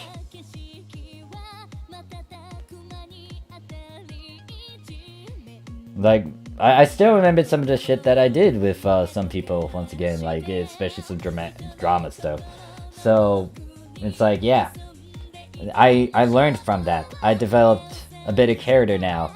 If you've seen me from way back then, when I started YouTube, I have changed from that past me into what I am now. For the last time, Chad, I'm sorry. No, I gotta apologize to you too, Abby, because I felt like it's like, what is it? It was also kind of my fault for not having a clean cutoff, but like, Abby and I, we had our gripes, but I decided to confront Abby when I saw him in the Discord chat, and we talked, and it's like, it takes time to recognize and stuff. I'm just glad that I didn't lose one of my old pals that stick with me from way back then. The biggest thing that kind of irks at me, especially if we were close pals, is that I cut off connections to someone really close to me. And like Abby was there, like, there for a good chunk of things I revealed. He was there when I was there in B6 and I started playing the game. He helped out, gave advice. We had a lot of good times too. We did stupid shit, we did funny shit, we did depressing shit. The sleepover was a wild one. So yeah, like Abby, once again, I kind of held a grudge against you, and it was kind of pitiful in a sense. Holding a grudge, like my best friend said, is not healthy, and I kind of went back on her promise. That kind of ate at me too. I hate it when I break promises. There's at least several promises I broke over the course of my lifespan, and it does get to me if I promise something, like legitimately promise something, and then I break it. The one that I did was maybe a year ago, and I didn't really want to break it, but I kind of did it, and I was like, nope, I'm not gonna go back, because I don't want to do something stupid like that again, or at least go to the point where I try to make amends, but then, you know, say some stupid promise that I can't keep again. It was a one-time chat. It's all good, Abby. Once again, we're not all perfect. We're all human beings. No means yes. Oh, goddamn! Don't get started with that. Girl, stream right now. Tempted to go see his stream. All right. Well, it happens when the sleep is over.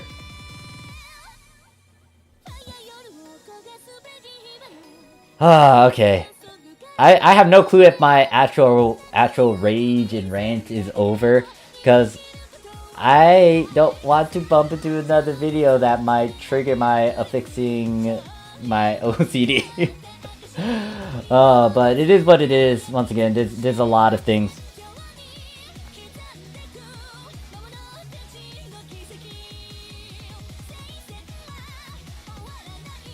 So tomorrow, once again, I am going to be playing on Global again. I'll be going to Ship 2. I'm trying to figure out which character that... character that I'm gonna use. I might make my first cast character that I made from Japanese over into Chip 2. But yeah, I think Crew's like, gonna tell us what happened or continue to roll over the place in this stream.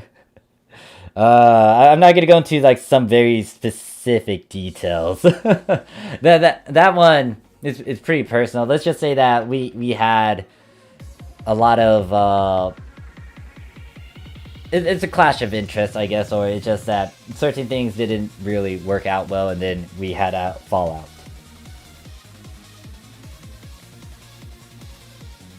Senpai says, "Quick, rant about the time when you were killed by the giant tree." Oh well, shit.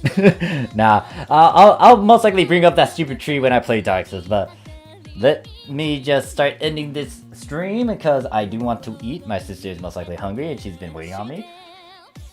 I will be streaming, I don't know when. Best way to know when I'm streaming is through the Discord that is in the description, or Twitter. If you want to chat with me as well, I tend to talk every now and then in Discord.